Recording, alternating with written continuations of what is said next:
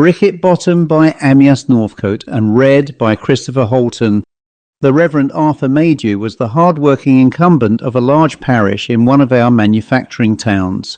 He was also a student and a man of no strong physique, so that when an opportunity was presented to him to take an annual holiday by exchanging parsonages with an elderly clergyman, Mr. Roberts, the squawson of the parish of Overbury, and an acquaintance of his own, he was glad to avail himself of it. Overbury is a small and very remote village in one of our most lovely and rural counties, and Mr. Roberts had long held the living of it. Without further delay we can transport Mr. Maydew and his family, which consisted only of 2 daughters, to their temporary home. The 2 young ladies, Alice and Maggie, the heroines of this narrative, were at that time aged 26 and 24 years respectively. Both of them were attractive girls, fond of such society as they could find in their own parish, and the former especially, always pleased to extend the circle of their acquaintance. Although the elder in years, Alice in many ways yielded place to her sister, who was the more energetic and practical, and upon whose shoulders the bulk of the family cares and responsibilities rested. Alice was inclined to be absent-minded and emotional, and to devote more of her thoughts and time to speculations of an abstract nature than her sister. Both of the girls, however, rejoiced at the prospect of a period of quiet and rest in a pleasant country neighbourhood, and both were gratified at knowing that their father would find in Mr. Roberts's library much that would entertain his mind, and in Mr. Roberts's garden an opportunity to indulge freely in his favourite game of croquet. They would have, no doubt, preferred some cheerful neighbours, but Mr. Roberts was positive in his assurances that there was no one in the neighbourhood whose acquaintance would be of interest to them. The first few weeks of their new life passed pleasantly for the Maydew family. Mr. Maydew quickly gained renewed vigour in his quiet and congenial surroundings, and in the delightful air, while his daughters spent much of their time in long walks about the country and in exploring its beauties. One evening late in August, the 2 girls were returning from a long walk along one of their favourite paths, which led along the side of the downs. On their right, as they walked, the ground fell away sharply to a narrow glen named Brickett Bottom, about 3/4 of a mile in length, along the bottom of which ran a little used country road leading to a farm known as Blazes Farm, and then onward and upward to lose itself as a sheep track on the higher downs. On their side of the slope some scattered trees and bushes grew, but beyond the lane and running up over the farther slope of the glen was a thick wood, which extended away to Carew Court, the seat of a neighbouring magnate, Lord Carew. On their left the open down rose above them, and beyond its crest lay Overbury. The girls were walking hastily, as they were later than they had intended to be, and were anxious to reach home. At a certain point at which they had now arrived, the path forked, the right-hand branch leading down into Brickett Bottom, and the left-hand turning up over the down to Overbury. Just as they were about to turn into the left-hand path, Alice suddenly stopped, and pointing downwards exclaimed, "How very curious, Maggie! Look, there is a house down there in the bottom, which we have, or at least I have, never noticed before, often as we have walked up the bottom." Maggie followed with her eyes her sister's pointing finger. "I don't see any house," she said. "Why, Maggie," said her sister, "can't you see it? A quaint-looking old-fashioned red brick house, there just where the road bends to the right. It seems to be standing in a nice well-kept garden too." Maggie looked again, but the light was beginning to fade in the glen, and she was short-sighted to boot. "I certainly don't see anything," she said, "but then I am so blind, and the light is getting bad. Yes, perhaps I do see a house," she added, straining her eyes. "Well, it is there," replied her sister, "and tomorrow we will come and explore it." Maggie agreed readily enough, and the sisters went home, still speculating on how they had happened not to notice the house before, and resolving firmly on an expedition thither the next day. However, the expedition did not come off as planned, for that evening Maggie slipped on the stairs and fell, spraining her ankle in such a fashion as to preclude walking for some time. Notwithstanding the accident to her sister, Alice remained possessed by the idea of making further investigations into the house she had looked down upon from the hill the evening before, and the next day, having seen Maggie carefully settled for the afternoon, she started off for Brickett Bottom. She returned in triumph and much intrigued over her discoveries, which she eagerly narrated to her sister. Yes, there was a nice old-fashioned red brick house, not very large and set in a charming old-world garden in the bottom. It stood on a tongue of land jutting out from the woods, just at the point where the lane, after a fairly straight course from its junction with the main road, half a mile away, turned sharply to the right in the direction of Blazes Farm. More than that, Alice had seen the people of the house, whom she described as an old gentleman and a lady, presumably his wife. She had not clearly made out the gentleman who was sitting in the porch, but the old lady who had been in the garden busy with her flowers had looked up and smiled pleasantly at her as she passed. She was sure, she said, that they were nice people and that it would be pleasant to make their acquaintance. Maggie was not quite satisfied with Alice's story. She was of a more prudent and retiring nature than her sister. She had an uneasy feeling that, if the old couple had been desirable or attractive neighbours, Mr. Roberts would have mentioned them, and knowing Alice's nature, she said what she could to discourage her vague idea of endeavouring to make acquaintance with the owners of the red brick house. On the following morning, when Alice came to her sister's room to inquire how she did, Maggie noticed that she looked pale and rather absent-minded, and after a few commonplace remarks had passed, she asked, "What is the matter, Alice? You don't look yourself this morning." Her sister gave a slightly embarrassed laugh. "Oh, I'm all right," she replied, "only I did not sleep very well. I kept on dreaming about the house. It was such an odd dream too. The house seemed to be home, and yet to be different." "What, that house in Brickett Bottom?" said Maggie.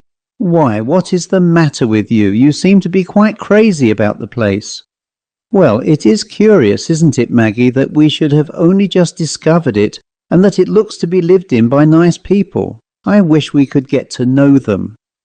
Maggie did not care to resume the argument of the night before, and the subject dropped. Nor did Alice again refer to the house or its inhabitants for some little time. In fact, for some days the weather was wet and Alice was forced to abandon her walks.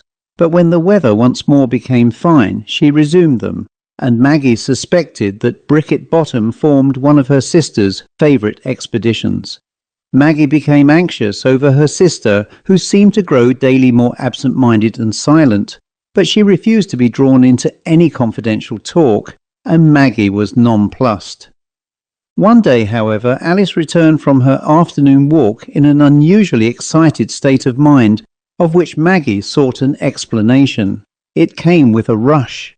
Alice said that afternoon, as she approached the house in Brickett Bottom, the old lady, who as usual was busy in her garden, had walked down to the gate as she passed, and had wished her good day. Alice had replied, and pausing, a short conversation had followed. Alice could not remember the exact tenor of it, but after she had paid a compliment to the old lady's flowers, the latter had rather diffidently asked her to enter the garden for a closer view. Alice had hesitated, and the old lady had said, "Don't be afraid of me, my dear. I like to see young ladies about me, and my husband finds their society quite necessary to him." After a pause, she went on, "Of course, nobody has told you about us. My husband is Colonel Paxton, late of the Indian Army, and we have been here for many, many years. It's rather lonely, for so few people ever see us. Do come in and meet the Colonel." "I hope you didn't go in," said Maggie rather sharply. "Why not?" replied Alice. "Well, I don't like Mrs. Paxton asking you in that way," answered Maggie. "I don't see what harm there was in the invitation," said Alice. "I didn't go in because it was getting late and I was anxious to get home, but—" "But what?" asked Maggie, and Alice shrugged her shoulders. "Well," she said, "I have accepted Mrs. Paxton's invitation to pay her a little visit tomorrow." And she gazed defiantly at Maggie. Maggie became distinctly uneasy on hearing of this resolution. She did not like the idea of her impulsive sister visiting people on such slight acquaintance, especially as they had never heard them mentioned before. She endeavoured by all means, short of appealing to Mr. Maydew, to dissuade her sister from going, at any rate until there had been time to make some inquiries as to the Paxtons. Alice, however, was obdurate. What harm could happen to her, she asked. Mrs. Paxton was a charming old lady. She was going early in the afternoon for a short visit. She would be back for tea and croquet with her father, and anyway, now that Maggie was laid up, long solitary walks were unendurable, and she was not going to let slip the chance of following up what promised to be a pleasant acquaintance. Maggie could do nothing more. Her ankle was better, and she was able to get down to the garden and sit in a long chair near her father. But walking was still quite out of the question, and it was with some misgivings that on the following day she watched Alice depart gaily for her visit, promising to be back by 4:30 at the very latest. The afternoon passed quietly till nearly 5, when Mr. Maydew, looking up from his book, noticed Maggie's uneasy expression and asked, "Where is Alice?" "Out for a walk," replied Maggie, and then, after a short pause, she went on, "And she has also gone to pay a call on some neighbours whom she has recently discovered." "Neighbours!" ejaculated Mr. Maydew. "What neighbours? Mr. Roberts never spoke of any neighbours to me." "Well, I don't know much about them," answered Maggie. "Only Alice and I were out walking the day of my accident and saw, or at least she saw, for I am so blind I could not quite make it out, a house in Brickett Bottom. The next day she went to look at it closer, and yesterday she told me that she had made the acquaintance of the people living in it. She says that they are a retired Indian officer, and his wife a colonel, and Mrs. Paxton. And Alice describes Mrs. Paxton as a charming old lady who pressed her to come and see them. So she has gone this afternoon, but she promised me she would be back long before this." Mr. Maydew was silent for a moment and then said, "I'm not well pleased about this. Alice should not be so impulsive and scrape acquaintance with absolutely unknown people. Had there been nice neighbours in Brickett Bottom, I am certain Mr. Roberts would have told us." The conversation dropped, but both father and daughter were disturbed and uneasy, and tea having been finished and the clock striking 5:30, Mr. Maydew asked Maggie, "When did you say Alice would be back?" "Before 4:30 at the latest, father." "Well, what can she be doing? What can have delayed her? You say you did not see the house," he went on. "No," said Maggie, "I cannot say I did. It was getting dark, and you know how short-sighted I am." "But surely you must have seen it at some other time," said her father. "That is the strangest part of the whole affair," answered Maggie. "We have often walked up the bottom, but I never noticed the house, nor had Alice till that evening. I wonder," she went on after a short pause, "if it would not be well to ask Smith to harness the pony and drive over to bring her back. I am not happy about her. I am afraid—" "Afraid of what?" said her father in the irritated voice of a man who is growing frightened. "What can have gone wrong in this quiet place? Still, I'll send Smith over for her." So saying, he rose from his chair and sought out Smith, the rather dull-witted gardener-groom attached to Mr. Roberts' service. "Smith," he said, "I want you to harness the pony at once and go over to Colonel Paxton's in Brickett Bottom and bring Miss Maydew home." The man stared at him. "Go where, sir?" he said. Mr. Maydew repeated the order, and the man, still staring stupidly, answered, "I never heard of Colonel Paxton, sir. I don't know what house you mean." Mr. Maydew was now growing really anxious.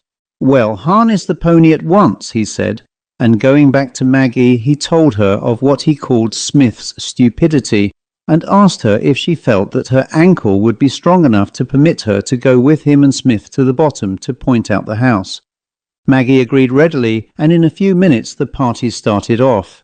Brickett Bottom, although not more than 3/4 of a mile away over the downs, was at least 3 miles by road, and as it was nearly 6 o'clock before Mr. Maydew left the vicarage, and the pony was old and slow, it was getting late before the entrance to Brickett Bottom was reached.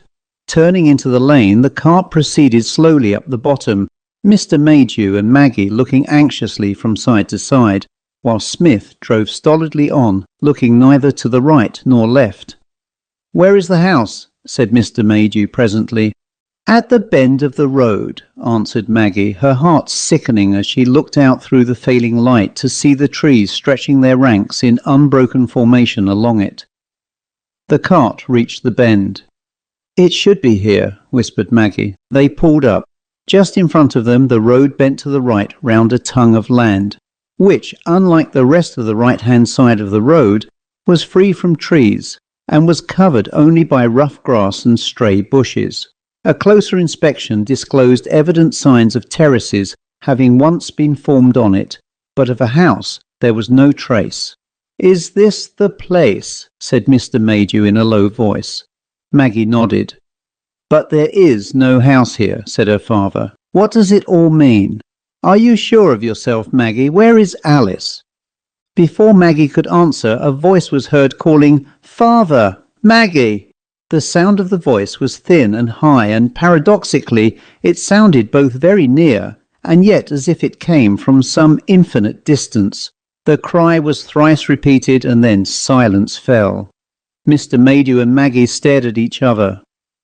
"That was Alice's voice," said Mr. Maydew huskily. "She is near and in trouble, and is calling us. Which way did you think it came from, Smith?" he added, turning to the gardener. "I didn't hear anybody calling," said the man. "Nonsense," answered Mr. Maydew, and then he and Maggie both began to call, "Alice! Alice! Where are you?" There was no reply, and Mr. Maydew sprang from the cart, at the same time bidding Smith to hand the reins to Maggie and come and search for the missing girl. Smith obeyed him, and both men, scrambling up the turfy bit of ground, began to search and call through the neighbouring wood. They heard and saw nothing, however, and after an agonized search, Mr. Maydew ran down to the cart and begged Maggie to drive on to Blazes Farm for help, leaving himself and Smith to continue the search. Maggie followed her father's instructions and was fortunate enough to find Mr. Rumbold, the farmer, his 2 sons and a couple of labourers just returning from the harvest field. She explained what had happened, and the farmer and his men promptly volunteered to form a search party, though Maggie, in spite of her anxiety, noticed a queer expression on Mr. Rumbold's face as she told him her tale. The party, provided with lanterns, now went down the bottom, joined Mr. Maydew and Smith, and made an exhaustive but absolutely fruitless search of the woods near the bend of the road. No trace of the missing girl was to be found, and after a long and anxious time the search was abandoned, one of the young Rumbolds volunteering to ride into the nearest town and notify the police. Maggie, though with little hope in her own heart, endeavoured to cheer her father on their homeward way with the idea that Alice might have returned to Overbury over the downs whilst they were going by road to the bottom, and that she had seen them and called to them in just when they were opposite the tongue of land. However, when they reached home there was no Alice, and though the next day the search was resumed and full inquiries were instituted by the police, all was to no purpose. No trace of Alice was ever found, the last human being that saw her having been an old woman who had met her going down the path into the bottom on the afternoon of her disappearance, and who described her as smiling but looking queer-like. This is the end of the story, but the following may throw some light upon it. The history of Alice's mysterious disappearance became widely known through the medium of the press, and Mr. Roberts, distressed beyond measure at what had taken place, returned in all haste to Overbury to offer what comfort and help he could give to his afflicted friend and tenant. He called upon the Maydews, and having heard their tale, sat for a short time in silence. Then he said, "Have you ever heard any local gossip concerning this Colonel and Mrs. Paxton?" "No," replied Mr. Maydew. "I never heard their names until the day of my poor daughter's fatal visit." "Well," said Mr. Roberts, "I will tell you all I can about them, which is not very much, I fear." He paused and then went on. "I am now nearly 75 years old, and for nearly 70 years no house has stood in Brickett Bottom. But when I was a child of about 5, there was an old-fashioned red brick house standing in a garden at the bend of the road, such as you have described. It was owned and lived in by a retired Indian soldier, and his wife, a Colonel and Mrs. Paxton. At the time I speak of, certain events having taken place at the house, and the old couple having died, it was sold by their heirs to Lord Carew, who shortly after pulled it down on the grounds that it interfered with his shooting. Colonel and Mrs. Paxton were well known to my father, who was the clergyman here before me, and to the neighbourhood in general. They lived quietly and were not unpopular, but the Colonel was supposed to possess a violent and vindictive temper. Their family consisted only of themselves, their daughter and a couple of servants, the Colonel's old army servant and his Eurasian wife. Well, I cannot tell you details of what happened. I was only a child. My father never liked gossip, and in later years, when he talked to me on the subject, he always avoided any appearance of exaggeration or sensationalism. However, it is known that Miss Paxton fell in love with and became engaged to a young man to whom her parents took a strong dislike. They used every possible means to break off the match, and many rumours were set on foot as to their conduct. Undue influence, even cruelty were charged against them. I do not know the truth. All I can say is that Miss Paxton died, and a very bitter feeling against her parents sprang up. My father, however, continued to call, but was rarely admitted. In fact, he never saw Colonel Paxton after his daughter's death, and only saw Mrs. Paxton once or twice. He described her as an utterly broken woman, and was not surprised at her following her daughter to the grave in about 3 months' time. Colonel Paxton became, if possible, more of a recluse than ever after his wife's death, and himself died not more than a month after her under circumstances which pointed to suicide. Again a crop of rumours sprang up, but there was no one in particular to take action. The doctor certified death from natural causes, and Colonel Paxton, like his wife and daughter, was buried in this churchyard. The property passed to a distant relative, who came down to it for one night shortly afterwards. He never came again, having apparently conceived a violent dislike to the place, but arranged to pension off the servants and then sold the house to Lord Carew, who was glad to purchase this little island in the middle of his property. He pulled it down soon after he had bought it, and the garden was left to relapse into a wilderness. Mr. Roberts paused. "Those are all the facts," he added. "But there is something more," said Maggie. Mr. Roberts hesitated for a while. "You have a right to know all," he said almost to himself. Then louder he continued, "What I am now going to tell you is really rumour, vague and uncertain. I cannot fathom its truth or its meaning. About 5 years after the house had been pulled down, a young maidservant at Carew Court was out walking one afternoon. She was a stranger to the village and a new coiner to the court. On returning home to tea, she told her fellow servants that as she walked down Brickett Bottom, which place she described clearly, she passed a red brick house at the bend of the road, and that a kind-faced old lady had asked her to step in for a while. She did not go in, not because she had any suspicions of there being anything uncanny, but simply because she feared to be late for tea. I do not think she ever visited the bottom again, and she had no other similar experience so far as I am aware. 2 or 3 years later, shortly after my father's death, a travelling tinker with his wife and daughter camped for the night at the foot of the bottom. The girl strolled away up the glen to gather blackberries, and was never seen or heard of again. She was searched for in vain. Of course, one does not know the truth, and she may have run away voluntarily from her parents, although there was no known cause for her doing so. That, concluded Mr. Roberts, is all I can tell you of either facts or rumours. All that I can now do is to pray for you and for her. The End. Mr. Kershaw and Mr. Wilcox, by Amyas Northcote, and read by Christopher Holton. The relations between Mr. Kershaw and Mr. Wilcox were somewhat closer than those of mere business connections, and yet were not sufficiently close to be dignified by the name of friendship. The two men were neighbours living in similar houses, each standing apart in its own garden, in one of our more exclusive London suburbs, and were acquaintances of many years' standing. They were both men of middle age. Mr. Kershaw was a married man with 3 children. Mr. Wilcox was a bachelor. In appearance and in character, the two men were widely dissimilar. Mr. Kershaw was a powerfully built, well-preserved man, warm-hearted, cheerful and sanguine in temperament. He possessed considerable ability, and his active mind teemed with schemes and ideas, some of which held good promise of success if carefully worked out, though many were hopelessly impracticable. In support of his various business ventures and projects, he had adventured more than the somewhat slender fortune to which he had fallen heir justified, and he was continually seeking means whereby he could raise further capital to promote the success of his beloved projects. In fact, he was a type of what may be called the morgagor mind, one that can foresee no obstacle as insuperable, and that, venturing too much, frequently loses all. Mr. Wilcox was of a very different temperament and may be fairly set down as of the mortgagee type.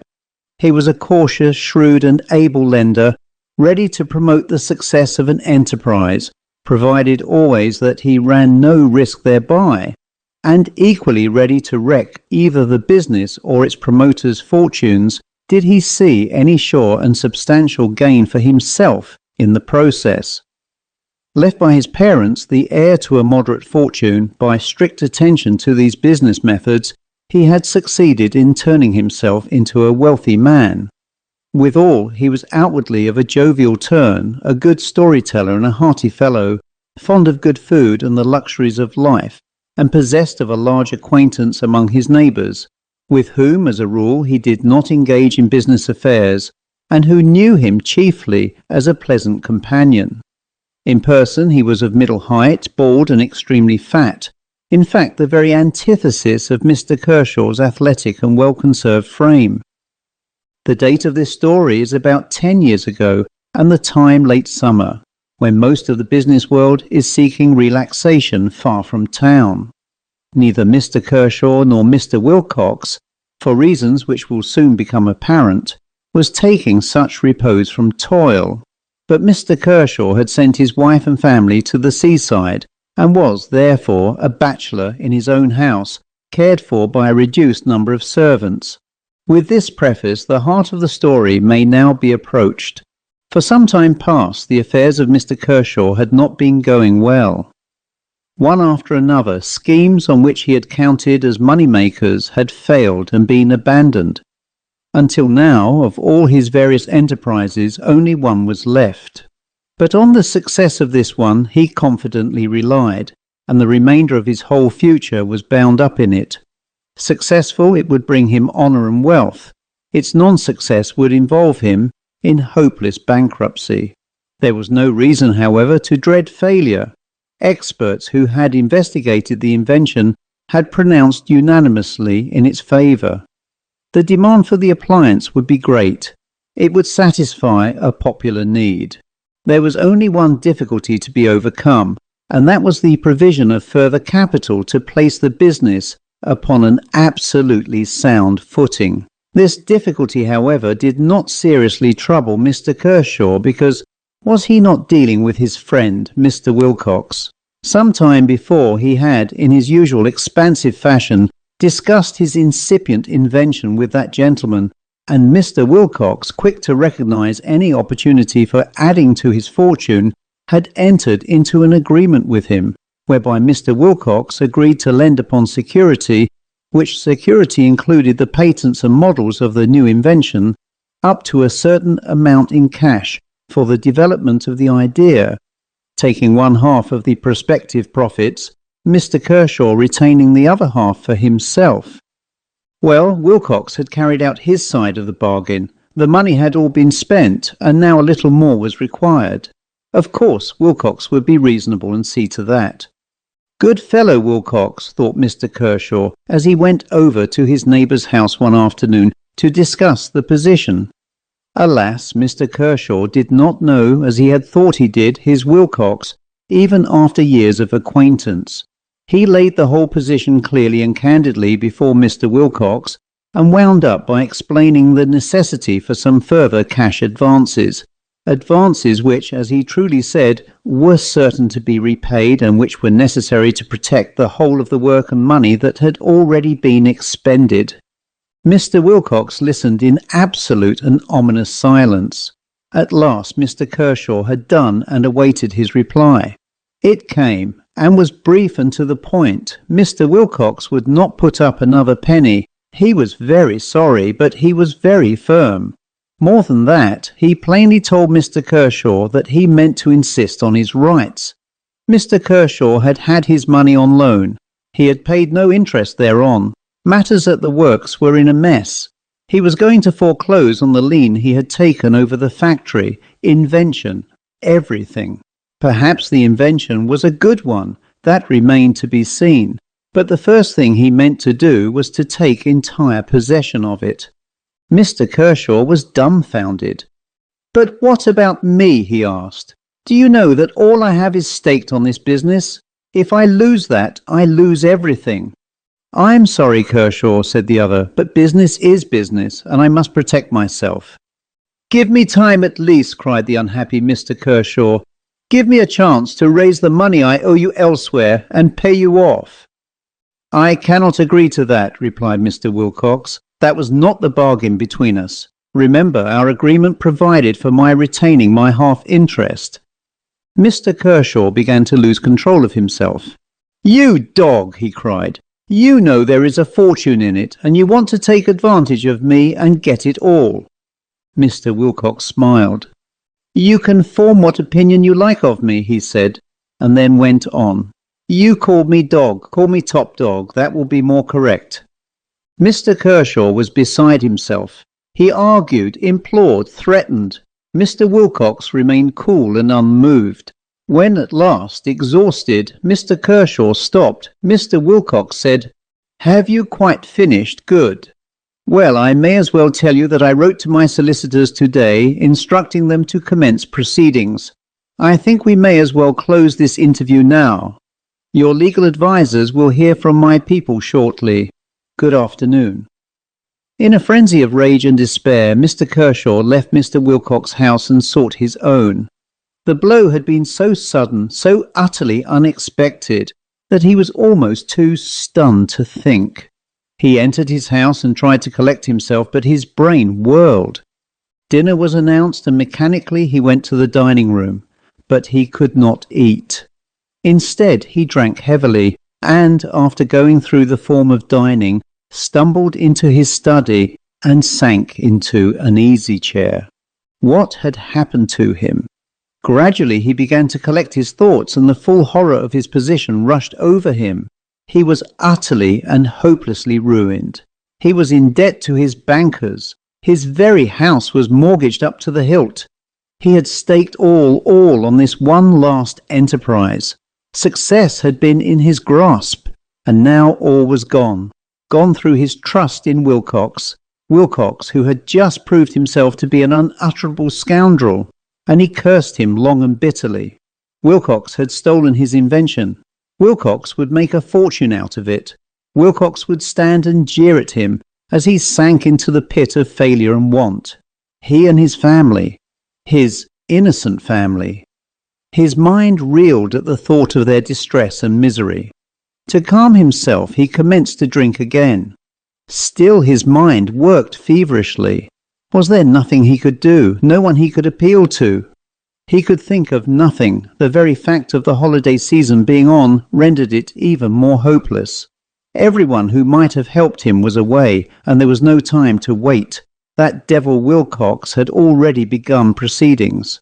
Well, Wilcox would burn in hell for this piece of work, even though he should profit by it on earth.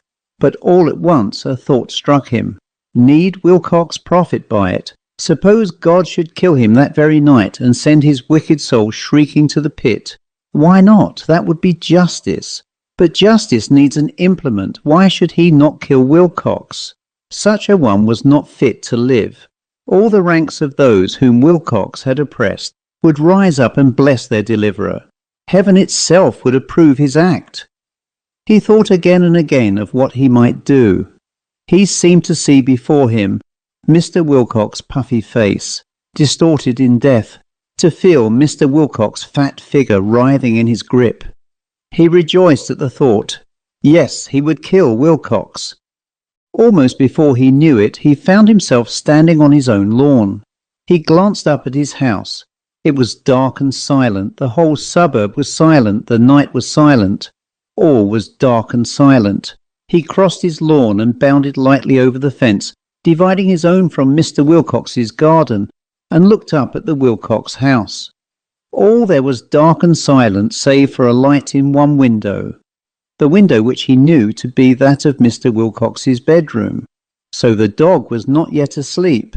Did he know what was coming to him? Mr. Kershaw stole towards the house. Without surprise he found the French window of the drawing-room open. God was helping him. He wished him to kill Wilcox. Softly he entered the room. Softly he crossed it and glided up the stairs to the bedroom. His feet made no sound on the thick carpet. He reached the bedroom door. The handle turned easily in his grasp. He entered the room. Mr. Wilcox was not in bed. He was undressed and was seated in an armchair near the window, his pyjamas open at the neck on account of the heat. He looked up as the other entered. "Kershaw," he said in a low voice, "what do you want?" Mr. Kershaw crossed the room quickly and stood over the other. "I give you one more chance," he said. "Renew our old agreement, cancel your lawyer's letter, provide more money, or—" He was going on when Mr. Wilcox, looking coolly at him, broke in. "Too late, my dear." Mr. Kershaw did not wait for the end of the sentence. He sprang on Mr. Wilcox, gripping his fat neck in his sinewy hands. The other struggled to rise, to repel his assailant, but he was as a child in Mr. Kershaw's powerful grasp. Silently the struggle proceeded, but Mr. Wilcox's movements grew fainter. His bulging eyes started from his head. His red face grew black, his limbs grew rigid, and then relaxed. Still Mr. Kershaw gripped his throat, and it was not till long after all motion had ceased that he finally relinquished his hold and let the poor body fall, a tumbled, broken heap, across the arm of the chair. Then slowly he turned, went to the door, looked again at the motionless form, said, "Thank God," and went out. Mr. Kershaw did not know how he got home. It seemed to him but a moment from the time he left Mr. Wilcox's room to the time he found himself once more sitting in his own chair. For a time he remained motionless and almost unconscious, and then slowly the realization of what he had done began to flow over him. He did not regret it. On the contrary, he rejoiced. The world was rid of a scoundrel. Yes, he had killed Wilcox. He had gone to his house. He had given him a chance to repent. Wilcox had not taken it, so he had killed, had murdered. Stop, that was an ugly word, murder. Suddenly he visualized himself. He was a murderer, and the law hanged murderers. He broke into a cold sweat of fear. Every instant his own position became clearer. What had he done? He had not benefited himself or his family. He still was deprived of his invention. Ruin still stared him in the face, and upon ruin he had piled disgrace. His wife would be the widow, and his children the orphans of a murderer. Agony possessed his soul, and he writhed in hopeless anguish. Gradually, however, he became calmer. He was a murderer, but why should murder out? If he could summon up courage and coolness enough to go on with his life undisturbed, why should he be found out? He must be cool and collected. He must act as he normally did. He grew steadily calmer and laid out the line of his action. First, he must go to bed, and go noiselessly so as not to let his household know he had been up so late. He slipped upstairs, undressed, lay down, and waited for the day. At the usual hour the maid knocked at his door. Mr. Kershaw answered her as naturally as he could, and lay waiting to hear her say something of the dreadful tragedy next door. Surely by this time servants' gossip would have reached his house, but the girl said nothing, and Mr. Kershaw rose, bathed, dressed, and went to his dining room. Breakfast was ready. He could not eat, but he drank his coffee and waited for news. None came. The household was undisturbed as ever. Mr. Kershaw rose and peered out of the window at the Wilcox house. There was no sign of disturbance there either. What could have happened? At this moment his own doorbell rang. Mr. Kershaw started violently. Was it the police already? He hurried into the front room and, looking out of the window, saw a man on his doorstep. The man had his back towards him, but Mr. Kershaw saw at once he was a stranger and in ordinary civilian clothes. A few moments later the maid announced, "A gentleman to see you, sir."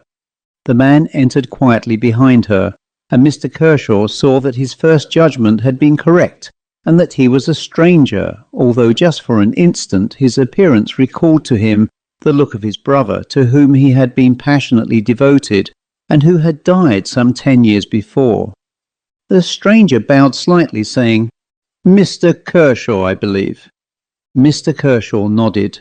He was too agitated to speak. Who was this man, and what did he want? The other continued, disregarding the chair to which Mr. Kershaw pointed. "I have come at some inconvenience to myself on an errand to you, Mr. Kershaw. I wish to tell you that you will find it greatly to your advantage to call without delay on Mr. Wilcox." Mr. Kershaw was stupefied with amazement. At last he managed to ejaculate, "Call on Mr. Wilcox." "Yes," returned the stranger, "and as soon as possible." "Who are you?" exclaimed Mr. Kershaw, "and why do you come with this message to me? I cannot call on Mr. Wilcox. He is—" He stopped himself in time. "We have quarrelled," he added lamely. "My name is not important," answered the other, "but I come as a friend, and I urge you to follow my advice. I know of your quarrel, but quarrels can be made up." Mr. Kershaw's mind was labouring like a mill, but the idea suddenly flashed over him that this might be Wilcox's solicitor, who, ashamed of his client's action, was now seeking to repair the breach between him and himself. "I can never make up with Mr. Wilcox," he said. "It is too late." The stranger bowed. "I have given my message," he said. "Think it over and act upon it." Without another word he turned and left the room. Almost as he closed the door, the recollection of what he had said flashed across Mr. Kershaw. It is too late. He had given himself away. He was a lost man. He sprang from his chair and rushed into the hall. The stranger was not there. "Mary!" he cried. "Has that gentleman gone?" "Isn't he with you, sir?" said the maid. "I didn't see him go out." Mr. Kershaw hurried to the front door and went out into the road, at that hour nearly empty of traffic. He gazed up and down. The stranger was not to be seen.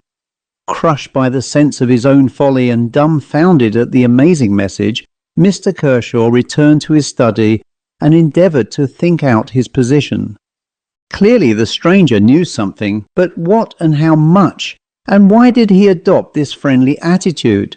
Perhaps he too was a victim of Wilcox's and sought in an indefinite way to warn him. Perhaps he was a madman. Perhaps he really was Wilcox's solicitor, bent on a peacemaking errand. Mr. Kershaw could reach no conclusion, but presently the value of the advice began to dawn on him. He would call on Wilcox. He had had no intimation of the latter's murder, and it would surely be an unusual thing for a murderer to go and pay a social call on his victim. It would help to mislead the police, but no time was to be lost. At any moment his servant might burst in on him with the dreadful news. He marvelled she had not done so before. Putting on his hat, he left the house and, with as much composure as he could command, walked over to Mr. Wilcox's house and rang the bell. The butler, calm and dignified as usual, opened the door. "Good morning, Mr. Kershaw," he said. "Will you walk in? Mr. Wilcox said you were to be shown in to him if you called." Mr. Kershaw was staggered. What did all this mean? Wilcox was dead. He himself had killed him. He recovered himself as best he might and followed the butler. The latter threw open the library door. "Mr. Kershaw, sir," he announced. Mr. Kershaw entered the library. Mr. Wilcox, fully dressed, was sitting in front of his desk on which lay various papers. He was deathly pale and trembling violently. His right hand lay half concealed in a partly open drawer. As Mr. Kershaw entered, his hand moved, and Mr. Kershaw heard a heavy metal object rattle against the side of the drawer. "Good morning, Kershaw," said Mr. Wilcox in a low voice, and as his visitor advanced across the room towards him, "No nearer," he screamed. "Sit in that chair by you. Don't come any nearer." He partly withdrew his hand from the drawer, and Mr. Kershaw saw that it held a revolver. Mr. Kershaw seated himself, and there was silence. Presently Mr. Wilcox began in a thin, quavering voice. "I'm glad you have called, Kershaw. Very glad. I wanted to see you. I wanted to talk things over a bit with you. Perhaps I was a little hasty yesterday, but it was a joke, a bad joke, if you like," he went on with a sickly smile. "But now it is different. I am sure we can come to an agreement. I am so sorry for what happened yesterday afternoon." He stopped. Mr. Kershaw gazed at him. "I hardly understand you," he said. "Yesterday afternoon?" Yes, broke in the other. "Our quarrel, you know. Now we must not quarrel. We must be friends again. Look, no, don't come nearer. I'll throw you the papers. Here is a copy of a letter and a telegram to my lawyers sent off this morning to stop all proceedings. And here," he threw over another paper, "is a letter to you agreeing to go back to our old understanding and saying that I'll find the money you want. It is not quite in legal shape yet," he went on, "but it will serve, yes, it will serve till we can get a new agreement drawn." Mr. Kershaw took up the papers and gazed dully at them. "They seem to be all in order," he said. "But I don't understand. Am I mad? Are you Wilcox? Why are you sitting there? Did I dream last night?" The other turned even more ghastly than before. "Then did you dream it too?" he cried. "Did you dream as I dreamed, that you came into my bedroom last night and throttled me to death?" The end. In the Woods by Amyas Northcote and read by Christopher Holton. The old woman raised herself from stooping among her vegetables and looked upwards towards the wood topping the hill above her. Her glance was arrested by a pair of moving figures. Shading her eyes with her hand against the westering sun, the old woman gazed more attentively at them and distinguished, outlined against the blackness of the fir trees, the figures of a young girl and a large dog. Slowly they mounted the grassy slope, and as they drew near the wood, its shadow seemed to her to stretch itself forward to meet them. They passed on and vanished into its recesses. The old woman bent again to her task. The girl was tired and unhappy. She was tired with that tiredness that at 17 seems hopeless and unending. It is a tiredness of the mind, an ill far worse than any physical fatigue. She was unhappy with an unhappiness that, being in a sense causeless, is all the more unbearable. She felt herself to be neglected, to be misunderstood. Not be it remarked that she was neglected in the sense in which we apply it to those in poverty and distress. On the contrary, she was doubtless, and she herself knew it, an object of envy to many. She lacked for no bodily comfort, she owned to no neglect of the mind. Governesses had implanted that which we call knowledge in her. Affectionate parents had lavished their love and care upon her. She had been watched, guided, advised, taught with all possible care. She knew all this, and she knew that if she expressed a reasonable wish for any concrete thing, she would promptly possess it. But yet she felt herself neglected. A lonely child, without brother or sister, and lacking the power or the will to find close friends among the other girls of her neighbourhood, she had been compelled to rely on her parents and their friends. In childhood she had been happy, but now, with the passing of the years, she felt, dimly and indistinctly perhaps, that she was isolated and alone. She moved onwards into the recesses of the wood, the great St Bernard beside her, treading with familiar steps the well-known track. letting her eyes rest on the stately beauty of the trees, and her tired thoughts draw repose from their profound calm. Her way led gradually upwards over the crest of a ridge, covered with the dark grandeur of Scotch firs. In a few moments after entering the wood, the trees, closing their ranks behind her, blotted out every glimpse of the valley whence she had come. In front and on each side of her they rose, towering, straight and tall, with clean stems, upwards to where their dark green foliage branched out and almost hid the sky.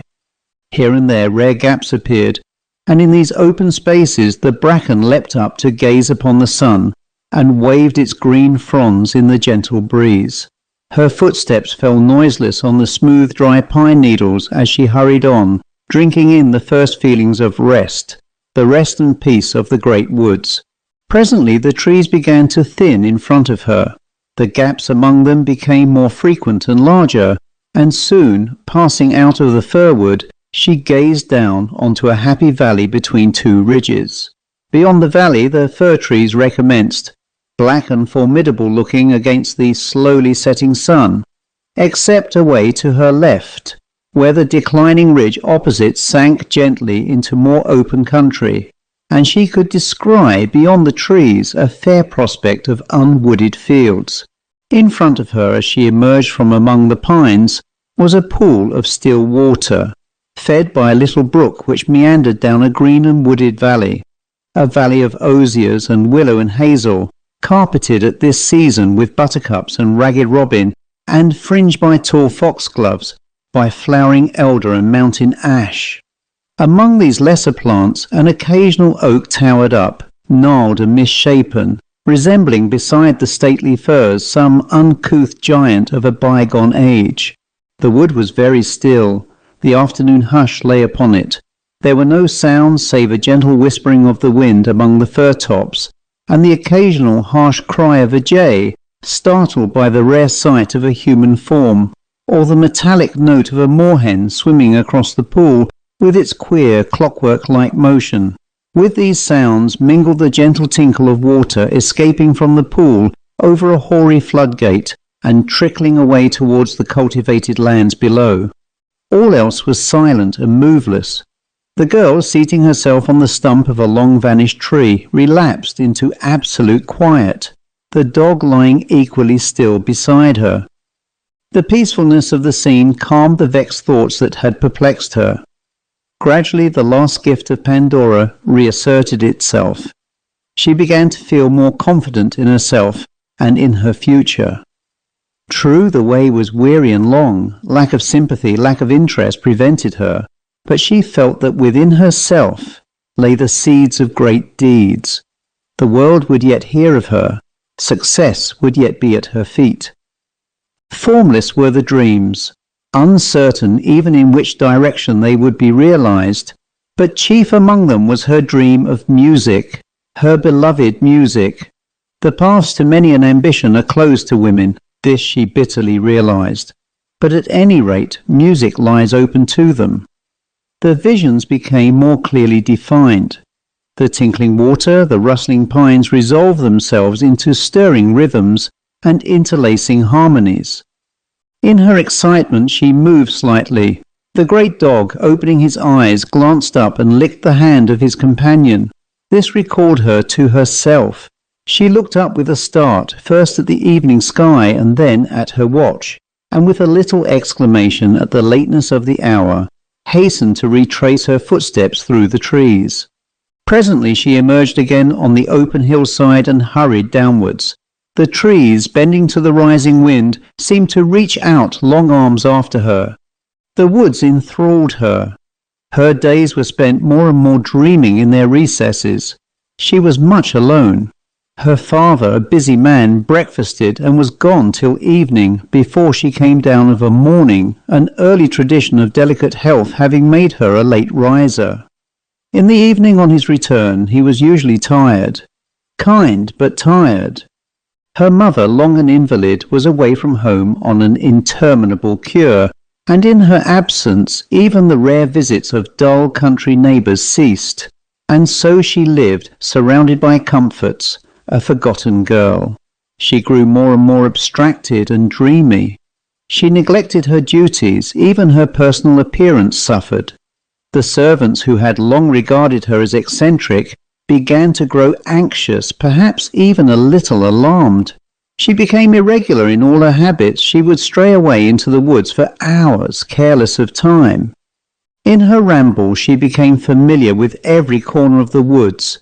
She was a familiar figure to the watchful gamekeeper and to the old woodman at his work. With these she was on a friendly footing. Once convinced that the great St Bernard harboured no evil intentions as regards his pheasants, the keeper was civil enough, and after a word or two of salutation, used to stand and watch the lithe, lonely, brown-clad figure slipping away from him among the brown tree trunks, with a queer mixture of sympathy and bewilderment. But with the old woodman the young girl made closer friends. She loved to watch him at his solitary toil, and to note in his lined face the look of one who has lived his life in solitude among the beauties of the woods, and who has become cognizant of their glories and of part of their mysteries. She would speak to the old man but little. She spoke to few and rarely in those days, but her watch of him was sympathetic, and she seemed to be trying to draw from him something of that woodland mystery in which he was steeped. And alone in the woods she grew ever closer to them. The trees began to be for her more than mere living trees. They began to become personalities. At first only certain of them were endowed with personality, but gradually she became aware that each tree was a living and a sentient being. She loved them all. Even the distorted oak trees were her friends. Lying prone in her favourite corner overhanging the pool, the forest became more and more alive, and the firs, waving and rustling in the wind, were souls lifting up their voices to God. She imagined them each with a living separate soul, and mourned for a fallen giant as if it were a friend. Ever more and more rapt she became, more and more silent and unresponsive to her fellow men. At times her father would gaze earnestly at the silent girl, clad in her simple white frock, seated opposite him, but he could discern nothing to disturb him.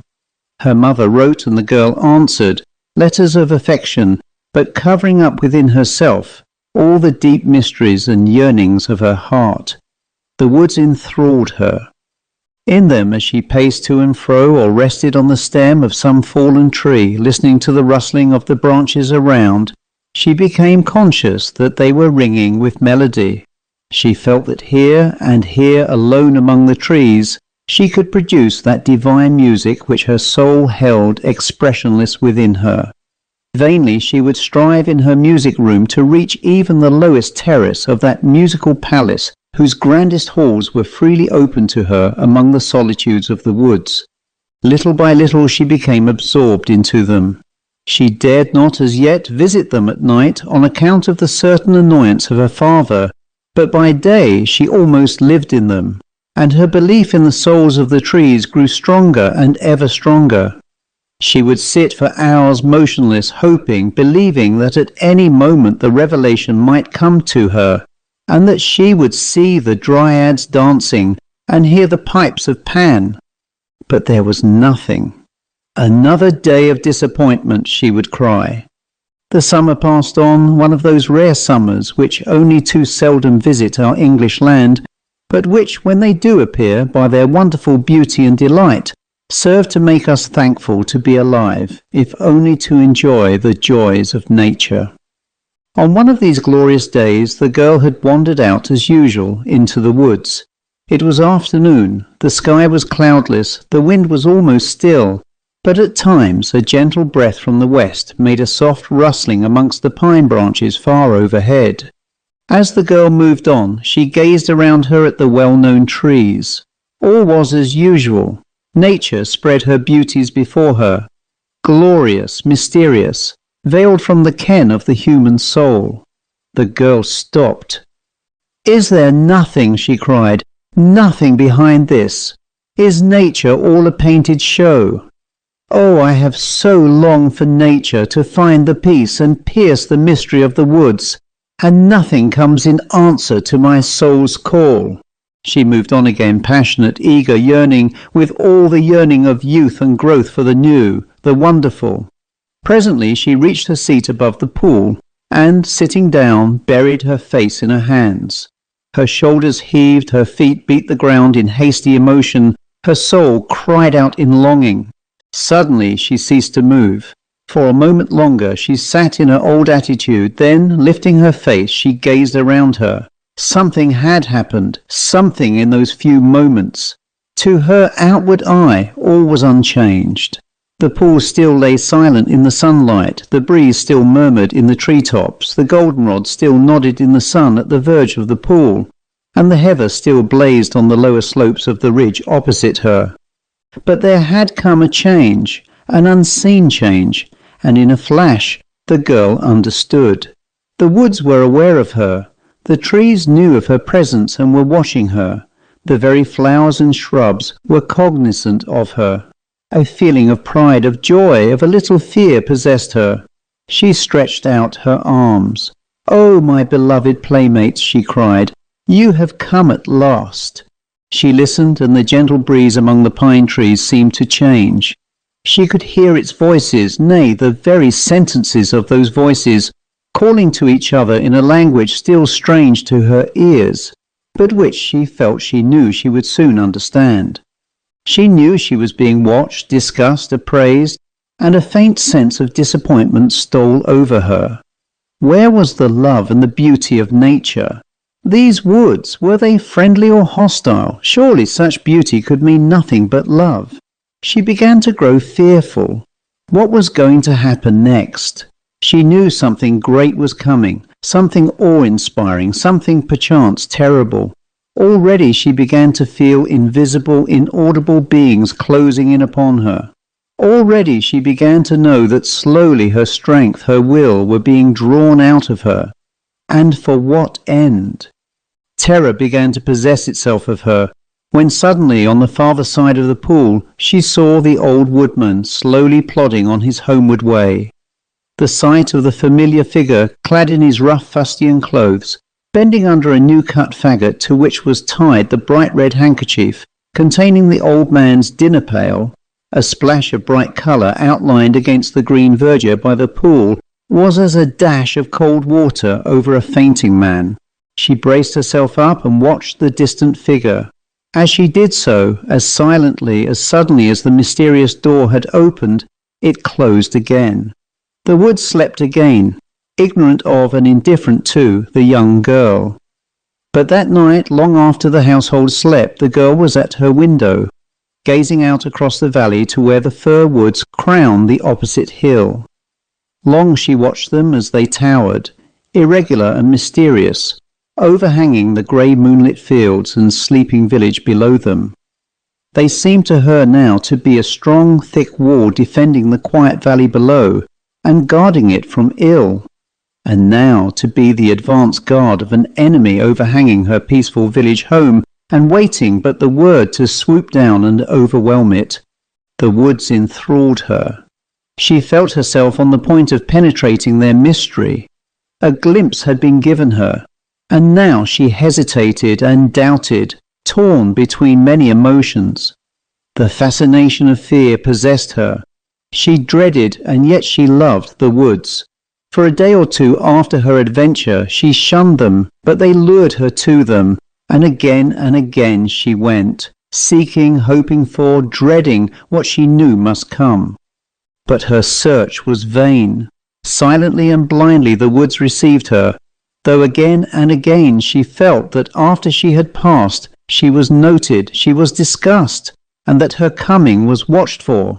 The fascination and the fear grew. Her food, her few duties were all neglected. She felt, she knew, that her eyes would soon be opened. The summer was over. September was upon the world of the woods. The bracken was turning into 1,000 shades of yellows and browns. The heather was fading. The leaves of the early trees were browning. The bulrushes hung their dying heads. The flowers were nearly over. The goldenrod alone seemed to defy the changing year. The young rabbits, the fledgling birds, the young life, had all disappeared. At times one saw a lordly cock pheasant or his more modest wife strut across the woodland rides. Once in a while, with a loud clapping of wings, wild duck would rise from the pool. Among the hazel bushes the squirrels were busy garnering their winter store, and from the distant fields the young girl, as she sat in her well-loved corner of the woods, could hear the far-off lowing of cattle. The afternoon was heavy and oppressive. A dull sensation of coming change hung over the woods, dreaming their last dreams of summer. The firs stood dark and motionless, with a faint aspect of menace in their clustering ranks. No birds were moving among them. No rabbit slipped from one patch of yellowing bracken to another. All was still as the young girl sat musing by her well-loved pool. Suddenly she started up, listening. Far off, up the green valley, beyond where a cluster of osiers hid the bend, she seemed to hear a sound of piping. Very faint and far off it seemed, very sweet and enthralling. Sweet with a tang of bitter in the sweet, enthralling with a touch of threatening. As she stood listening eagerly, and with the air of one who hears what she has hoped and longed and dreaded to hear, that same well-remembered sudden subtle change passed over the woods. Once more she became aware that the trees were alive, were watching her, and this time she felt that they were closer, their presences more akin to her than before. And it seemed to her as if everywhere figures, light, slender, brown-clad figures, were passing to and fro, coming from, fading into the brown trunks of the trees. She could not discern these figures clearly. As she turned to watch, they faded out, but sidelong they seemed to flock and whirl in a giddy dance. Ever the sound of the piping drew nearer, bringing with it strange thoughts, overpowering sensations, sensations of growth, of life, thoughts of the earth, vague desires, unholy thoughts, sweet but deadly.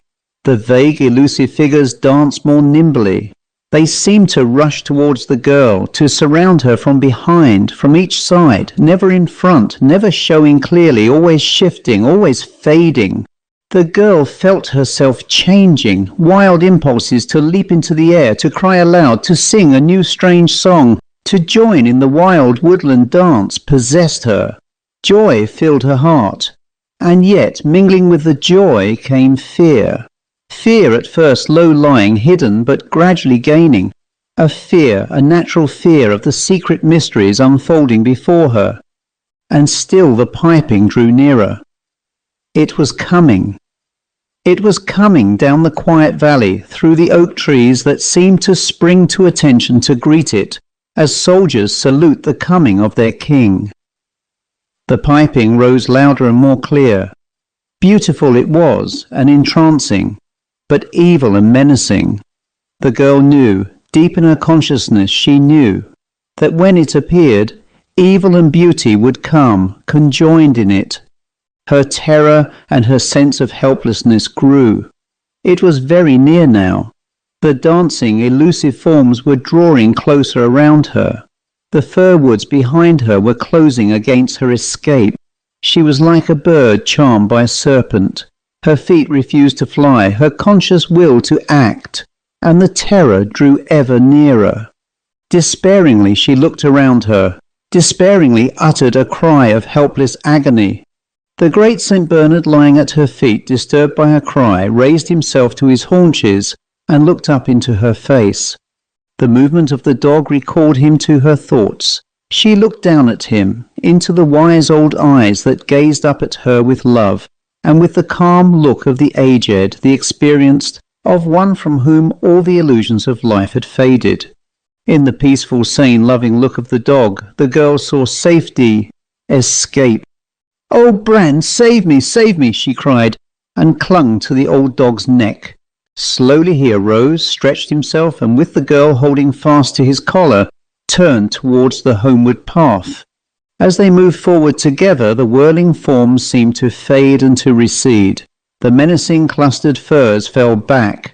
The piping changed, and, harsh and discordant, resolved itself into the whistle of the rising wind. The very sky seemed to grow lighter, the air less heavy.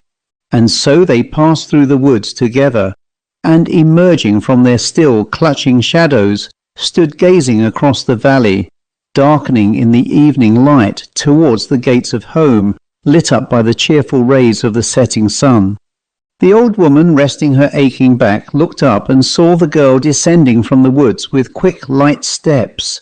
"I wish I were as young and carefree as she be," she muttered, and stooped again among her vegetables. The End. The Late Earl of D by Amyas Northcote, and read by Christopher Holton. The story which I am about to tell, whilst bearing some resemblance to a type of phenomena which have frequently formed the basis of tales both frankly fictitious or actually experienced, or believed to have been experienced, differs in one or two marked respects from this type, and is therefore worthy of record. Mr. Ellis, whose narrative I transcribe, has given a very clear and exact account of what befell him on that September evening in D House. But if it had been possible to ascertain whether the glass of the window had been changed during the 15 years previous, it might have thrown still further light on how the phenomena were brought about. With this observation I give place to Mr. Ellis. I was but a young man when some 30 years ago I became the junior partner in Messrs. Ransom and Ellis, solicitors of Lincoln's Inn Fields. The practice with which I thus became connected is an old established one, sound but of no very great magnitude, although we count several well-known and honoured families amongst our clients. Not the least among these was that of the Earl of D and his family, the possessors of an ancient but not wealthy estate in the Midland counties. At the date of my becoming a partner in Messrs. Ransom and Ellis, the direct family of D was reduced to 2 persons.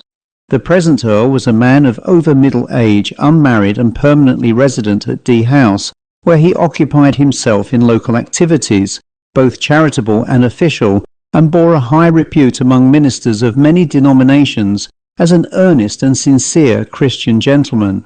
His lordship in his earlier years had by no means merited this description, having led an extremely wild life, a life not altogether untarnished by performances of a somewhat disreputable nature. He had passed through Eton and Sandhurst, and joined a crack cavalry regiment from which, after sundry escapades, he had been requested to resign. Thereafter he had lived the life of a fast man about town, existing after the expenditure of his private fortune on his wits, a method of gaining a livelihood which is neither easy nor honourable nor always successful. On more than one occasion his elder brother, who at that time held the earldom, came to his assistance, raised money and paid his debts for him, thereby encumbering somewhat seriously a not very wealthy property.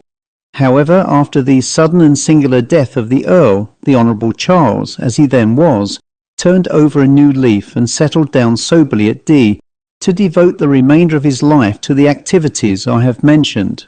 He did not marry, and at his death the title was doomed to extinction, although the property would pass to his sister, Lady Margaret, the other surviving member of the family, or to her children, as the case might be. Lady Margaret had long ago quarrelled with her brother, and neither she nor her husband had visited D House. I must now devote a few sentences to the late Earl. This gentleman had been an invalid from very early years, suffering from a form of paralysis which entirely deprived him of the use of his lower extremities. Thus, confined to his bed, his chaise longue or his wheeled chair, his energies were perforce diverted to literary subjects, and being gifted by nature with an acute and powerful intelligence and a great love of learning, he succeeded in supporting existence, not unhappily. By nature he was a kindly and happy soul, fond of such society as he could mingle in. He was popular among his neighbours and beloved by his tenants and other dependents. He read widely, wrote a little, and meditated much. Owing to his malady he was necessarily much alone, but to this he was accustomed, and he was well cared for by his confidential nurse valet, a man named Sinnett. During a certain September about 15 years before I joined my firm, Mr. Charles descended upon D House and his brother for one of his rare visits which my partner well know usually meant further arrangements being made by Lord D for money to settle his impecunious brother's affairs. Lord D could not have been especially attached to his troublesome junior, who had been cast off by their only sister as a hopeless prodigal, but he had a lively sense of the family honour, and stretched his resources to avert a stain being cast upon it. Mr. Charles no doubt deliberately reckoned on his brother's sensitiveness in this respect. We do not know exactly what passed between the brothers during this last visit, but I gather that Lady Margaret had been recently protesting strongly against the possible injury to her children's interests that was being caused by Mr. Charles's extravagance, and that this protest, coupled with the growing sense that his brother's pocket was a bottomless pit, caused Lord D to refuse to make any further payments. At any rate, during the 2 or 3 days of Mr. Charles' stay, the relations between the brothers, which had not been cordial for years, grew extremely strained, and on the last night of his life Lord D, after a violent quarrel, ordered Mr. Charles to leave the house the next morning forever. It now becomes necessary to tell exactly what took place during this fatal evening, as testified to by Mr. Charles, by Sinnet, and by a footman. According to the testimony of all three, the two brothers dined together in almost total silence, broken only by a few forced remarks made for the benefit of the servants. Sinnet, who acted as personal attendant at mealtimes on Lord D, was no doubt fully aware of the quarrel, but the other servants might not have been so. After dinner, Lord D was wheeled into the library and established in his chaise longue, and the two brothers were left alone. When the footman took in the coffee at about 9 o'clock, he heard angry voices and Lord D exclaim, "My patience and my purse are both exhausted.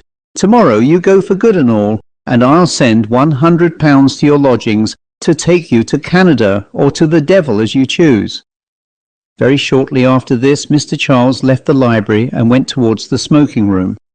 To reach this room he had to pass that occupied by Sinnet, and the latter swore at the inquest on Lord D's body that Mr. Charles had gone straight to this room and remained there.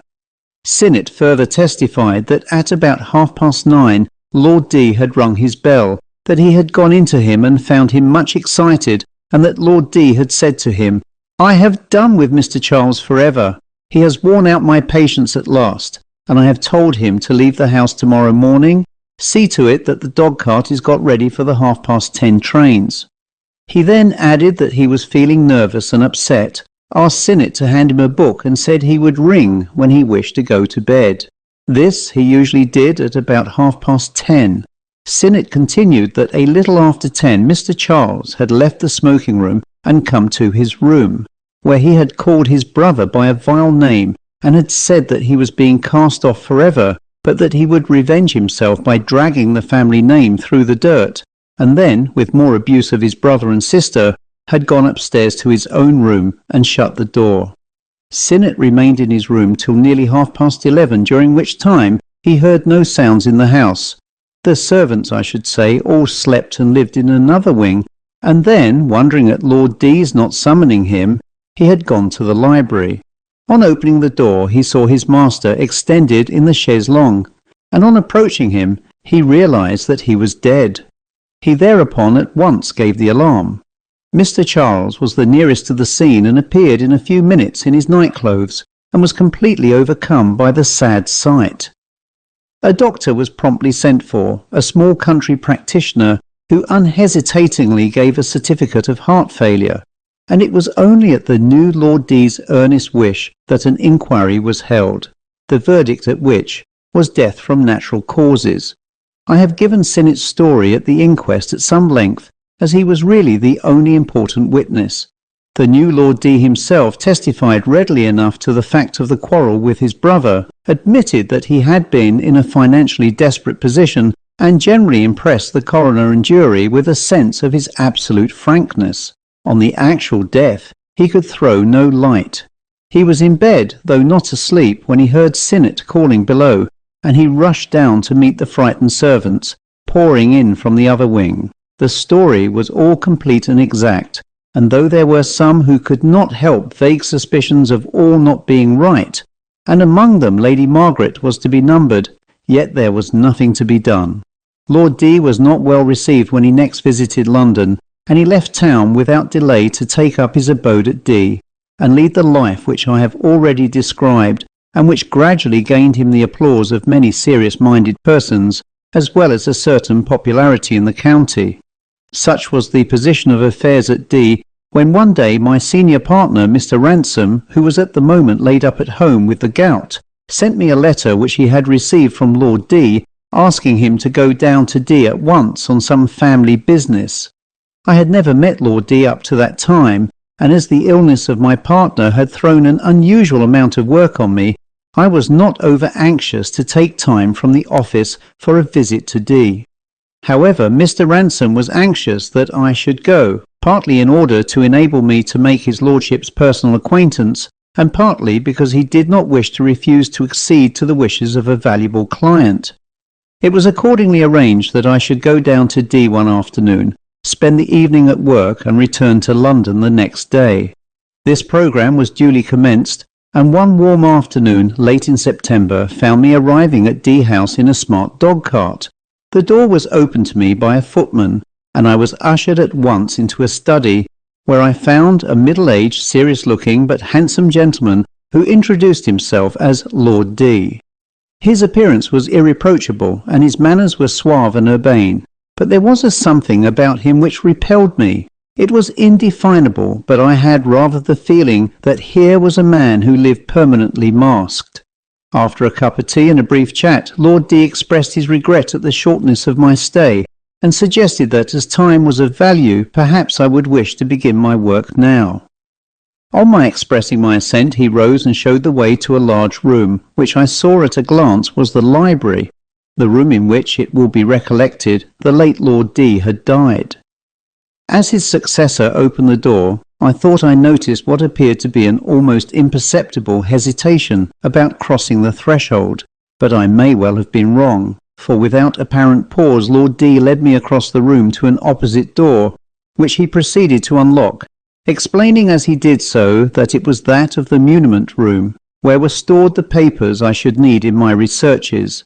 Having shown me where to look for them, and having expressed the hope that I should find the library, which he said was not often used comfortable to work in, Lord D took his departure, leaving me to survey my surroundings. The library was a long and rather low room. At one end was the fireplace, in which, despite the warm weather, a large fire was blazing. At the other end were two windows. In the centre of one side of the room was the entrance door, and opposite it was the muniment room. A writing table stood between the two windows, and a small round table was near the fireplace. Some chairs were scattered about, and I especially noticed a chaise longue fitted with a book holder, which had been pushed into one corner, and which I guessed was the one in which the late lord had been found dead. After this survey of the room, I collected my papers, settled down, and worked quietly until the bell warned me it was time to prepare for dinner. On going down to the drawing-room, I was civilly greeted by Lord D, and we proceeded to the dining-room, where I saw the butler for the first time. This man I already knew to be Sinnet, the late lord's body-servant, who had been retained by the present peer as his butler. The man impressed me most unfavourably.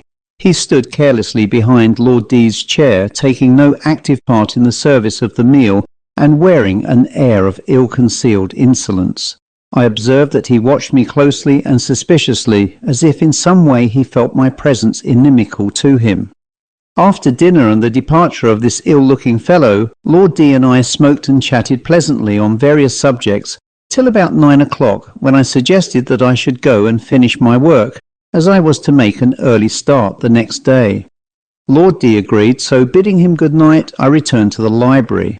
I found the room insufferably hot. The night was warm, and the servants had piled up the fire with perfect disregard of the temperature outside. Accordingly, before beginning work, I threw open one of the windows and then settled down to my papers.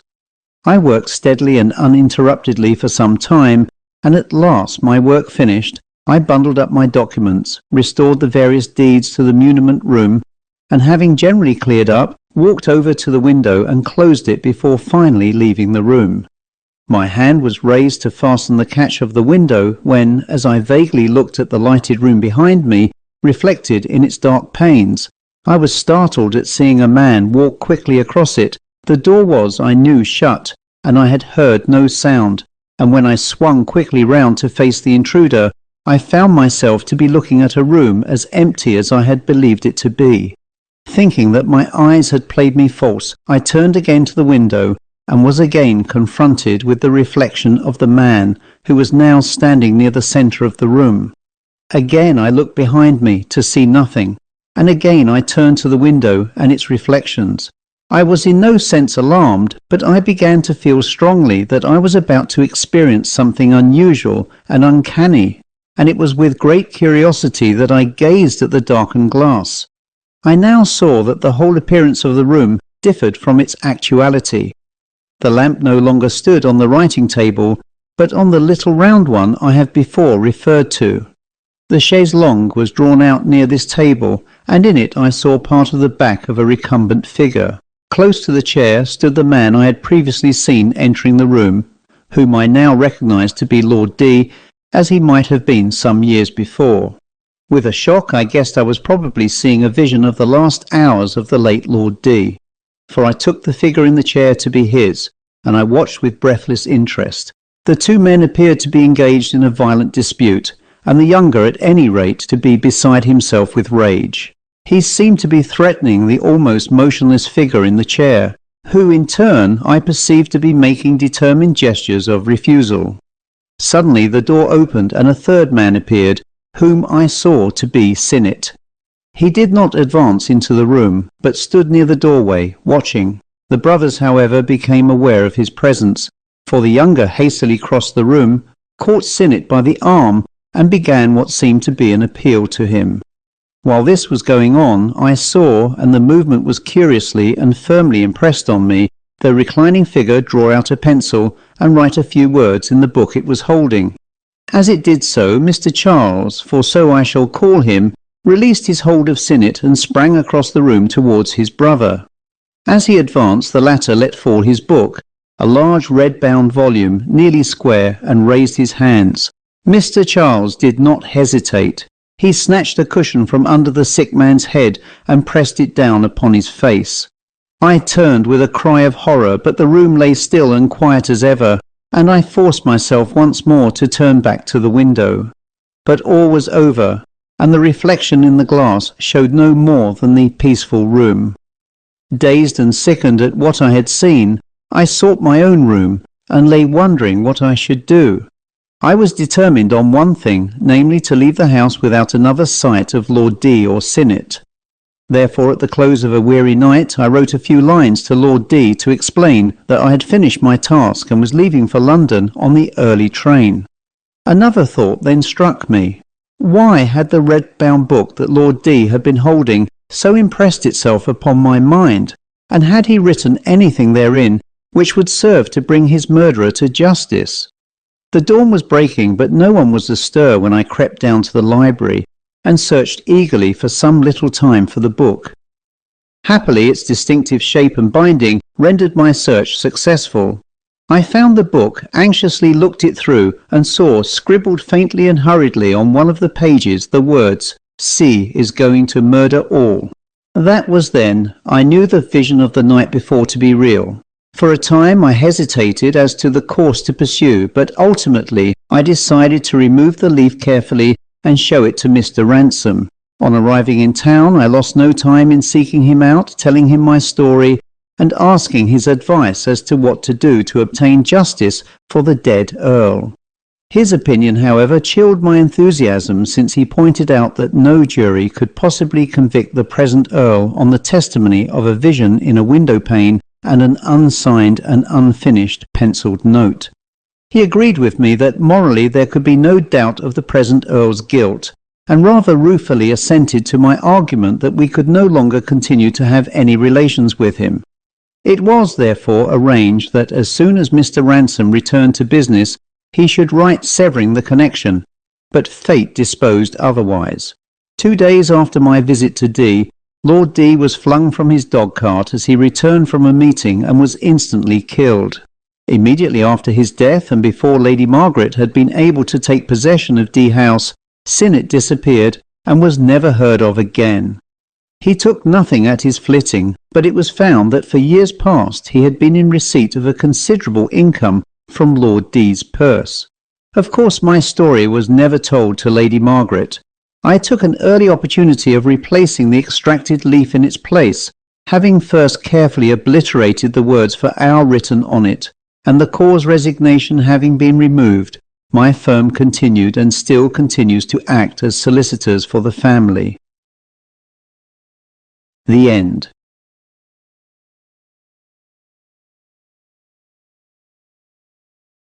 Mr. Mortimer's Diary by Amyas Northcote and read by Christopher Holton. The somewhat peculiar circumstances connected with the death of Mr. Roger Mortimer, an antiquary of no little reputation in his day, over 25 years ago, although a 9 days' wonder at the time, have now been forgotten. Nay, the very name and fame of Mr. Mortimer himself have also passed into oblivion, save perhaps that his writings are still perused for the sake of curiosity by students of certain branches of antiquarian research.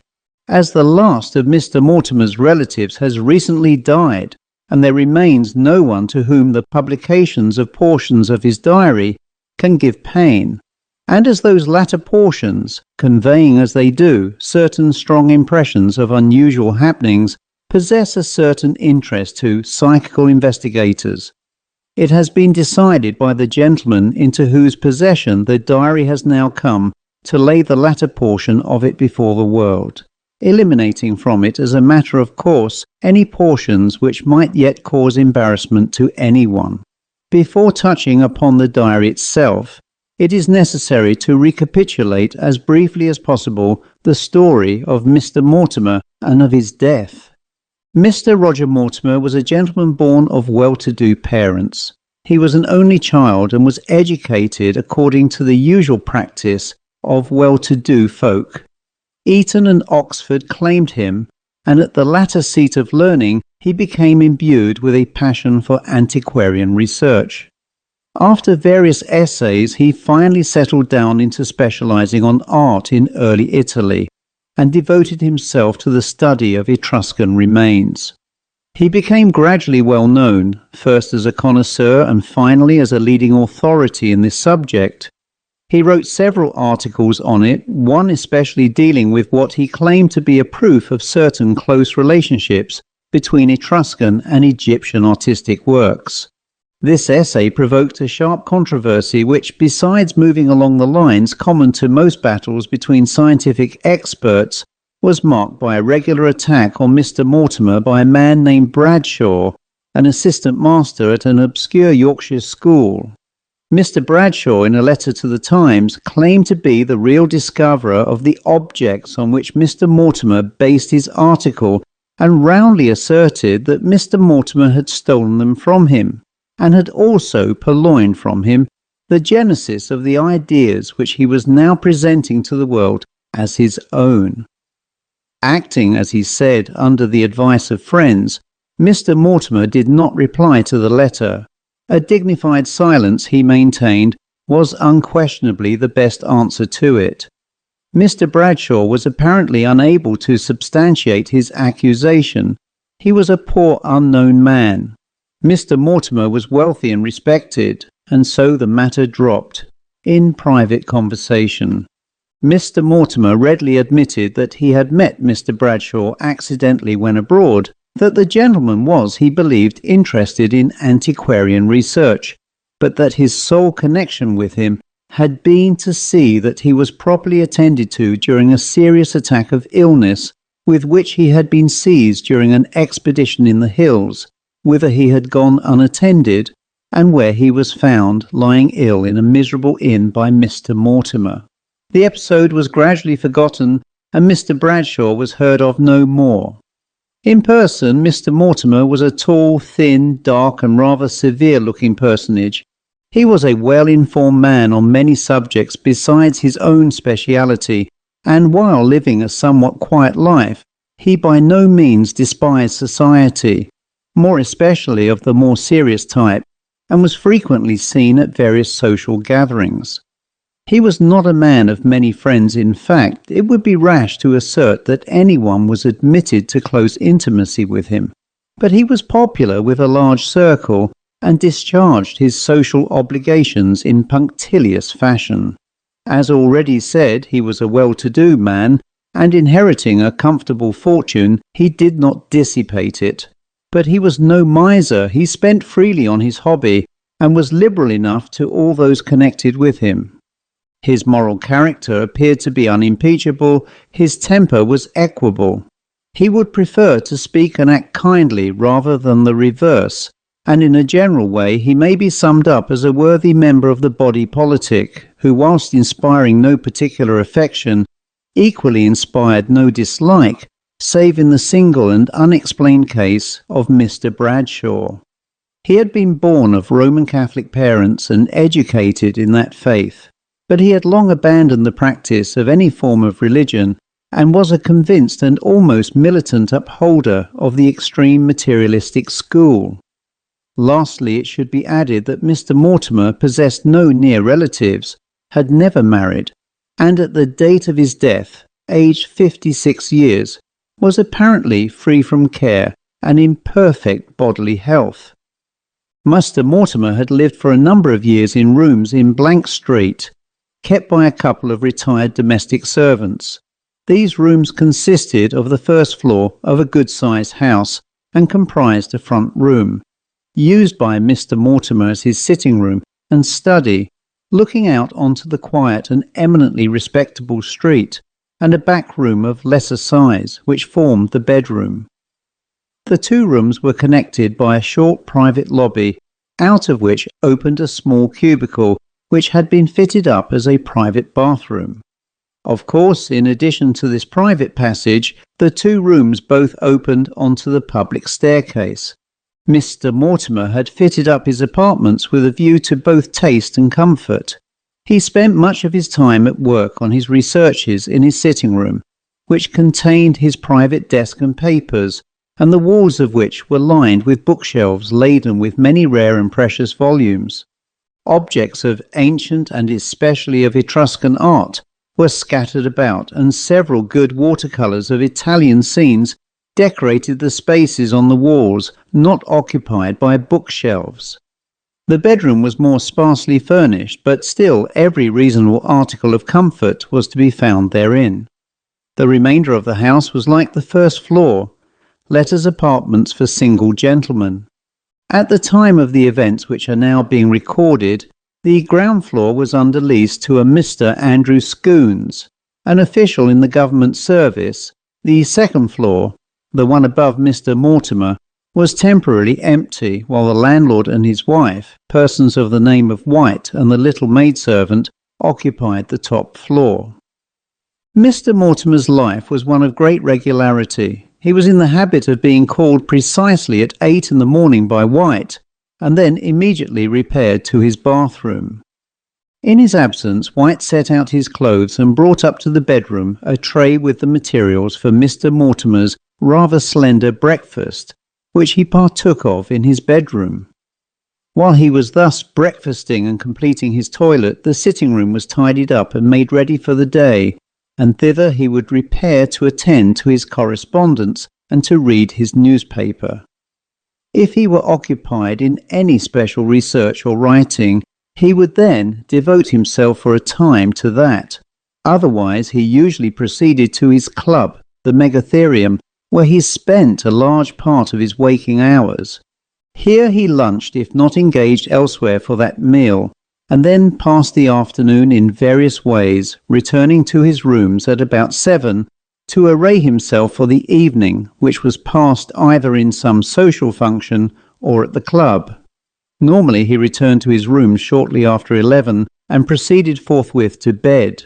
This programme was maintained on Sundays and weekdays, winter and summer, varied only by an annual excursion from London, either on a round of visits or quietly to some watering place. No life more calm or open can be imagined. There appeared to be no room in it for secrets, and certainly if Mr. Mortimer possessed any, they were closely guarded. Such was the man, and such was the existence that was cut short by a mysterious tragedy on the night of July 16th to 17th in the year 18 blank. The story of this tragedy, so far as it was revealed at the time, now requires to be told. The first sign of any unusual disturbance in Mr. Mortimer's regular form of life was noted by a waiter at the Megatherium, one George Robbins. This man was the regular attendant on the little table in the cosy corner of the dining room at which Mr. Mortimer always sat. He appeared in the box at the coroner's inquest and testified that on the evening of July 10th, Mr. Mortimer was dining alone. He appeared to be out of spirits and ate but little. Opposite to his seat at the little table was another chair, but this was unoccupied and no place was set in front of it. Towards the end of dinner, Robbins was astonished to see Mr. Mortimer rise from his chair and move in what the witness described as a threatening kind of way round the table towards the empty chair.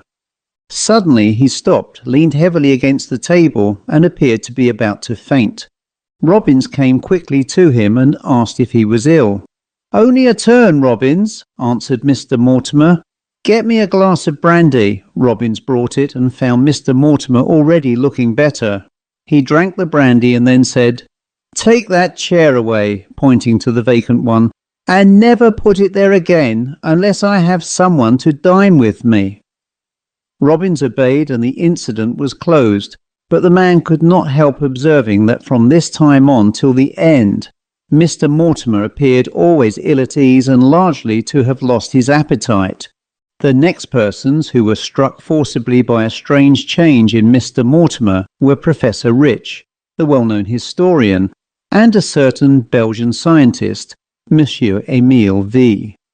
The latter had left England at the time of the inquest and did not testify, but Professor Rich, who was perhaps the most intimate of all Mr. Mortimer's friends, stated that on the night of the 16th of July Mr. Mortimer had dined with himself and Monsieur Emile V at the Megatherium.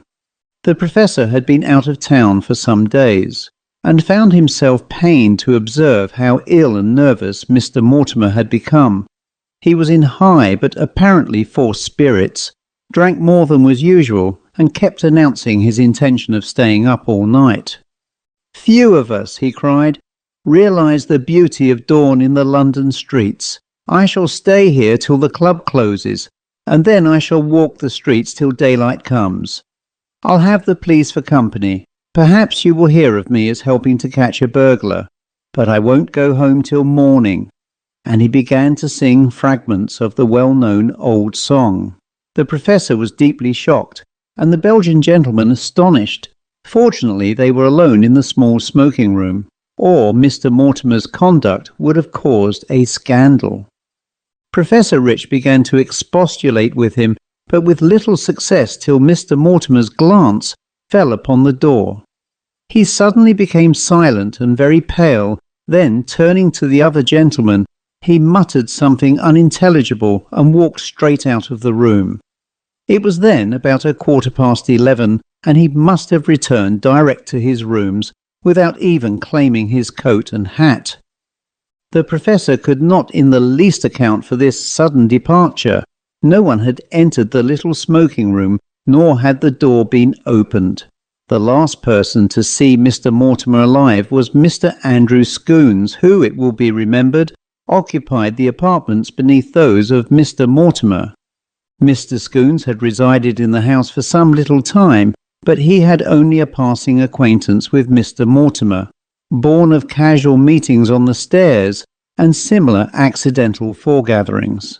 At this time Mr. Scoons was busy with a literary article, and as his day was absorbed by his official duties, he was in the habit of working at night. For a long time he had been undisturbed by Mr. Mortimer, but for the past 5 or 6 days he had frequently heard that gentleman moving about his rooms at very late hours.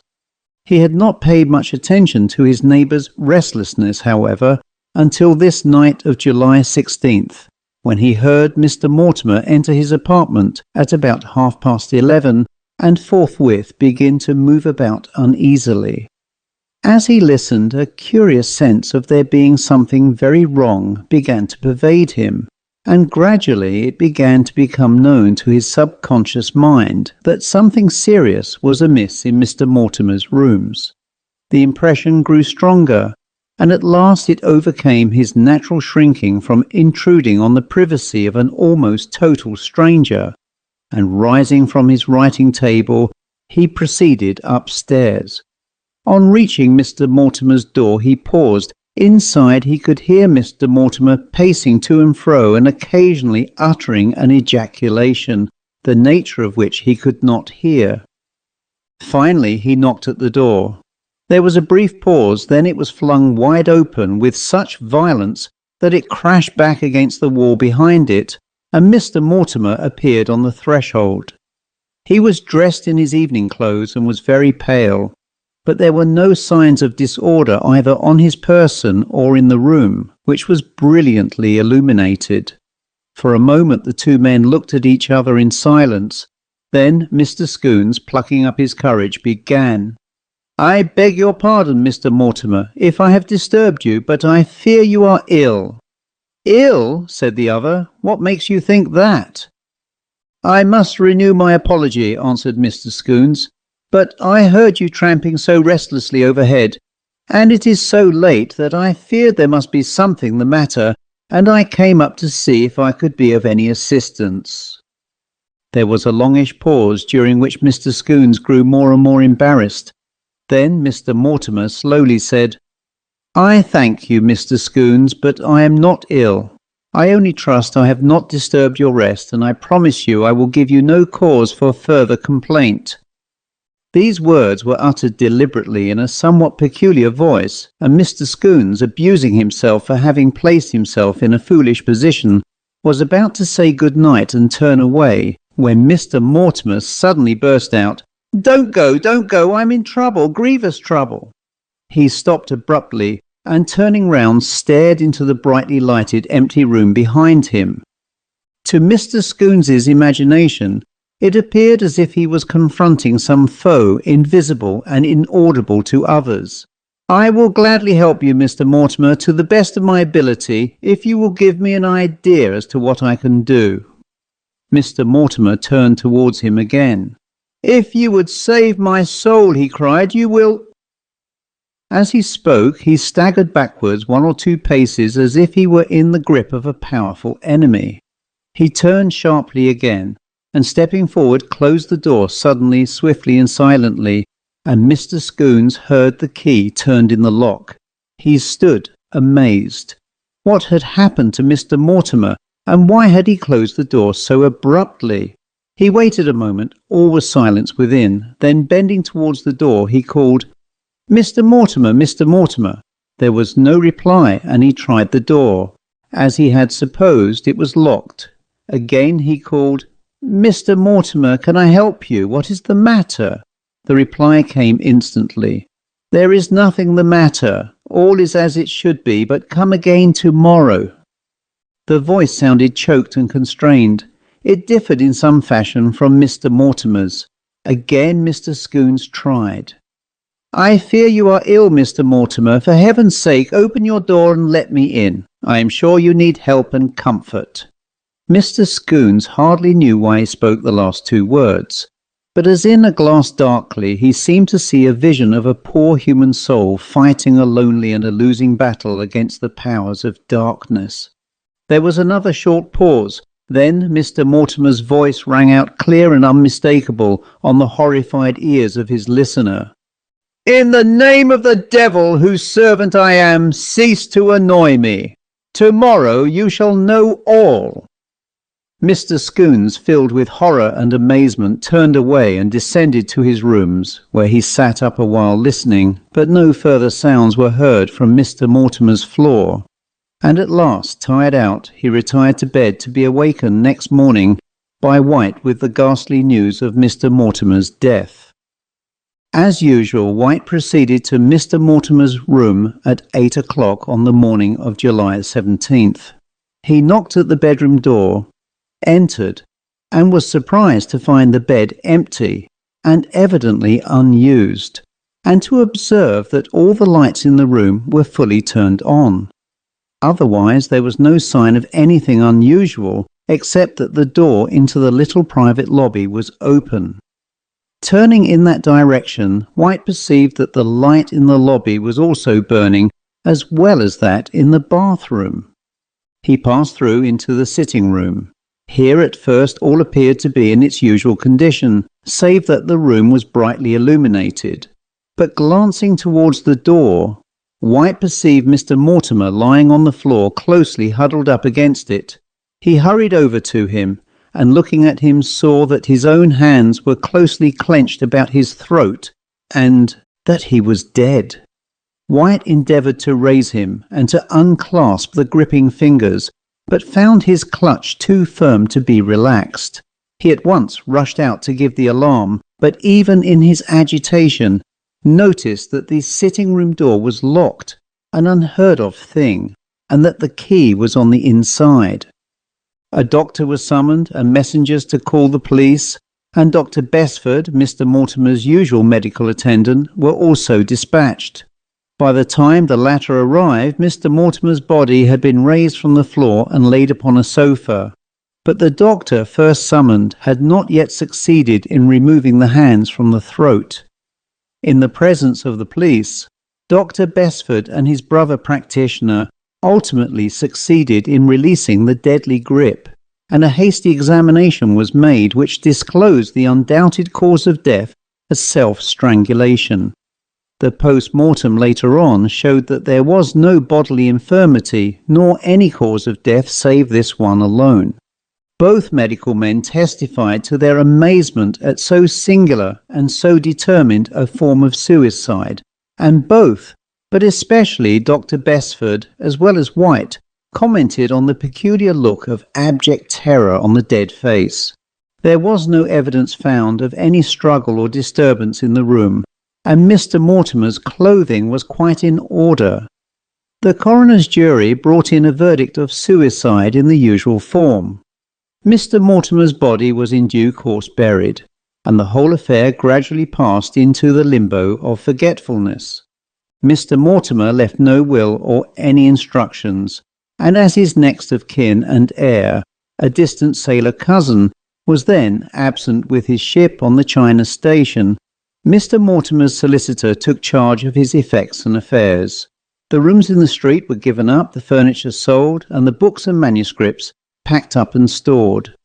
On returning home, Lieutenant Mortimer did not trouble himself with unpacking the latter, and it is only since his death that they have again seen the light, and that the diary has become accessible.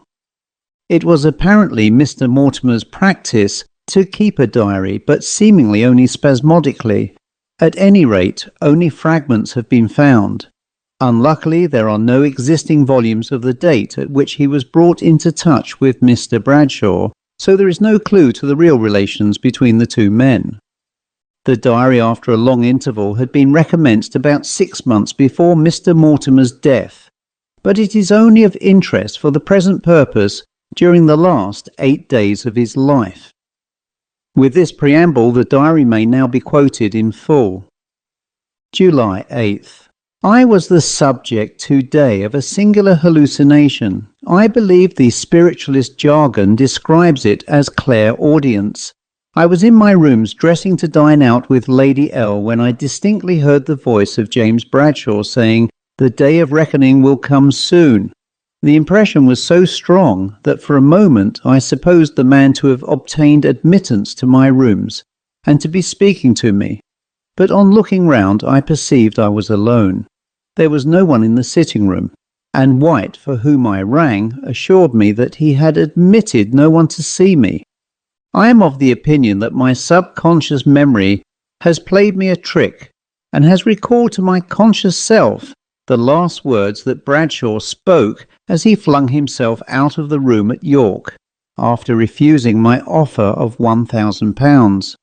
It is curious that this memory should have been revived after so many years, and even more curious that it should have been revived wrongly, for I am certain that the actual words Bradshaw used were, "The day of reckoning will come sometime." However, it is useless to speculate on these tricks of the memory. July 9th. I have been feeling uneasy and depressed today. I cannot describe myself as ill, but I suppose I have been working too hard at my article for Robertson, and that the heat has helped to affect me. I will get away for a breath of sea air as soon as possible. It must be my physical condition acting on my mind, but I cannot get Bradshaw out of my head. I know that he considers that I did him a great wrong, but after all, £1,000 to a man of his means is certainly more valuable than a little notoriety, or as he would call it, fame. Besides, I greatly question if he, a totally unknown man, could ever have got his, shall I call it, discovery recognised by people of standing. It was far too revolutionary, and needed someone recognised as an authority to bring it forward. At the time of the York interview, he failed to notice this point, any more than he would agree that, if I had not come to his help in Fiello and seen him through his illness, he would probably have died, and his secret have died with him, and been lost to the world. He is a most unreasonable fellow, and a mischief maker. I think I came well out of my encounter with him. July 10th. On picking up the Times this morning, I noticed in the obituary column the death of James Bradshaw, assistant master at Blank School in Yorkshire. He died on the 8th, so there goes Bradshaw into nothingness. For a moment I confessed to a slight feeling of regret for the man, but it passed quickly. He was an enemy of mine, though an impotent one, and it is better that he should have gone. While I fail to see how he could have done me harm while alive, yet it is certain he can do me none now that he is dead. A most extraordinary and rather perturbing hallucination occurred this evening. I was dining alone at my usual table at the club, and had nearly finished dinner, when, looking up, I saw James Bradshaw sitting in the chair directly opposite to my seat. He was plainly discernible as he sat quite motionless, gazing at me with a diabolical grin, and, save that he looked several years older, he was exactly as when I last saw him at York. I looked at him for a minute, then, impelled by a sudden emotion and forgetful of the Times notice, I rose from my chair and moved round towards him. He did not stir until I was close upon him, and then he simply was not there. I leaned against the table, feeling sick and faint, and when the waiter came to my side, I sent for some brandy. This revived me, but I have told the man never to leave an empty chair opposite me again. The vision was so clear, and the appearance of the figure so menacing, that I feel unnerved. I know it is hallucination, imagination, nonsense, and yet... July 11th. My mind must be seriously affected. I slept badly last night and woke unrefreshed. I have had dreams, but I cannot recall them, but all this is nothing to the trouble that has begun to pursue me in my waking hours. James Bradshaw is here in my rooms. He follows me to my club. He goes with me wherever I go, whether alone or with others. I cannot see him, but I know that he is here, and I constantly hear his voice. He taunts me with what happened at Fiello years ago, something that none but he and I know. He threatens me, he laughs at me. I know that it must be hallucination, but it is horribly vivid. I know that Bradshaw's body is rotting in the earth and his spirit dissolved into nothingness. What is it then that tortures me in his form? I have been so maddened that I have answered him back. Or is it answering myself back? I do not know. I can only cling to the belief that it is some bodily derangement. Dr. Besford returns from his holiday tomorrow, and I will seek help from him. I can go to no stranger. It is now past 1 o'clock in the morning, and I have been walking to and fro and wrestling with James Bradshaw for hours. I must rest, but sleep, oh, my dreams will murder sleep. July 12th.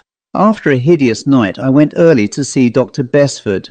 He tells me after careful examination that physically he can find nothing wrong with me, but that mentally I appear to be overstimulated. I must rest. What farcical nonsense! While he was actually saying the words, Bradshaw was whispering in my ear, "Your soul is given to me. What shall I do? What can I do? Besford has given me a sleeping draught. I will try and see if this will not give me at least one night of immunity from my persecutor. July 13th. How have I lived through the night? How can I live through the day? How can I continue to exist? Last night I took my sleeping draught, and forthwith my body was steeped in sleep, but my spirit, released from its earthly casing, became the sport of the powers of evil. For what seemed ages I fled through vast grey misty spaces, hounded ever by James Bradshaw. Wildly I endeavoured to hide, for I knew whither he was driving me. At last he seized me and dragged me onwards, and now I know there is a hell, for I have seen it, mine own eyes have seen it, for an instant, for an eternity. James Bradshaw swung me suspended over the pit, and then, with a yell of laughter, he freed me, and I woke.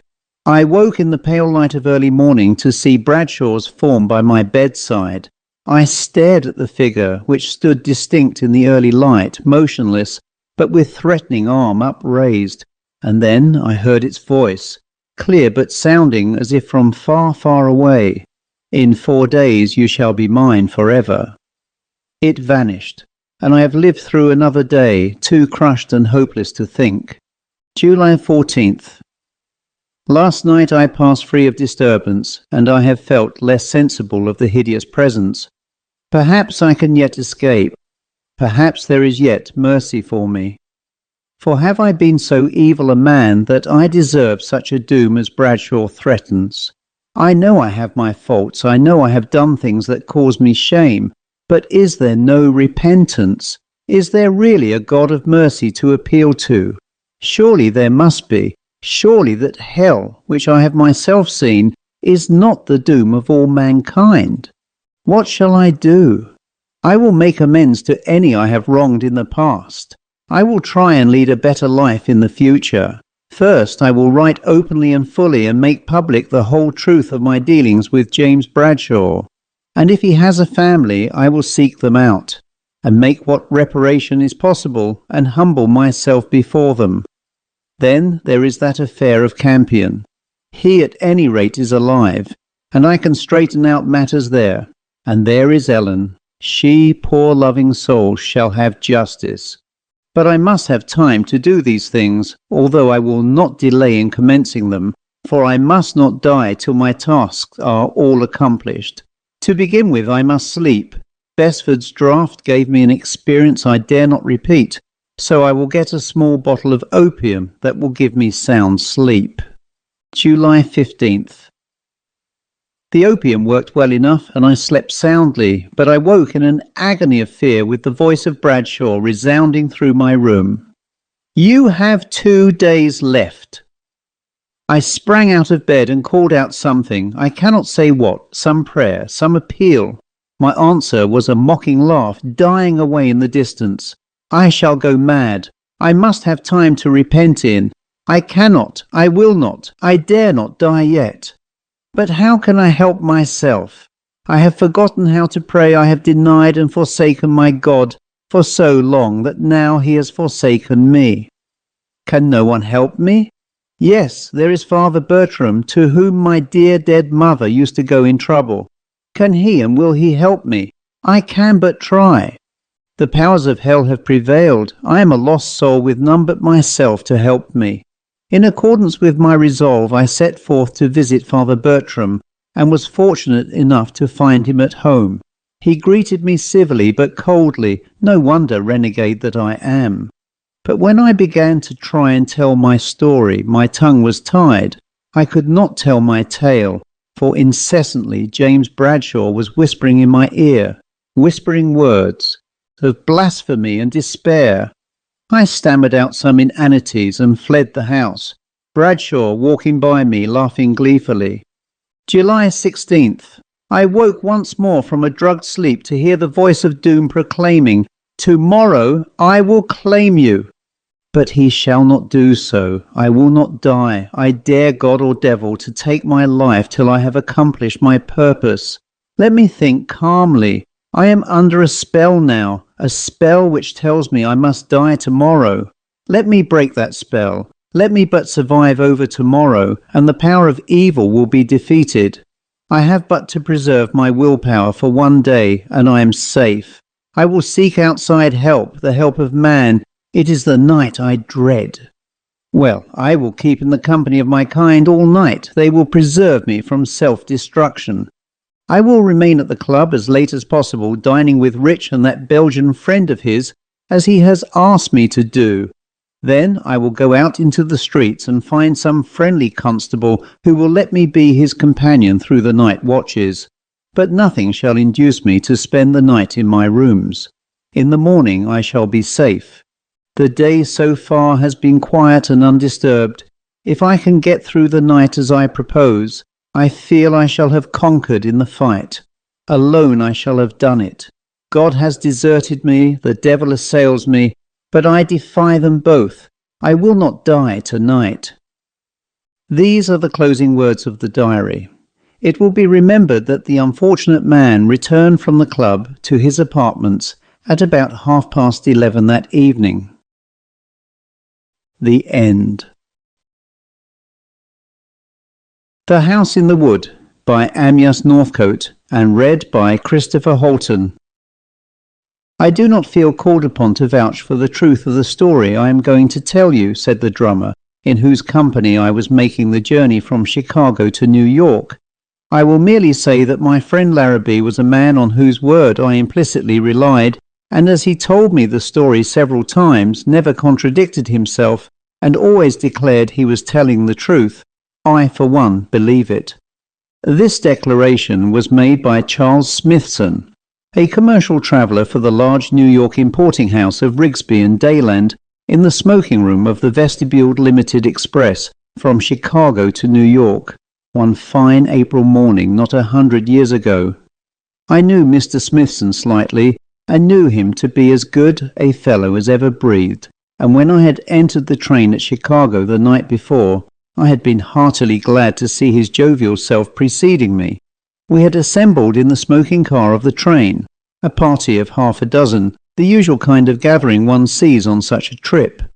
After the various staples of conversation had been discussed and dismissed, there had been somewhat of a break in the conversation, interrupted by someone inquiring, "Does anyone here believe in ghosts?" This remark had occasioned the wrangle always incident upon it, and story after story, some old, some new, had been narrated and canvassed, and the anti-ghost party had gradually but slowly been winning the day, when Smithson, who had hitherto, unlike his usual self, been silent, suddenly made the above observation. There was a dead silence. Smithson had spoken with such unusual vehemence that everyone saw that, mild though the words of his speech were, yet underlying their mildness was an evident deep-rooted meaning that the subject was a grave one and should not lightly be discussed. We all turned towards him and, in one voice, demanded that he should tell his tale. After a moment's pause, he said, "Well, gentlemen, I will do so, but I request that none of you will laugh at me. My friend, Mr. Larrabee, who is lately dead, was an eyewitness, or at least believed himself to have been an eyewitness of what I am going to relate, and firmly believed as I do that he witnessed a spiritual manifestation take place with a view to accomplishing a definite object. Though the adventure did not happen to me," he added, "I will, by your leave, tell it in the first person, as I think I can thus do it better justice."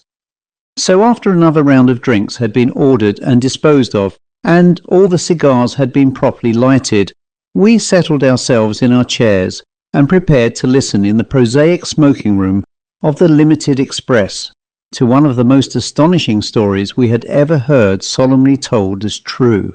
"Some years ago," commenced Smithson in the character of Larrabee, "it happened to be my fate to be a travelling salesman for a big Boston house, which had a branch in Chicago, and my route led me into the northern part of Wisconsin and into Minnesota, and in fact embraced that part of the country where many of the great iron mines are situated. The country was then much wilder than it is now. Railroad transportation was poor, and justice and the enforcement of the law also were very negligently attended to. The journeys, too, were over rough and unfrequented roads in many instances, while the hotel accommodations were always bad. However, I was quite young then, and as my sales were good, I did not particularly mind the hardship of the life. I remember that the hardest part of the task allotted to me, and the part I was always most glad to have done with, was my visit to the village of Milnaska, which lay some 30 miles from the end of a little branch railroad connecting with the main line for Chicago.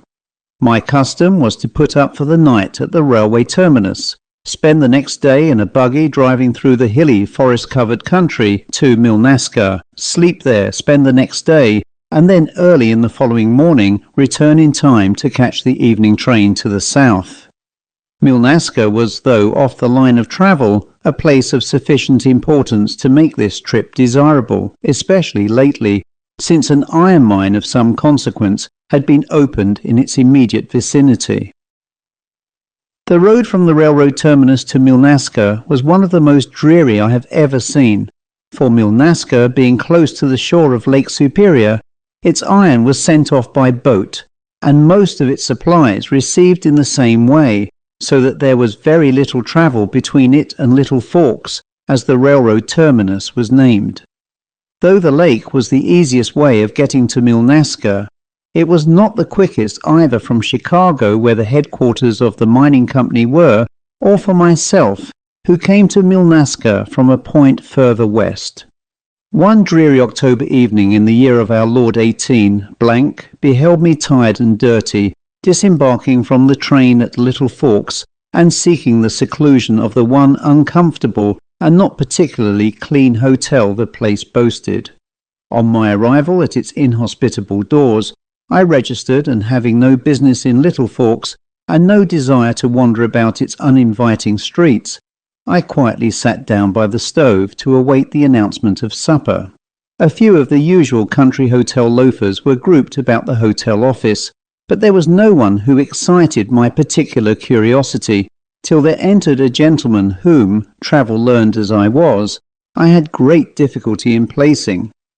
A native of Little Forks he certainly was not, but that he knew the place was equally certain, and that he was known in it, for the landlord hastily advanced to greet him, calling him Mr. Sykes, and shaking him by the hand. But he certainly was not a drummer, or the landlord would have offered to take the little unpretentious black bag he carried, and this he did not do. The stranger walked up to the desk and registered, still resting his left hand on his bag, whilst the landlord observed, "The fast buggy at 8 tomorrow morning as usual, Mr. Sykes," to which the other responded only with a nod, and, preceded by the bellboy, disappeared up the stairs. I ought, I suppose, to give a short description of Mr. Sykes, and a short one will do, for he was one of those negative men who have no very marked characteristics. Rather short and squarely built, his grey hair and lined face rather marked the man who had suffered than the old man. But though his countenance bore signs of sorrow, yet it showed also courage and great resolution, coupled with keen watchfulness. He was dressed in deep black, evidently in remembrance of some lately lost loved one. As soon as Mr. Sykes had disappeared, I strolled over to the desk, and after a few remarks, I asked the landlord who Mr. Sykes was. The man looked queerly at me for a few moments, and then said, "I am sorry, Mr. Larrabee, you can see for yourself in the register that he comes from Chicago, but I am not able to tell you anything about him. Mr. Sykes is very particular, and has requested me never to mention who he is, or what is his business. But," he continued, "to oblige you a good customer, I'll put you at the same table at supper, and you can get what you can out of him. But he is awful close-mouthed. I'll tell you this, though, he is going to Milnaska tomorrow."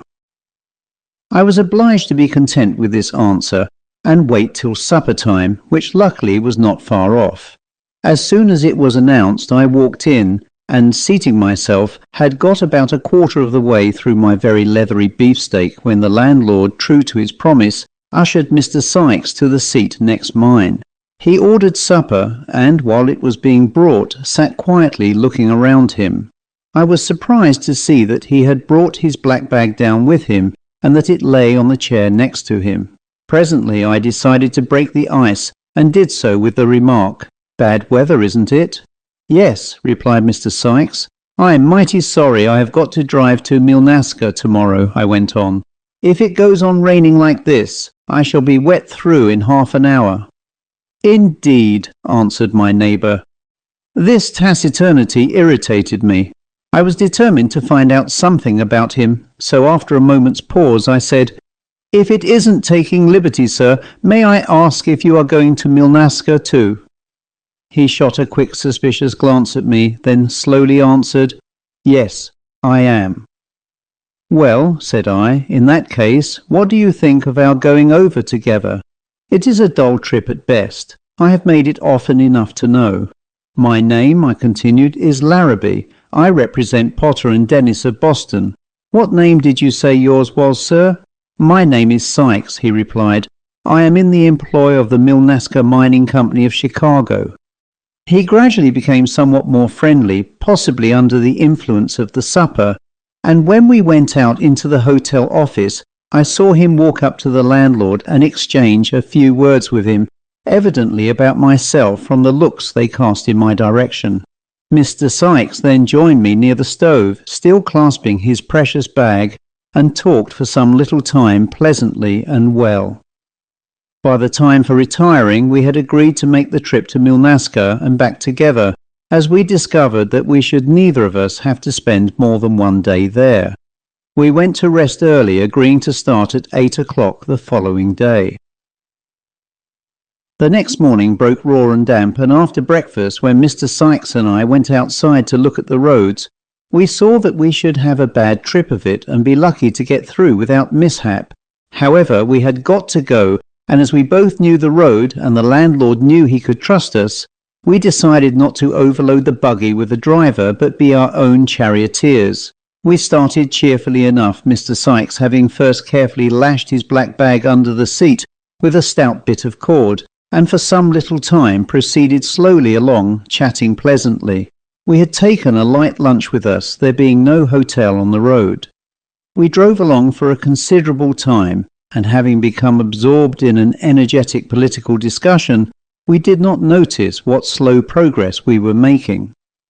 Presently, however, we awoke to the fact that at the rate we were now going, we should not reach Milnaska that night, and accordingly quickened our pace. But the roads were in a fearful condition, and though we had been promised a good horse, only a sorry jade had actually been put between the shafts. We both worked, however, and worked the harder, as the rain was again beginning to fall and the wind to rise and blow in our faces, thus still further retarding our progress. Still we managed to proceed, and though I think it would have been late, yet we should have reached Milnaska that night, had not our unfortunate horse suddenly gone dead lame. Here was a predicament. We scarcely knew how many miles from either Little Forks or Milnaska, in the heart of the pine woods, with a broken-down horse and night, accompanied by a violent storm rapidly coming on. After gloomily cogitating over the situation, I suddenly remembered that about 2/3 of the way between Little Forks and Milnaska was an old rambling frame house, tenanted apparently by some squatter's family. I recollected that we had not yet passed it, and judging by the distance we had travelled that it could not be very far off, I suggested to Mr. Sikes that we should make the best of our way there on foot, leading the horse, seek shelter for the night, and either borrow a new horse in the morning, or try to reach Milnaska with our present steed. "I had already thought of the Joneses' place," said Mr. Sikes in reply, "but I don't like it. I don't want to go there." "Why not?" said I. "It seems to be the only place there is." "Well, I suppose we must try it," replied Mr. Sikes.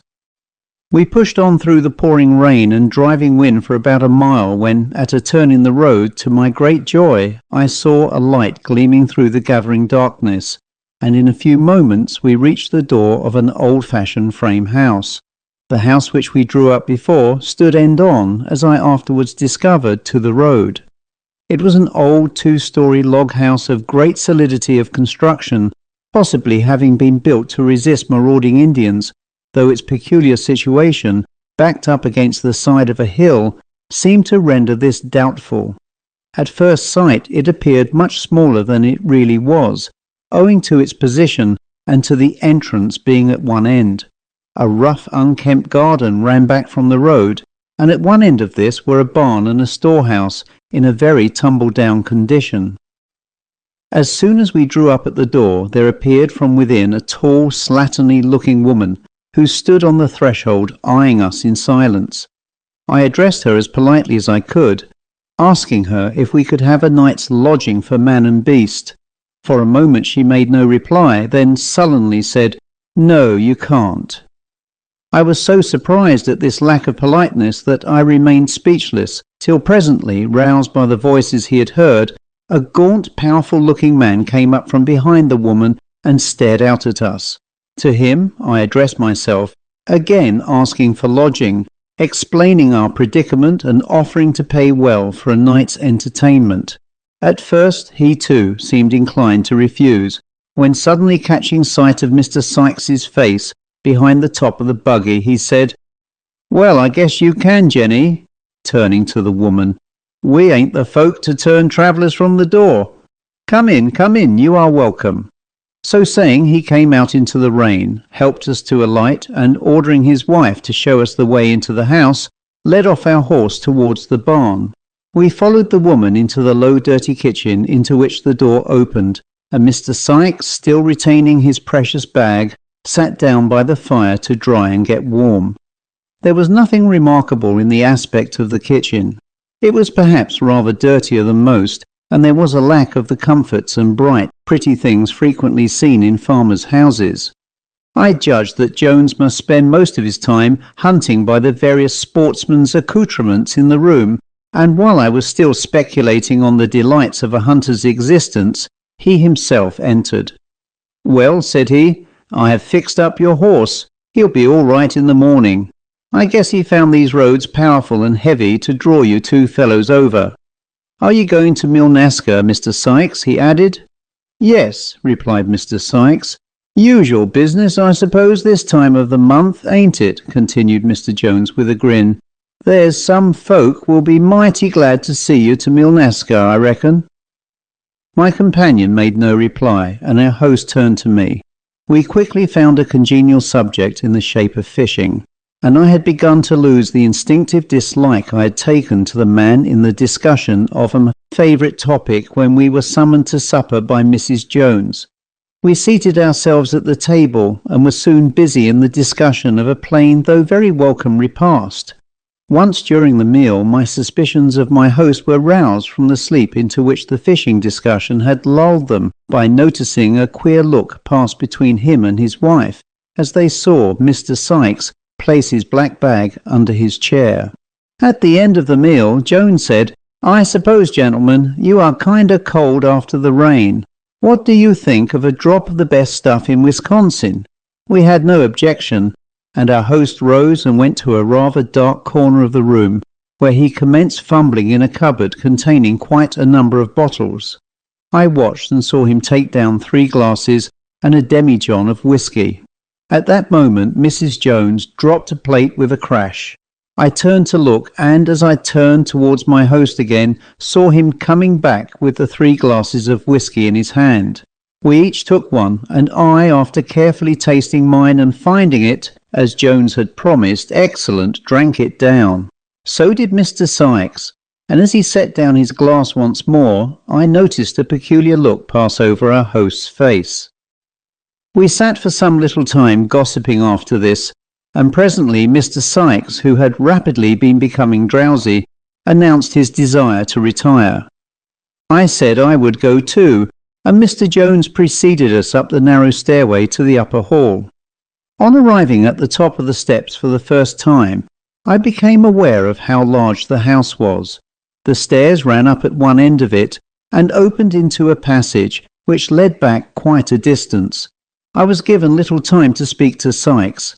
Mrs. Jones had come up with us, and addressing me she said, "Come this way to your room."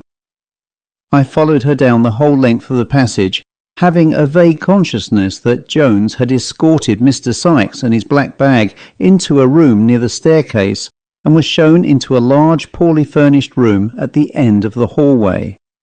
Bidding me good night in a harsh voice, Mrs. Jones set down the lamp and departed. My room, as I have said, was large and ill-furnished. There was a repulsive-looking bed in the centre, a chair, a little table supporting a water basin and jug, and 2 pocket-handkerchief towels and an old wardrobe.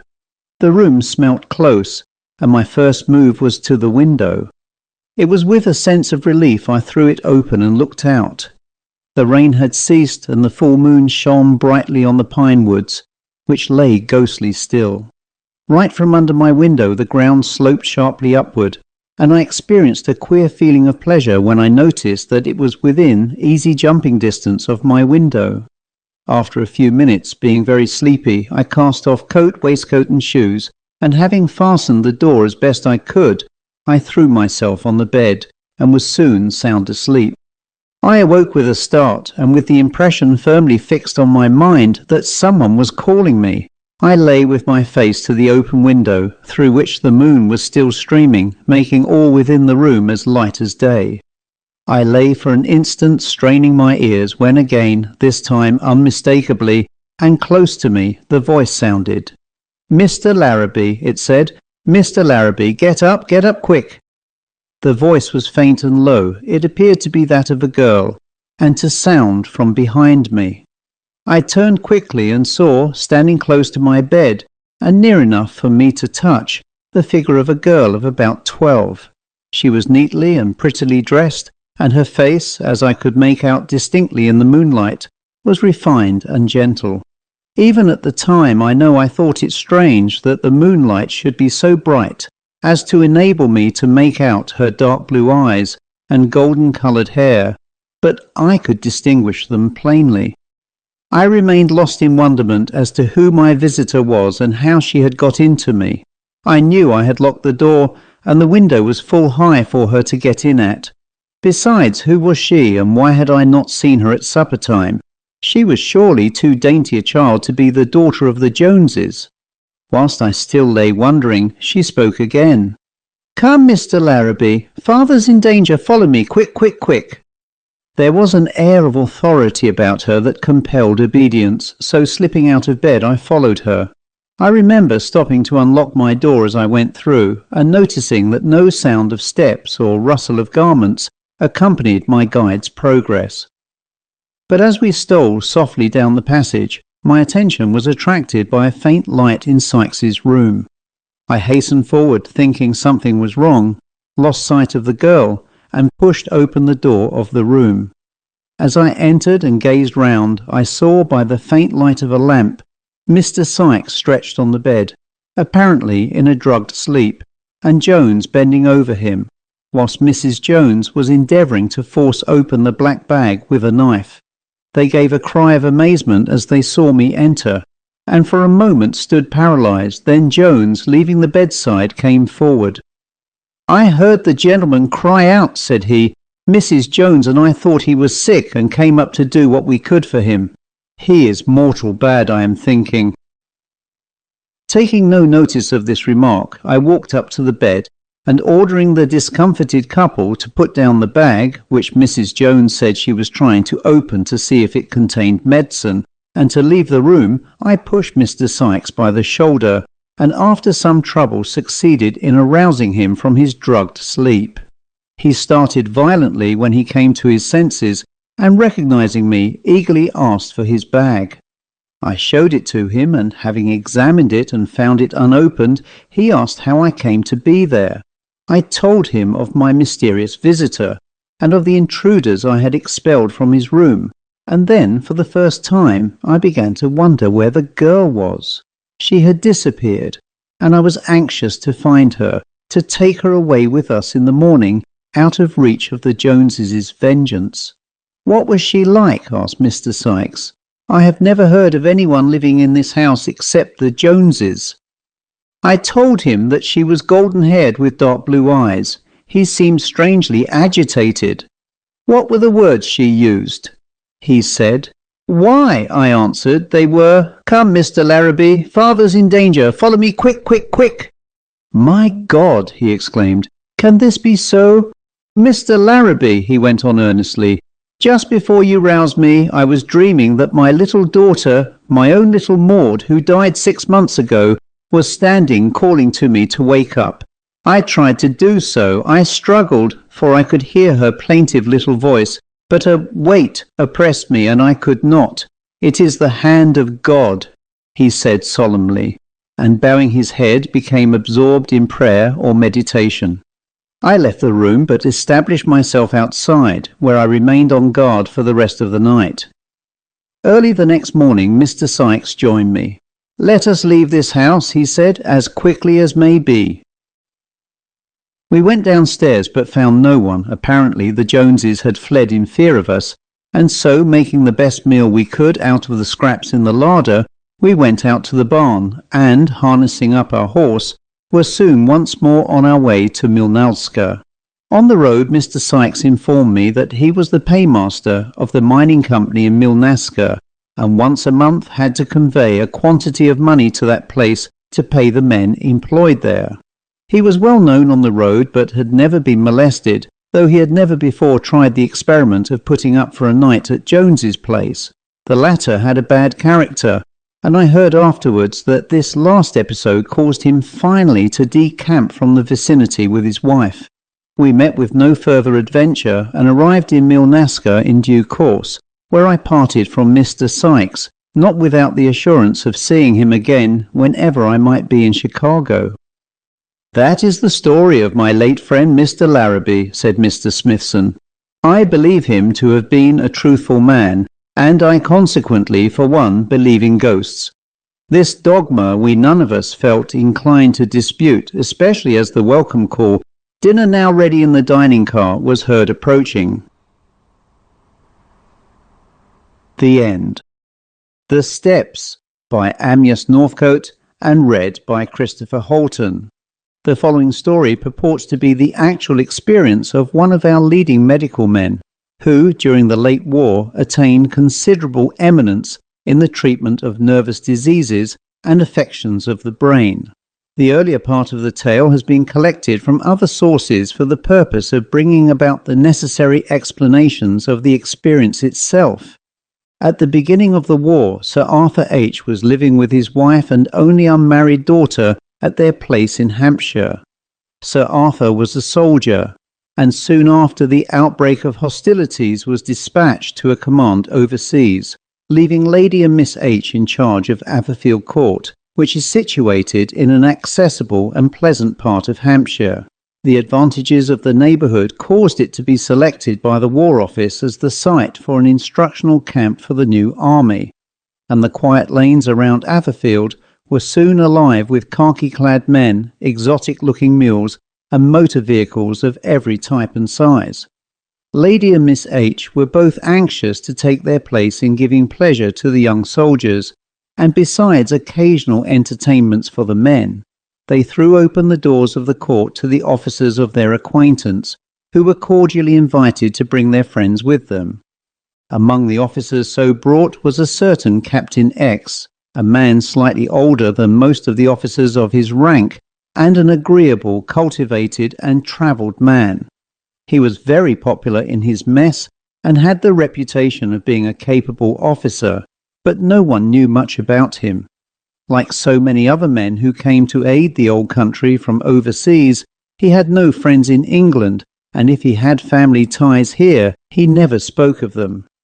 At first he was much liked by both Lady and Miss H, and was a very welcome visitor, but after a time the two ladies reached the conclusion that, charming and well educated as he was, he lacked that indescribable something which characterizes a gentleman.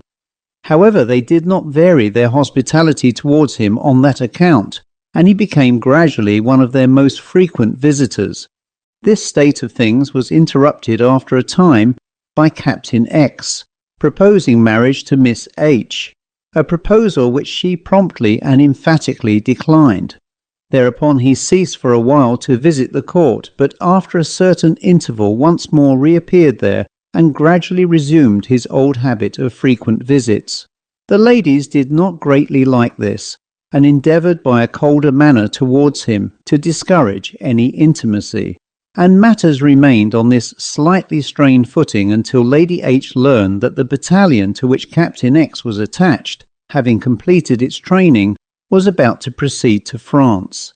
A few days before it left, Captain X called ostensibly to make his farewells, but to the surprise and annoyance of Miss H, he seized an opportunity and once more offered himself as a suitor for her hand.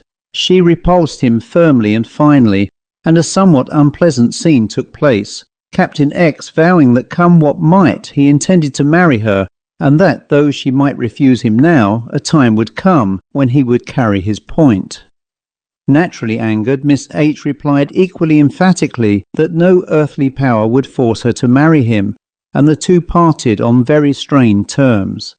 A few days later the battalion went abroad, nothing further having been heard at Atherfield of Captain X, and in fact nothing more was heard from him. For some little time various officers of the battalion who had been entertained by the H's kept up a desultory correspondence with them, and very occasionally one or other of them mentioned Captain X's name, but he himself neither wrote nor sent any message to Atherfield, and gradually the memory of him became dim, to Lady H at any rate. Miss H, if indeed she ever thought of him, never spoke of him, and the whole episode of his acquaintance seemed in a fair way to be forgotten. About a year later, Lady H and her daughter were sitting in the drawing-room at Atherfield, the former busily writing letters for the afternoon post, and the latter immersed in a book. Both were silent and deeply intent on their respective occupations. Suddenly Miss H started, and laying down her book exclaimed, "Who can that be coming down the passage?" adding after a moment's pause, "It sounds like that horrid Captain X's footsteps." Lady H, who had heard nothing, looked up from her letters, saying placidly, "That is quite impossible, my dear, and I do not think there is anybody in the passage. At least I hear no one." Miss H listened for a moment or so longer, and then said, "No, I was mistaken, but I certainly thought I heard someone walking quickly and rather uncertainly along the passage, and for a second the idea that it was Captain X came into my head. I cannot think why I should have thought it was him. I fancied I had forgotten him. Anyway," she went on, "I was quite wrong, because evidently there was nobody at all, and I must have been dreaming." Saying this, she picked up her book, and Lady H resumed her letters and thought no more about the occurrence. 2 days later, Lady H, when looking through the list of killed in action in the Times, noticed the name of Captain X. She did not associate this event in any way with the recent occurrence in the drawing-room, which she had completely forgotten, neither did she mention the notice to her daughter. The latter probably saw it herself, however, although she did not speak of it to Lady H. Both mother and daughter appeared anxious to avoid any allusion to the dead man, of whom neither had any pleasant recollection. About a week after the notice in the paper, Lady H began to observe a change in her daughter's usual placid and cheerful manner. She had begun to grow nervous, and wore an uneasy look. She made no complaints, and at first eluded her mother's efforts to penetrate into what was wrong. But at last a mother's love and anxiety prevailed, and Miss H confessed that at intervals, in fact ever since the afternoon in the drawing-room, she had had an impression of the sound of approaching footsteps. These footsteps, she said, occurred at irregular intervals and at any time and place. They might be heard as she sat with her mother, or when she was out of doors or alone in her room. They always began some way off, approached hastily, and at first especially rather irregularly, and they always ceased at some little distance from her. What agitated her most was that the steps resembled those of the late Captain X, of whose memory she now felt a sickening fear and horror. Lady H, a practical, matter-of-fact woman, with no belief in what she called ghost humbug, was somewhat puzzled over her daughter's story, but on consideration put it down to fancy and a disturbed digestion, both of which she proceeded to treat, the former with advice and remonstrance, the latter with various simple remedies. Miss H grew no better under this treatment, and Lady H presently called in the services of their local doctor, a man of neither greater nor less ability than the mass of country practitioners. This gentleman also ascribed Miss H's trials to the purely physical causes of indigestion, and followed in Lady H's footsteps in the matter of remedies, with as little success as had attended her efforts. Miss H grew worse and more nervous, and ultimately the local doctor, confessing his inability to deal properly with the case, recommended that the advice of a nerve specialist be asked, and gave Lady H the name and address of the well-known physician in London, who may now be left to tell the remainder of the story in his own words. On a certain date, which I need not more particularly specify, I received a letter from Dr. B of Atherfield, Hampshire, saying that he had requested Lady H to bring her daughter to me for advice. Dr. B's letter was not very clearly worded, but I gathered from it that Miss H believed herself to be suffering from some form of haunting, a belief which Dr. B did not wholly share.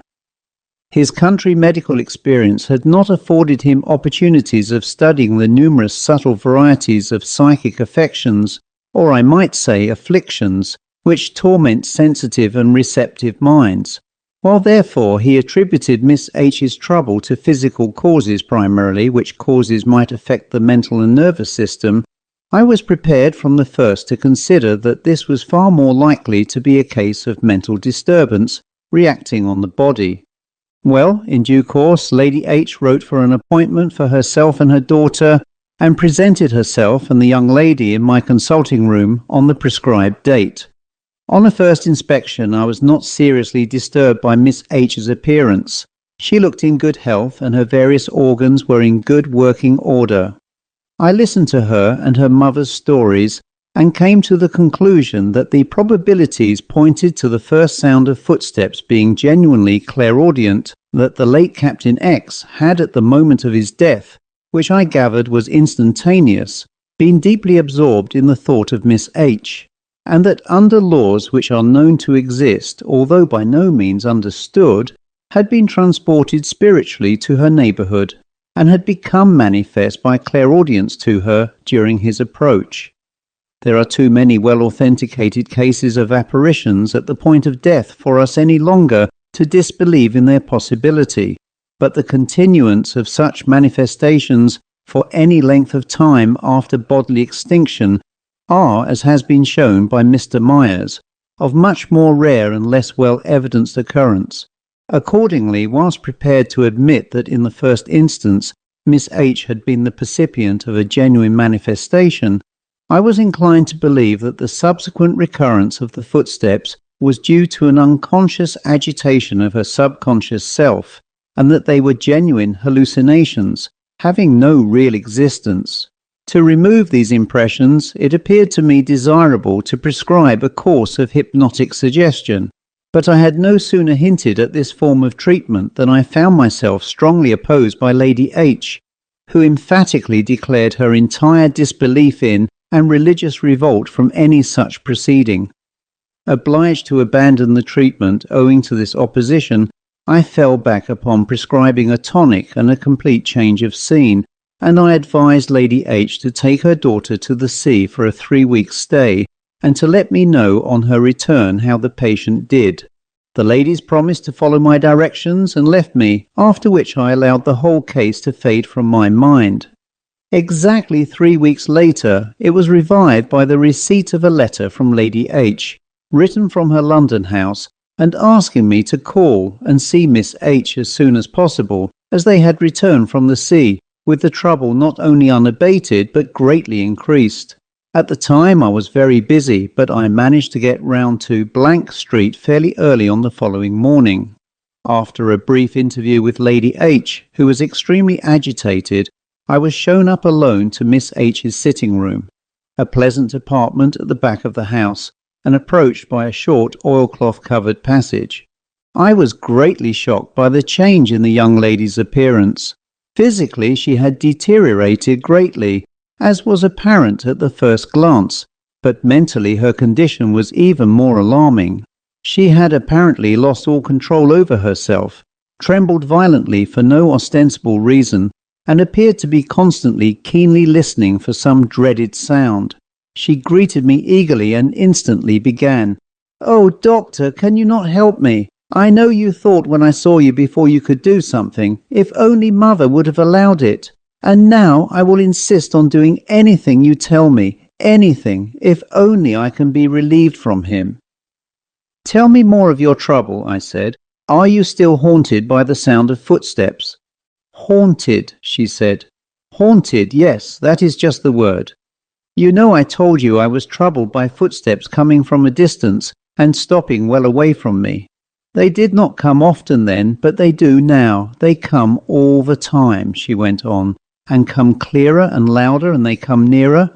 Nearer, nearer, they come close to me, and, oh God, one day he will reach and touch me, and then—" She stopped for a moment, and I was thinking what I could say to reassure her when she suddenly caught hold of my arm. "There they are now," she cried. "Listen, they are coming down the passage. Listen, listen." Her distress and agitation were so extreme that I could not control myself for a moment, and we both sat in dead silence listening. I am not a nervous or imaginative man, and in my cool moments I am sure I was mistaken, but at that instant I could have sworn that I heard a footfall on the oilcloth outside. "Do you hear him?" she cried again. "He's coming, oh help me!" I took her hands in mine and looked her steadily in the face. "Control yourself," I said. "You are safe, you cannot be harmed." As I spoke, her look of agony relaxed, and she said, "He has stopped. He has gone again, but he will come back. He will never really go away till he can take me too." I did my best to reassure her, and presently she grew calmer and promised me that she would certainly not listen for the recurrence of the steps, and would endeavour to surround herself with a form of protective envelope evolved out of her own inner thoughts and willpower, so as to ward them off. I was, however, determined at once to commence a course of hypnotic suggestion, with the consent of Lady H if possible, if not without. Accordingly, I went downstairs, and after an earnest conversation with her at last, I carried my point. I was then obliged to leave the house to attend to other pressing duties, but I settled to return that afternoon and commence the treatment. In the meantime, I arranged with Lady H that, pending my return, either she or some trusty servant should remain constantly with Miss H. That afternoon, in accordance with my promise, I returned to Street to find the house in sad trouble, the butler, who opened the door, informing me that Miss H had died suddenly a short time before. While talking to him about the event, I saw Dr. K, a family physician of my acquaintance, descending the stairs. He greeted me, and telling me that he was the London medical attendant of the H family, took me into a room on the ground floor to tell me what details he could of the tragedy. It appeared that after my visit Miss H had grown more cheerful and confident of herself. She had been quickly joined by her mother, and the two ladies had remained together till after luncheon, when they went into the drawing-room. A short time after this, Lady H was called to the telephone, and knowing that her absence would be short, and thinking Miss H might, in a happier frame of mind, be left for this brief space of time, she went downstairs to the instrument, leaving Miss H lying on a sofa alone in the drawing-room. Lady H had just finished her conversation and was hanging up the receiver when she was startled by hearing a loud scream for help. She rushed upstairs to find Miss H stretched on the floor in a corner of the room some distance from her sofa, dead.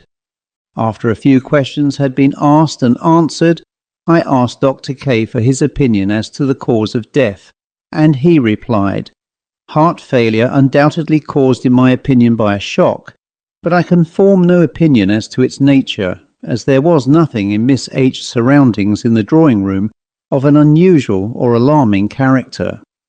He presently offered to allow me to inspect the body, and I can only say that I have never seen on any living or dead face such an agonized look of fear and horror as on that of the dead girl. The end.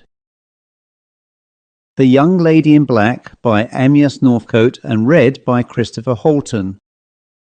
The following story is one of actual experience, and while not a tale of horror and woe like the typical ghost story, still is interesting as opening up for consideration the question whether, after the death of the body, the spirit is able to carry on and bring to a more or less satisfactory conclusion some task commenced in the flesh.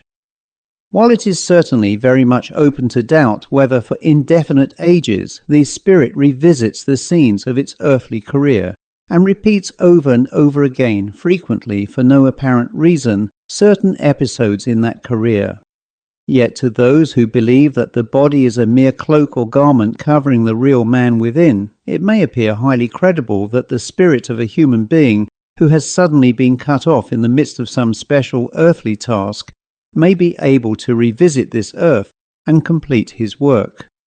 In a story such as this, it is not sporting to discuss the relations between soul and body, but instances of second sight or the apparition of some person at the moment of his decease to some distant friend are so numerous and are frequently so well authenticated that it is almost impossible not to believe them. The following story was told to the present writer in sober earnestness by a man whose integrity is indubitable. That the narrator may have been mistaken is quite possible, but that he firmly believed what he narrated is without question, and if he really is correct in his story, and did not unconsciously add to its marvellous features after he had learned the truth, it would seem that it is a piece of strong evidence that occasionally the dead, to accomplish some particular end, are permitted to revisit the earth and become visible to some at least of its living inhabitants. Here is the story. One afternoon I was busily engaged in my studio in London, working at a picture J was very anxious to finish. I had not suffered myself to be disturbed all day, and now was feeling rather tired, but very pleased at the rapid progress I was making. Presently I heard a ring at the doorbell, and after the lapse of a few moments my servant entered. I was annoyed at being disturbed, and asked the man rather sharply what he wanted. "Sir," he replied, "there is a lady in the drawing-room who is very anxious to see you. I told her you were engaged, but she would take no excuse and said she must see you. What is her name, and what does she want?" Tasked. "Tell her I am sorry, but I cannot be disturbed without good reason." He went away and in a few minutes returned. "The lady won't give her name, sir," he said. "As for her business, she says it's very important, and that you will be glad enough to see her." "Well, show her up." The servant again departed, and in a few moments ushered the lady into the studio. I looked at her and saw a woman somewhat over medium height, with small hands and feet, and of a ladylike demeanour. She was dressed entirely in black and wore a heavy black veil, which completely concealed her face. I judged from her general appearance, however, that she was a lady and a total stranger. I motioned her to a seat and stood waiting for her to speak, which she at once began to do. "You are very kind, Mr. M, to give me a few moments. I see you are very busy, but I won't detain you long," she said in a soft, well-modulated voice. "I have come to ask you to undertake the painting of a portrait." I bowed but said nothing. "Your reputation," the lady continued, "is widespread, and that is one of the principal reasons why I have applied to you, for the portrait will be rather a difficult one to paint." I murmured something in acquiescence, and she went on. "The person I want you to portray is myself. I am willing and able to agree to any pecuniary terms you may name, but I wish the portrait to be very carefully and expeditiously done." I named my terms and added, "Will you kindly allow me to see your face, madam? I shall then be able to judge better whether I can undertake the task." "Certainly," she replied, and threw back her veil, disclosing a very striking face. It was that of a woman of apparently about 30 years of age, of a noble bearing, tempered, however, with an appearance of constant suffering. In the deep dark eyes there was a fixed expression of trouble, hopeless and endless. On the lofty brow there were the tokens of pride hardly yet subdued by grief. Round the mouth played a strange smile, indescribable almost, an expression of deep sorrow and unavailing regret. She looked like one who had passed through the valley of the shadow of death and knew the full mysteries of that awful veil. For an instant I shrank back with a sort of shudder. Not that the face was repulsive, but that there was in it an unearthly something impossible to describe. However, ardour for my art soon got the better of my former feeling, and answered, "Madam, I shall be very glad to undertake your portrait, though you have so unusual an expression that it will be a hard one to paint. Still, I will do my best. When and where do you want to sit?" She smiled slightly and said, "Mr. M, perhaps you will decline at once, when I must try elsewhere. But I will tell you now frankly that I am not able to give you any sittings at all." "What?" I cried. "Why, I cannot paint you without your sitting to me." "Well," she answered, "that cannot be done. All I can do is to sit here now for half an hour or so and let you look at me and sketch me, and then leave this little portrait of myself with you." She took from her pocket a little watercolour of herself, which had apparently been torn from some book. It had been taken when she was about 18, and before the strange expression had come into her face. It was, however, very like her, only the colouring was fresh and rosy. "Well," I said as I took it, "I will see what I can do in so short a time, though I am afraid I shall make a poor job of it." So saying, I sat down and sketched her as carefully and as rapidly as possible, though I found great difficulty in catching the various expressions of her face. In about half an hour she rose, saying, "I must go now, Mr. M. Many thanks for your kindness. Here is the price you named for the picture. You see I can trust you and will pay in advance." With these words she counted out a sum of money in banknotes on the table, and gave me an address to which she wished the picture to be sent. "Now," she added, "I know I have asked you to undertake a very difficult piece of work, but I am not mistress of my own movements. If at any time I find myself able to give you another sitting, I will certainly do so. If not," she went on pleadingly, "I beg you will do your best to try and make a likeness of me. It is important, most important. Goodbye." And before I could move or speak, she was out of the room. I rang for the servant to show her out, but on his arrival he said he had not seen the lady and supposed that she must have left the house in a hurry. I put the two sketches away, intending to commence work on them as soon as I had leisure, but an important commission coming in the next day, they slipped my memory entirely for some little time. About 3 months after the above events, I found a note awaiting me on the breakfast table one morning from my old friend Arthur Van C, inviting me to come and visit him and his wife at their house, about 20 miles from Ipswich. As I had no pressing work to do at that time and felt that I needed a rest, I decided to accept their invitation, more especially as the Van C's had only recently returned from a 5-year sojourn in India, and I was anxious to see him again. 2 or 3 hours saw me complete my arrangements in London, and found me landed at the Liverpool Street terminus, seeking in that vast labyrinth the express for Ipswich. I found my train at length, and ensconced myself in an empty first-class carriage, which with the aid of a couple of shillings I proposed to keep to myself all the way down. But I was doomed to disappointment. Just before the train started, the door of my carriage was opened. A porter's voice said, "Here you are, ma'am," and a tall lady dressed in deep mourning entered the compartment. There was something about her which appeared familiar to me, but I did not recognize her till, soon after the train had left the station, she raised her veil and disclosed my fair visitor of 3 months before. I was at first startled, and then a feeling of shame rushed over me. I had taken this lady's money and promised to paint her picture at once, and here at the expiration of 3 months not a brush had been laid to canvas. I did not know what to say, but finally bowed and murmured a greeting. She responded and promptly asked, "Well, Mr. M, when will you finish my picture?" This completely disconcerted me. I inwardly vowed I would work incessantly on that portrait till it was finished, while aloud I said, "My dear madam, I have been so busy that really I have had but little time." "I feared as much," she interrupted me, "but I do beg, Mr. M., that you will take the matter up in earnest when you return to town. You don't know, you can't guess, what a weight will be off my mind when that picture is finished." "I promise you," I replied, "that I will have it done very quickly.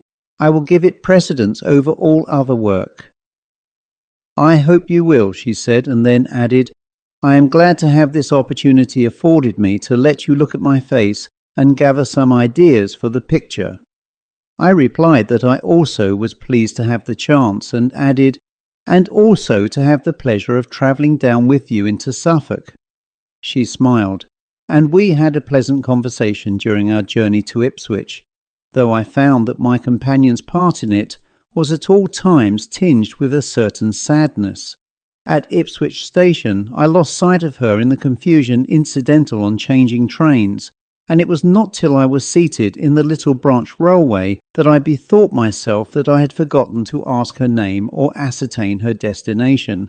However, I dismissed the subject, and on my arrival at Pocklington, the station nearest Vansea's house, I found myself so busy hunting up luggage and a conveyance that I completely forgot my fellow traveller.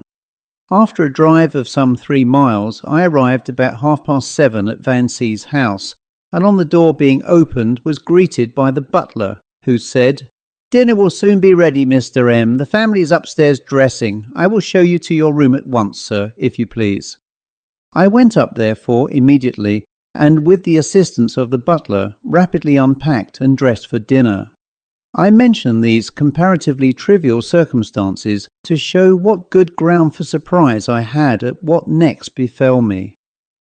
Upon descending to the library, where I expected to find my host and hostess, I saw, standing with her back towards me, a tall lady dressed in a black evening gown.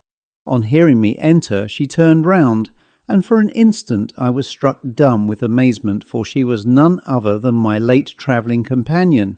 I had never seen Mrs. Vansea, and I at once concluded that this must be she.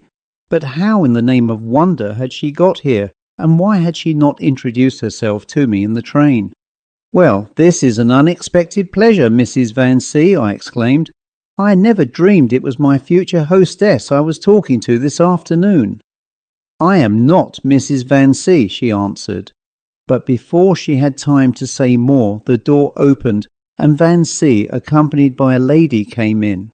He shook hands with me heartily, and introduced the lady with him as his wife, but I was a little surprised to notice that neither of them spoke to my companion. However, I at once concluded that she was some governess or lady companion of Mrs. Vansea, and seeing that they ignored her presence, I decided it might be proper for me to do so also. At this moment dinner was announced, and Vansea asked his wife if she expected Mr. Brixham, to which she replied that she had had a place set for him, but did not know if he would come. "At any rate," she concluded, "we won't wait. Will you take me in, Mr. M?" And as we went into dinner, she explained to me that Mr. Brixham was the clergyman of the parish, and had a standing invitation to dine with them. We entered the dining room, and I saw the table was set for 4 persons.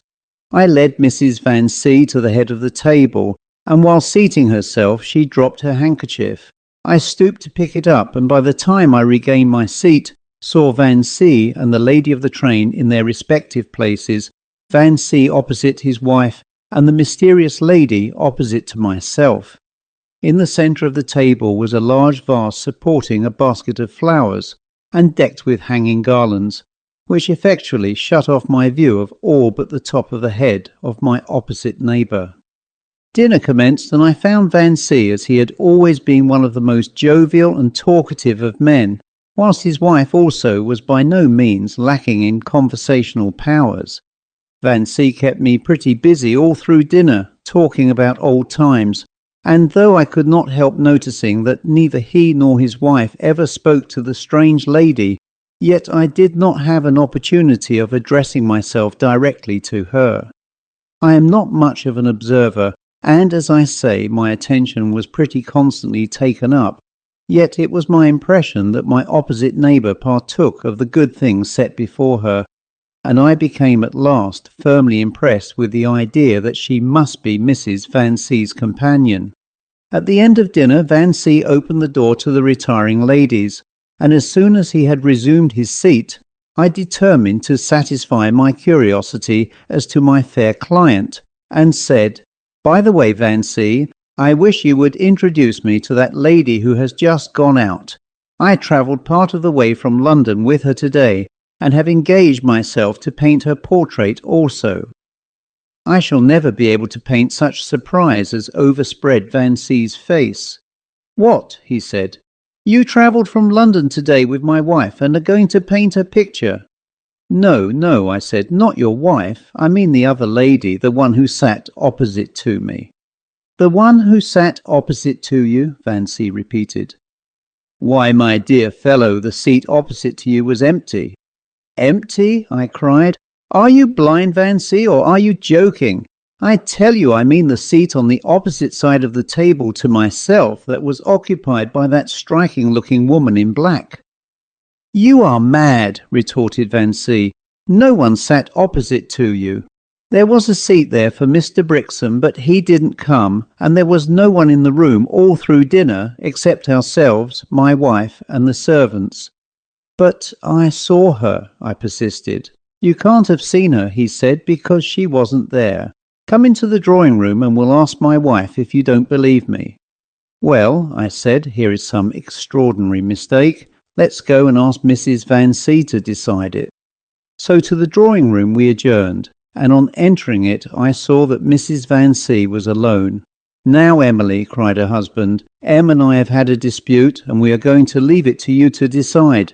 Was there or was there not a handsome lady dressed in black sitting opposite Em at dinner tonight?" "No," answered Mrs. Van C. in surprise. "There was nothing but Mr. Brixham's vacant place." "There, I told you so," cried Van C. "Now, if you like, we'll have the servants up and ask them." "I wish you would, Van C.," I answered. "There's some strange mystery here which I should like to have cleared up."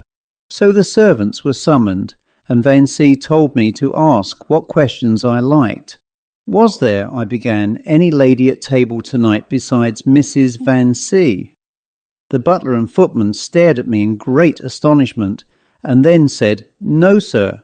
"And there was no one at all opposite to me?" I continued. And the answer again came, "No, sir." "There was a place set?" I queried. "Yes, sir, for Mr. Brixham, but he didn't come, so we took it down," replied the butler. I thanked the men and let them go. I asked Mr. and Mrs. Van C. if a person such as I described had lived in the house at any time, but though I gave a lengthy and I am sure an accurate description, they utterly failed to recognize her. Finding therefore that I had evidently been the subject of some strange hallucination, I determined to endeavour to think no more of it.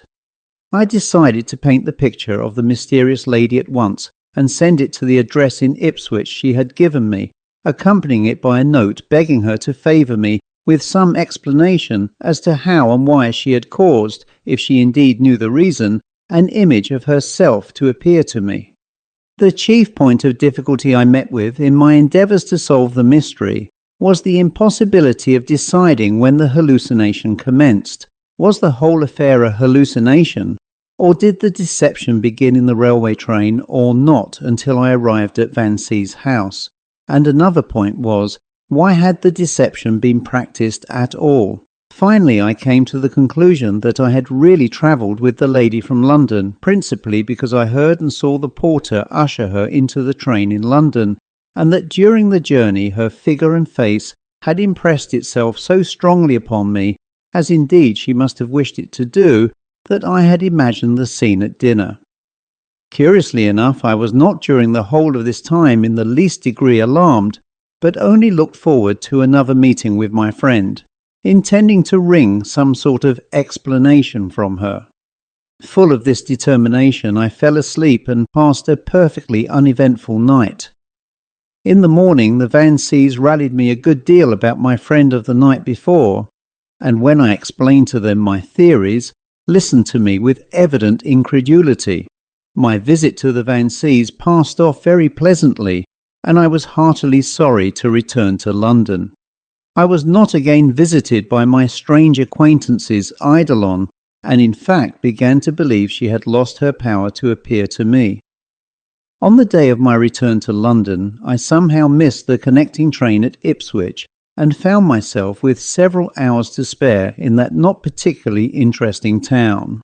But determined to make the best use I could of my time, I took my portfolio of sketches, and with a few pencils strolled forth from the station in quest of some object of interest. These, however, were rare, and I quickly found myself in great danger of boredom when I suddenly remembered that an old friend whom I had lost sight of for many, many years lived in Ipswich, and I at once determined to look him up.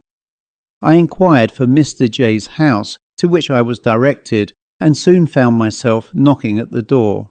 It was opened by a young and rather pretty girl, whose face I somehow seemed to know, though I had never seen her to my knowledge.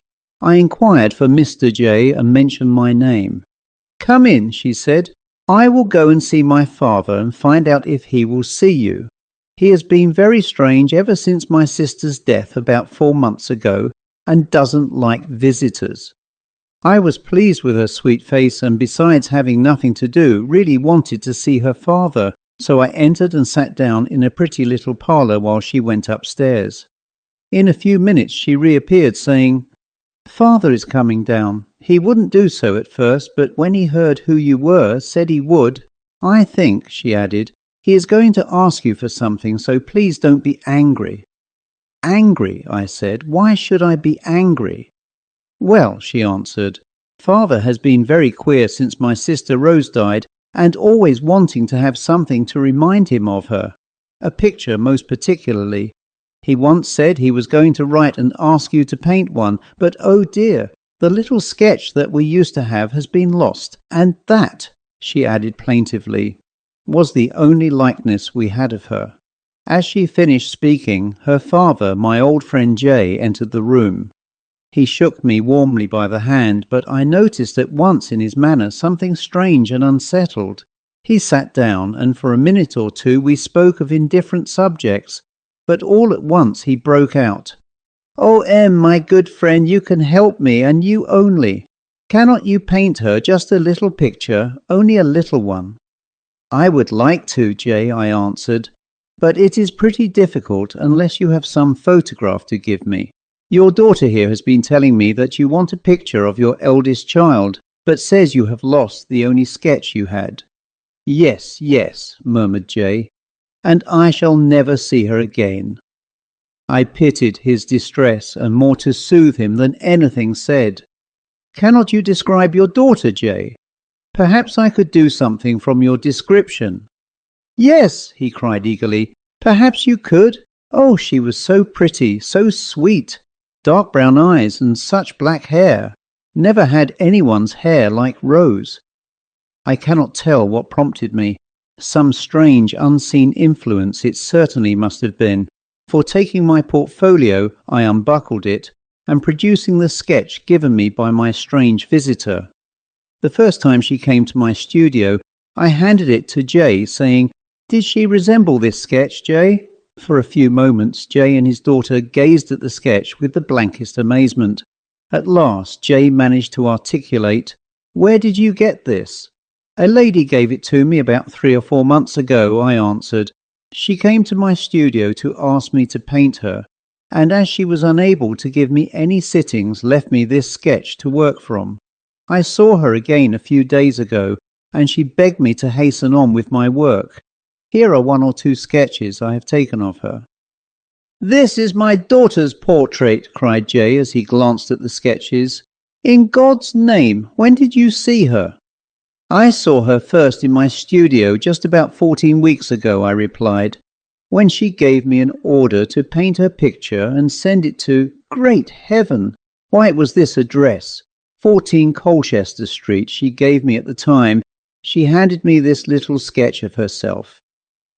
"When did you miss the picture, Alice?" cried her father. "Just 14 weeks ago today," answered Miss J. I was looking through the portfolio and found it was not there." "Great are God's ways," said Jay after a few moments' silence. "My daughter Rose died just 4 months ago. She had long been failing, and it was my special wish that she should have her picture taken. She kept on delaying it till it was too late." My story is now ended, and I will close it as I commenced it by asking whether there is any returning for a specified purpose. Perhaps there may be, perhaps, as in the quaint weird story of Old Lady Mary, there may be a returning of the loved one to wander in silence and unperceived amongst us, bearing as his punishment for some unexpiated fault the bitter grief of seeing those he has loved suffering under unmerited wrong. Perhaps even as this is written and this is read, the spirits of the departed are hovering silent and unseen, near the writer and the reader, perhaps guiding the hand to write and the eye to read, perhaps, unhappy that they be, only conscious of the griefs to fall on the mortals before them, and unable to avert the impending calamities. These things can never be known. Suffice it now to say that the narrator of the above story believed it to be true, and that he actually painted the portrait of the dead Rose J, partly from the little sketch, and partly from the remembrance of her face as he saw it. Herself he never saw more. The mission for which she had been permitted to revisit the earth was accomplished.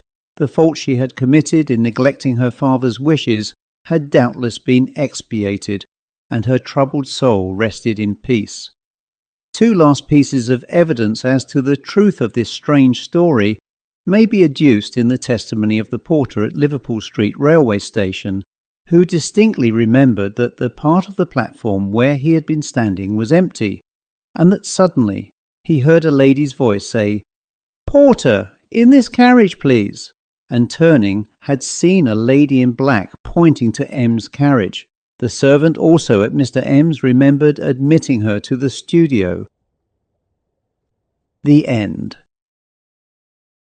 The Downs by Amyas Northcote and read by Christopher Holton. I am venturing to set down the following personal experience, inconclusive as it is, as I feel that it may interest those who have the patience to study the phenomena of the unseen world around us. It was my first experience of a psychical happening, and its events are accordingly indelibly imprinted on my memory. The date was, alas, a good many years ago, when I was still a young man, and was engaged in reading hard for a certain examination. My friend J was in a similar plight to myself, and together we decided to abjure home and London life, and seek a quiet country spot, where we might devote ourselves to our work, amidst pleasant and congenial surroundings. J knew of such a place, a farm belonging to a Mr. Harkness, who was a distant connection of his own by marriage. Mr. Harkness was a childless widower, and lived much to himself at Branksome Farm, attended to only by an elderly housekeeper and 1 or 2 servants. Although he called himself a farmer, and did in fact farm fairly extensively, he was a man of cultivated and even learned tastes, widely read and deeply versed in the history and folklore of his neighbourhood. At the same time, although good-natured, he was the most reserved and taciturn man I had ever met, and appeared to have a positive horror of communicating his very considerable fund of local knowledge to outsiders like ourselves. However, he was glad to welcome us as paying guests for the sake of his relationship to J, and he and his housekeeper certainly took great care to make us comfortable and happy. Branksome Farm is a large old-fashioned house, surrounded by the usual farm buildings, and situated in a valley winding its way among the downs. The situation is beautiful and remote, and it would astonish many of our city dwellers to know that within 2 or 3 hours' railway journey from London, there still are vast stretches of open downland on which one may walk for hours without sight of a human being, and traversed only by winding roads which run from one small town or hamlet to another, linking a few lonely cottages or farms to civilization on their route. Behind the house, Branksome Down, the highest in the neighbourhood, rises steeply, and beyond it at a distance of about 3 miles is Willingbury, the nearest town, whence the railway runs to London. It is necessary to describe the geography of the country between Willingbury and Branksome a little more closely.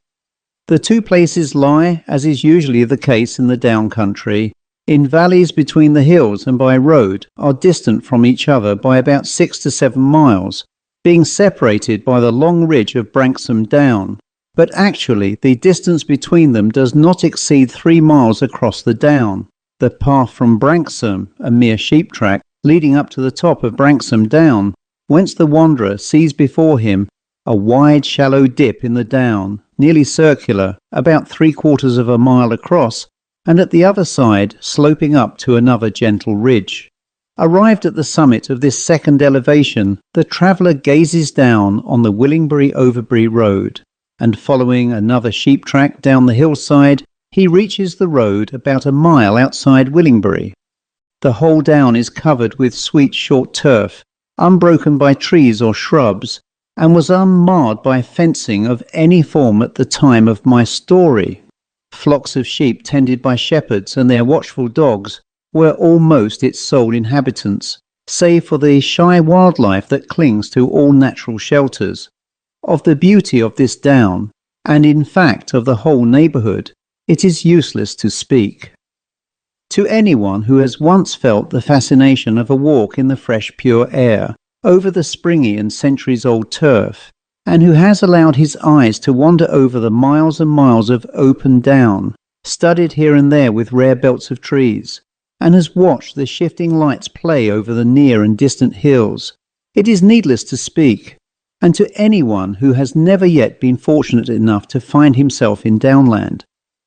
In fine weather one can hardly make its fascination clear in words, and one can only advise him to go and explore its beauties for himself.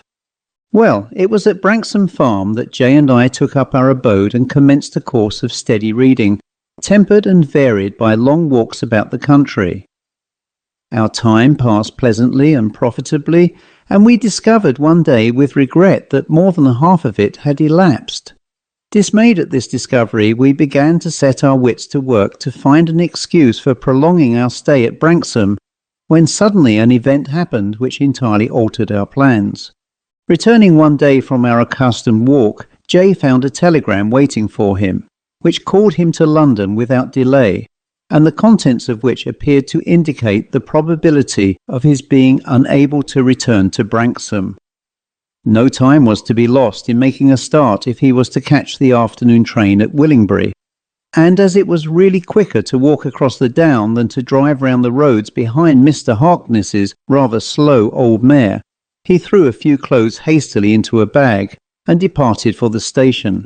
I accompanied him to see him off, and we made the best possible speed to Willingbury.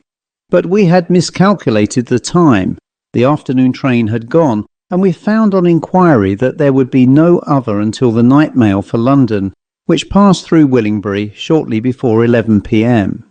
J urged me not to wait for this, but to leave him at the little inn and go back to Branksome before dark, but I was anxious to keep him company and cheer up his rather depressed spirits, so finally we agreed to dine together at the Blue Lion and spend the evening there until the train left. I was perfectly confident in my ability to find my way back over the down to Branksome at night, as the path was very familiar to us, and I expected to be aided by the light of the moon, which would rise about 10 o'clock. In due course the train arrived, and having seen J safely on his way to London, I turned my steps towards the Willingbury-Overbury road and its junction with the Branksome sheep track. It was a little after 11 p.m. when I left Willingbury on my homeward way, and I was disappointed to find that the moon had failed me, being completely hidden behind a thick canopy of cloud. The night was profoundly still, as well as being very dark, but I was confident in my powers of finding my way, and I strode contentedly along the road till I reached the point where it was necessary I should diverge onto the down. I found the commencement of the sheep track without difficulty, as my eyes were now accustomed to the surrounding obscurity, and set myself to climbing the down as quickly as possible. I must make it clear that up to the present time I had been in my usual state of health and spirits, although the latter were somewhat depressed at Jay's sudden departure and the break-up of our pleasant association together. Up to this night also, I had never in the least suspected that I was possessed of any special psychic intelligence. It is true that I had known that I was in the habit of occasionally dreaming very vividly and consecutively, but I had never given this faculty a serious thought, nor, like most young men in the 20s, had I ever given any consideration to psychic matters. It must be remembered also that I am writing of nearly 40 years ago, when an intelligent interest in the potentialities of unseen beings and kindred topics was far less common than it is today. Well, I commenced my ascent of the hill, and I had not gone very far when I became aware of a certain peculiar change taking place in myself. I fear I shall find it very difficult to describe my sensations in a fashion intelligible to those who have never experienced anything similar, whilst to those who have undergone psychic ordeals, my description will probably appear bald and inadequate. I seem to be, in some mysterious fashion, divided into a dual personality. One, the familiar one, was myself, my body, which continued to walk up the sheep track, keenly alive to the need to keep a sharp lookout against losing my way or stumbling over some obstruction. This personality also felt loneliness and a certain degree of nervousness. The darkness, silence, and immensity of the empty country around me were oppressive. I feared something, I was not quite sure what, and I anxiously wished I was at the end of my journey with the farm lights shining out to welcome me. My other personality was more vague and ill-defined. It seemed to be separated from my body and outer consciousness, and floating in a region where there was neither space nor time. It seemed to be aware of another world, a world surrounding and intermingling with this one, in which all that is or was or will be was but one moment, and in which all places near or far, the down and the remotest of the invisible stars, were but one spot. All was instantaneous, and all was eternal. I am not clear how long this mood lasted, but it was probably only a few minutes before my earthly self was brought, or appeared to be brought, into entire control of my personality by a sudden shock. As I walked, I became aware that I was not alone. There was a man moving parallel with me on my right at the distance of some 4 or 5 yards. So suddenly and so silently had he appeared that he seemed to have risen from the earth. He was walking quite quietly at my own pace abreast of me, but apparently taking no notice of me, and I observed that his footsteps made no sound on the soft turf. The dim light made it difficult to see him at all distinctly, but he was evidently a tall, powerfully built fellow, dressed in a long cloak which, partly covering his face, fell nearly to his feet. On his head he wore a queer-shaped 3-cornered hat, and in his hand he carried what appeared to be a short, heavy bludgeon. I was greatly startled. I am a small and by no means robust man, and the apparition of this odd-looking stranger on these lonely downs was disquieting. What did he want? Had he followed me down the road from Willingbury? And if so, for what purpose? However, I decided it was best not to appear alarmed, and after taking another glance at the man, I wished him good evening. He took not the faintest notice of my salutation, which he appeared not even to have heard, but continued to advance up the hill by my side in dead silence. After a few moments I spoke again, and this time my voice sounded strange in my own ear, as if it had not come from my lips, but from somewhere far away. "A dark night," I said, and now he answered. In a low, measured voice, but one in which there sounded a note of hopelessness and misery, he said, "It is dark to you, it is darker for me." I scarcely knew what to reply, but I felt that my courage was at an ebb, and that I must maintain it by endeavouring to keep up a conversation, difficult though this might prove. Accordingly I went on. "This is a strange place to walk in at night. Have you far to go?" He did not turn his head or look at me. "Your way is short and easy, but mine is long and hard." "How long, O Lord, how long?" he cried. As he uttered the last words, his voice rose to a cry, and he tossed his arms above his head, letting them fall to his side with a gesture of despair. We had now almost reached the top of the down, and as we neared the summit, I became aware that the wind was rising. At the moment, we were sheltered from it by the brow of the hill, but I could hear its distant roaring, and as we reached the summit, it broke upon us with a rush. With it and mingled in its sounds came other sounds, the sounds of human voices, of many voices, in many keys. There were sounds of wailing, shouting, chanting, sobbing, and even at times of laughter. The great shallow bowl of Branksome Down was alive with sounds. I could see nothing save my strange companion, who continued to move steadily forward, and I, dreading his company, and yet dreading even more to be left alone, accompanied him.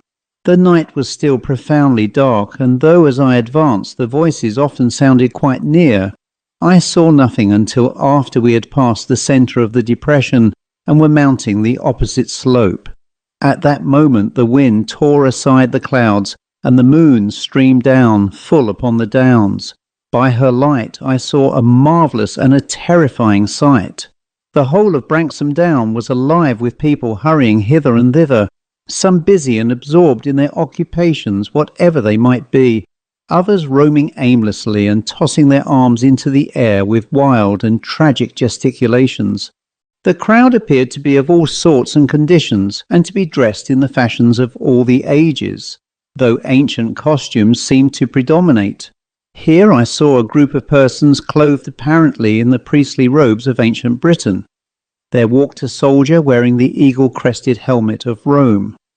Other groups there were in dresses of a later date, the steel-clad knight of the Middle Ages, the picturesque dress and flowing hair of a cavalier of the 17th century. But it was impossible to fix the shifting crowd. As I gazed, absorbed at one figure, it melted and was gone, and another took its place, to fade likewise as I watched. My companion paid no heed to the throng. Steadily he passed on towards the crest of the hill, at intervals raising his arms and letting them fall with his old gesture of despair, and uttering at the same time his mournful cry of, "How long, how long?" We passed onward and upward and reached the top of the down, my companion now a few yards in front of me. As he reached the crest of the hill, he stopped, and lifting his arms above his head, stood motionless. Suddenly he wavered, his figure expanded, its lines became vague and blurred against the background, and it faded and was gone. As it vanished, the wind dropped suddenly, the sound of human voices ceased, and gazing around me, I saw the plain bare and still in the moonlight. I was now at the top of the hill, and looking downwards, I saw a light burning in a window of Branksome Farm. I stumbled down the hill in haste, and as I approached the house, I saw Mr. Harkness standing at the open door. He looked at me strangely as I entered. "Have you come across Branksome Down tonight?" he exclaimed. "Tonight of all the nights in the year?" "Yes," I replied. "I should have warned you," he said, "but I expected you back before dark. Branksome Down is an ill place tonight, and men have vanished upon it before now, and never been heard of again. No shepherd will set foot upon it tonight, for this is the night in the year when, folk say, all those that ever died violent deaths upon the downs come back to seek their lost rest." The end.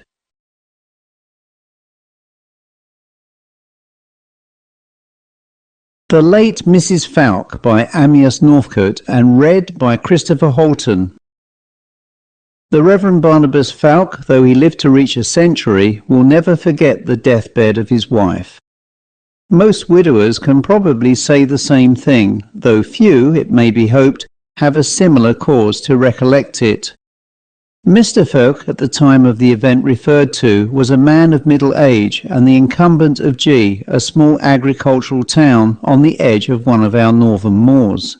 He was a hard-working, honest parson, of no great strength of character and of no particular ability, nor had he had any special experience with the more subtle side of life. He had been educated at a good second-class public school and a small Oxford college, whence he had gone in due course to take up a curacy in one of our lesser manufacturing towns. After serving some years in this capacity, he had been promoted on the death of the vicar to take charge of the living, in which position he had remained till a few weeks before his marriage to Stella Farnley, at whose instigation he had exchanged his town living at R for the country one at G, which he still occupied at the time of this story. The reverend gentleman's history is thus commonplace and uninteresting, as I fear are the histories of many of our clergy, which it resembled, save that, unlike most of his cloth, he had remained unmarried till he fell a victim at the age of 40 to the charms of Miss Stella Farnley. This lady requires a closer study. She was the only child of a certain Mr. Farnley, who for many years was a merchant of and acted as British consul in Z, a town in Hungary where by hard work and close attention to business he amassed a fair-sized fortune. Somewhat late in life he had met a beautiful and attractive woman whose nationality even was uncertain, but who boasted of a considerable admixture of gypsy blood in her veins. Exactly who she was or where she came from is at this distance of time impossible to ascertain. At the time she met Mr. Farnley she was giving music lessons by which she gained a small pittance, and her marriage to the well-to-do English merchant is a very fortunate event for her. However, her married life did not last long, for Mr. Farnley died very suddenly within 6 months of the wedding day, leaving his widow his sole executrix and legatee. It is not known whether Mrs. Farnley had any relatives. If she had, she never kept up any connection with them, and after her husband's death she acquired a small and lonely estate on the banks of the river Theiss, and removed thither to dwell in complete retirement. Here in due course Stella was born, and here the child lived with her mother until about the age of 25, when Mrs. Farnley died, leaving her fortune entirely to the girl.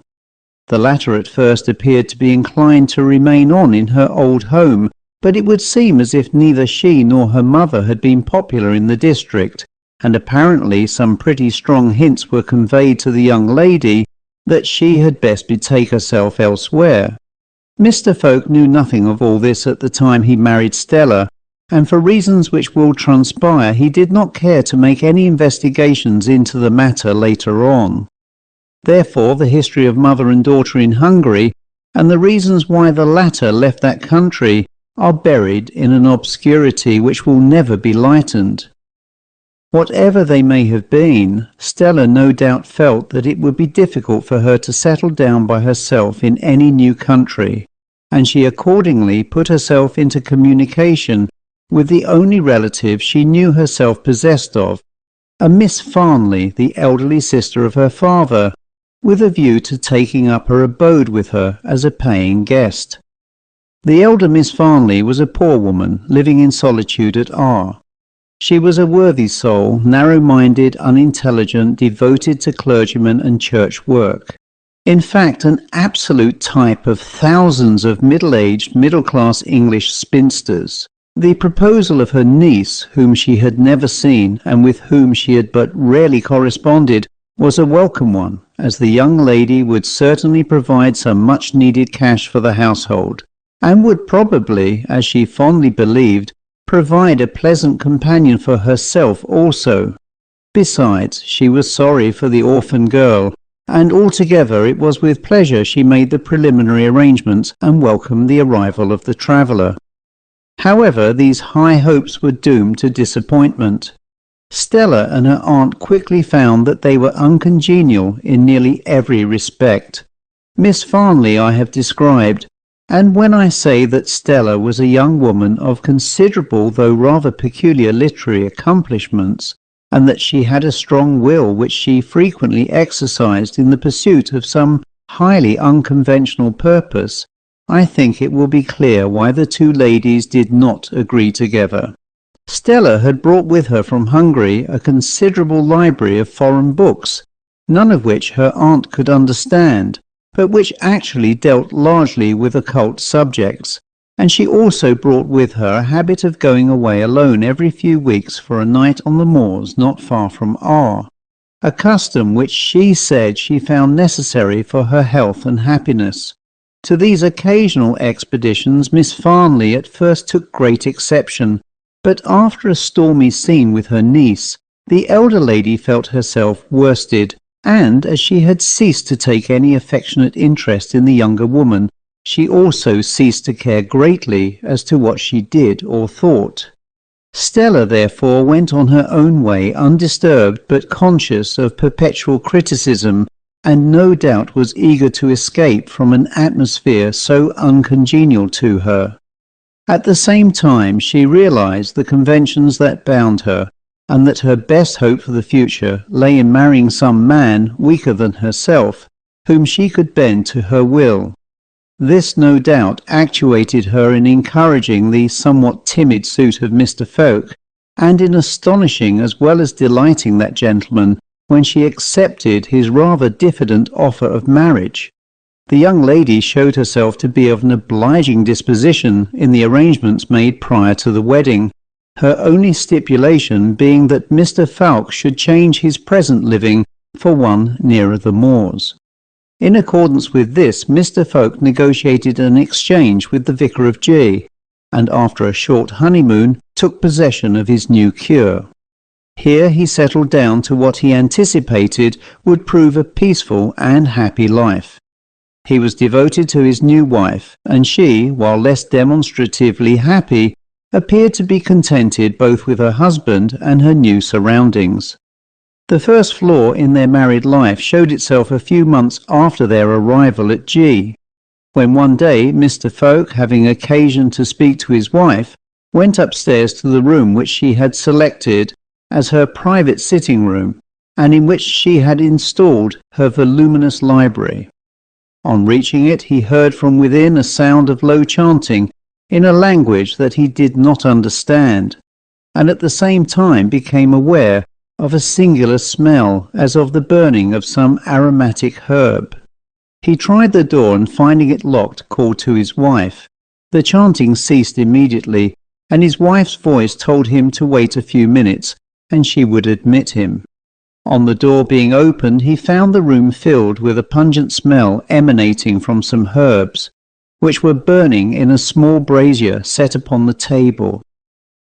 "Whatever are you doing, my dear?" he asked. Stella replied that she was suffering from a severe headache which she was trying to cure by inhaling the smoke. It was a Hungarian remedy, she added, but she did not explain the singing.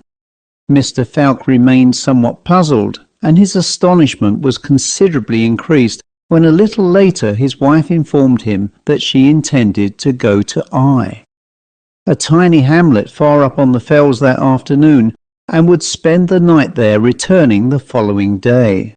It was the first time that Mr. FOWKE had heard of Stella's solitary visits to the moorland, and he not unnaturally sought an explanation of them, which his wife refused to give in any greater detail than the mere statement that she had for long been accustomed to make these periodical trips into solitude. He asked to be allowed to accompany her, but she positively refused to permit this, and it was with a heavy and worried heart that he watched her leave the house later in the day. The following afternoon she returned, tired and with muddy clothes, but seeming exhilarated by her expedition. She refused all information about it, save that during these trips she was in the habit of staying at the Three Magpies, a small inn at I, and making thence expeditions on the higher fells. With this slender explanation, Mr. FOWKE had to be satisfied. A few weeks passed, when again one day Mr. FOWKE detected the odour of burning herbs, and again learnt that his wife was on the point of starting for I. She again declined his proffered company, and left the house as before. Mr. FOWKE had never been to I, which is a remote hamlet not distant as far as mileage is concerned from G, but only approachable by a branch line of railway with an infrequent service of trains. He was, however, acquainted with its vicar, to whom he presently wrote to inquire as to the standing of the Three Magpies, since he was not overpleased that his wife, a foreigner ignorant of our ways, should elect to stay alone at an absolutely unknown inn. The reply he received was not at all reassuring, for the Vicar of Eye wrote that the Three Magpies was a public house of poor repute, kept by an old couple of more than doubtful respectability. This letter decided Mr. Fowke, and when, for the third time, his wife announced her intention of proceeding to Eye, and for the third time refused his company, he determined to follow her there secretly and observe her movements and surroundings. It was not difficult for him to arrange to do this, since he could easily reach Eye on his motorcycle long before her slow train could land her there, even if he did not start until after she had left the parsonage. He carried out his programme and, in due course, reached Eye and made his way to the Three Magpies. Here he found that the old man was very nearly bedridden and quite senile, whilst his wife regarded her clerical visitor with almost open hostility. However, the gift of a sovereign and the promise of another effected a great change and unlocked the old woman's tongue, so that she poured forth volubly all she knew. Yes, she knew the lady quite well. She had been in the habit of coming to Eye once every few weeks for a long time. No, she always came alone and had never spoken to anyone except herself to her knowledge. What does she do? Oh, she always goes straight up to her room and shuts herself in. Then she sings to herself something I cannot make out, and burns something that smells sweet and strong. Then, about dark, like sometimes sooner, sometimes later, she comes down and goes out towards the fells. Have you ever followed her? No, never, nor anybody else as I know of. A shepherd once saw her walking all alone in a wild part of the moor, but he did not follow her or speak to her. How long is she out? Well, that depends, but generally till near morning. She takes the key of the house with her and lets herself in, but I hear her come in once in a while. What does she do then? Why, goes up to her room and stays there quietly and has breakfast and then goes to the train. This was about all that Mr. Fowke could find out, except the curious detail that his wife never wore a hat on her nocturnal rambles, but went draped in a hooded grey cloak. By the time this catechism was finished, it was nearly time for Mrs. Fowke to arrive, and the Reverend Barnabas accordingly ensconced himself in a room into which he was ushered by the old woman, which commanded the front door of the inn. In a short time he saw his wife arrive. After exchanging a few words with the old woman, she went upstairs, and husband and wife remained in their respective seclusions till dusk fell. Then Mr. Fowke heard Stella descending the stairs, and in a few moments he saw her emerge from the house clad, as described, in a long hooded grey cloak, and walking swiftly and resolutely. Giving her a short start, he followed, and as he left the inn, the well-known smell of burning aromatic herbs was in his nostrils. His wife was by now a few hundred yards away, and had nearly cleared the little hamlet, heading for the open moor. As she proceeded, a singular episode occurred. Mr. Fowke thought little of it at the time, but much later. A sheepdog was lying asleep by the roadside, and as Mrs. Fowke drew near, it suddenly started up, and with back upraised and tail depressed, uttered a melancholy howl and darted through the hedge. Mrs. Fowke paid not the least attention to the dog, but pursued her way steadily through the rapidly falling dusk. Her husband followed as steadily, and thus for a long time they wound their way upwards towards the loneliest and wildest part of the fells. It was by now night, but the moon had risen and flooded the landscape with her rays. The couple, one about 200 yards behind the other, were now mounting the side of a steep hill, and hitherto Mr. Fowke had remained in the pleasant belief that his presence was unsuspected by his wife. He was to be undeceived. The lady passed round a corner of the hill, thereby disappearing from sight. Mr. Fowke hastened after her, and on passing the corner in his turn, found himself confronted by his wife, who stood watching for his appearance with a sarcastic smile. She greeted him, "Well, Mr. Spy, are you very much puzzled?" He remained silent, dumb with astonishment and chagrin, and she went on, "I have been wondering what to do with you ever since you left home, but I have decided at last. You shall see all there is to see. I don't think you can do any harm, and you may be useful by and by. Follow me."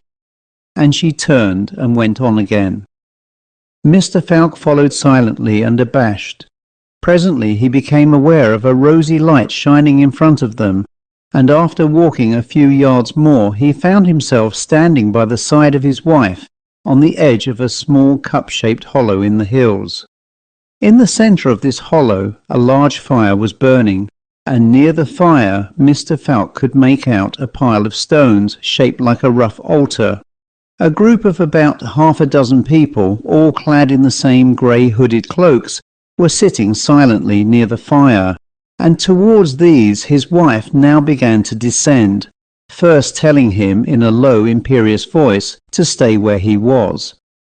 As Stella advanced down the declivity, the group by the fire became aware of her approach, and rising moved to meet her with gestures of greeting and respect. Stella passed through them, haughtily returning their salutations, and slowly ascending the stone altar, seated herself on a rock near its summit. As soon as she had taken up a position, she gave a signal, and the others forming round the fire commenced a slow and stately dance to the accompaniment of their own low chanting. Mr. Fowke watched absorbed.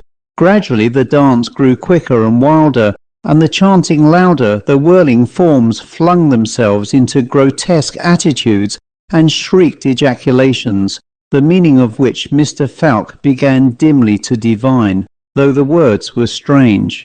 Suddenly they were silent and still, and at the same moment Stella rose from her seat, and throwing back her hood and turning towards the summit of the altar, began in her turn to take up the chant.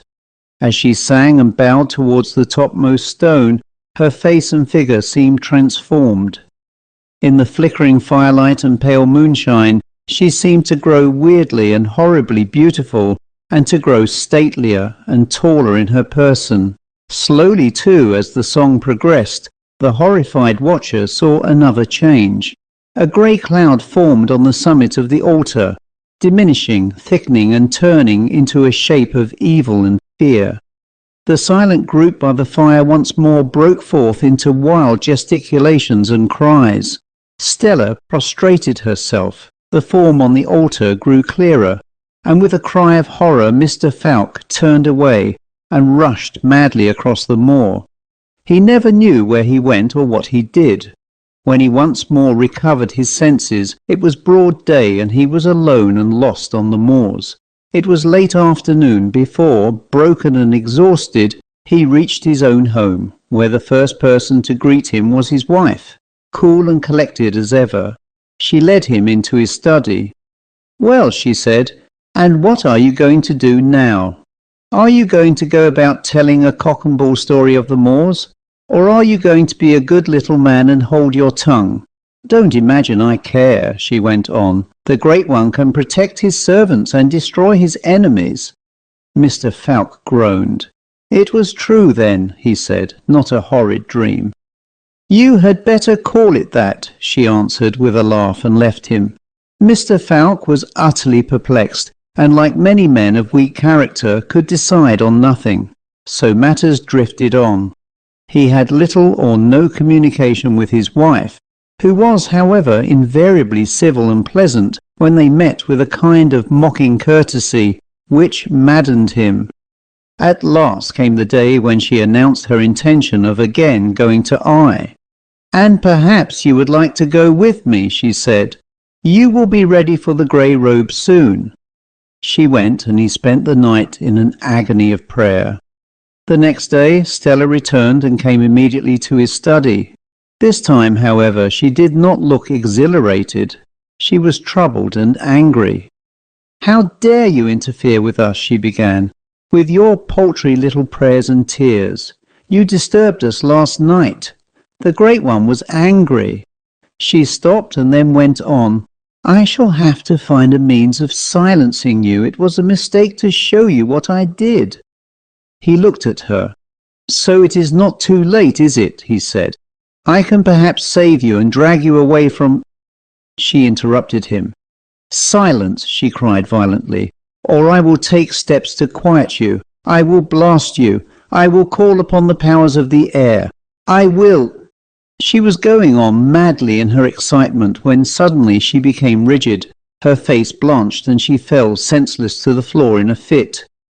Mr. FOWKE raised the prostrate body, laid it on a sofa and summoned help. The unfortunate woman was carried to her bedroom, still unconscious, and the doctor sent for.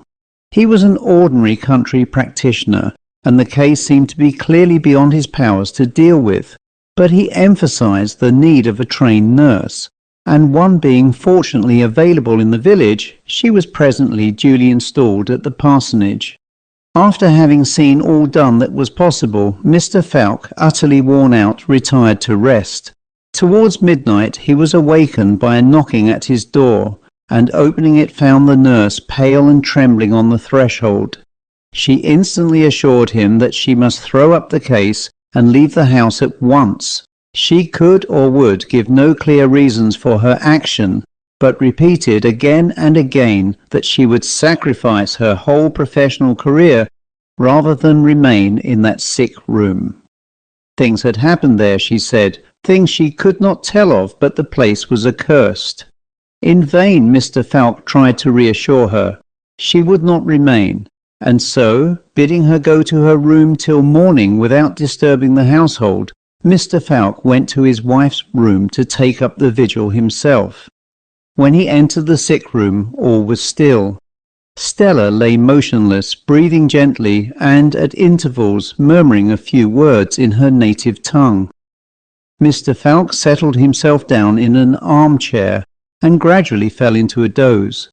He woke suddenly as the clock struck 3 and glanced around him. The lamp had burnt low, and the room was very cold. His wife still lay quietly in her bed, muttering softly to herself, but as Mr. FOWKE watched her by the dim light, he fancied he noticed a horrible change in her. Gone were the full rounded outlines of a woman's form. The figure on the bed had become angular and misshaped. Her hand and arm, which lay outside the coverlet, were also changed and looked like a claw. Her face too was changing. As he watched, her beauty faded, the features altered, they ran together, became distorted, misplaced, and with a shudder he found himself gazing on the lineaments of an unknown, hideous beast. Paralyzed with horror, he could not stir. All at once there was a movement. The figure on the bed shivered violently, lifted itself up, and sat gazing out beyond the foot of the bed. Mr. FOWKE followed the direction of its eyes and saw, growing up slowly at the end of the room, a grey, shapeless form, of which the burning eyes alone were distinct. The creature on the bed moved, and slipping back the bedclothes, stepped suddenly to the floor. Mr. FOWKE saw that the lower limbs, and in fact every part of it save the face that he could see, were covered with a thick grey fur. It moved again and passed swiftly across the room towards the grim shape in the corner. He heard its hooves tap on the bare floor as it passed. It reached the motionless watcher, whose eyes seemed to blaze as it approached, and with a swift movement the two forms met, intermingled, and Mr. FOWKE could bear no more. He fainted. It was daylight when he regained his senses.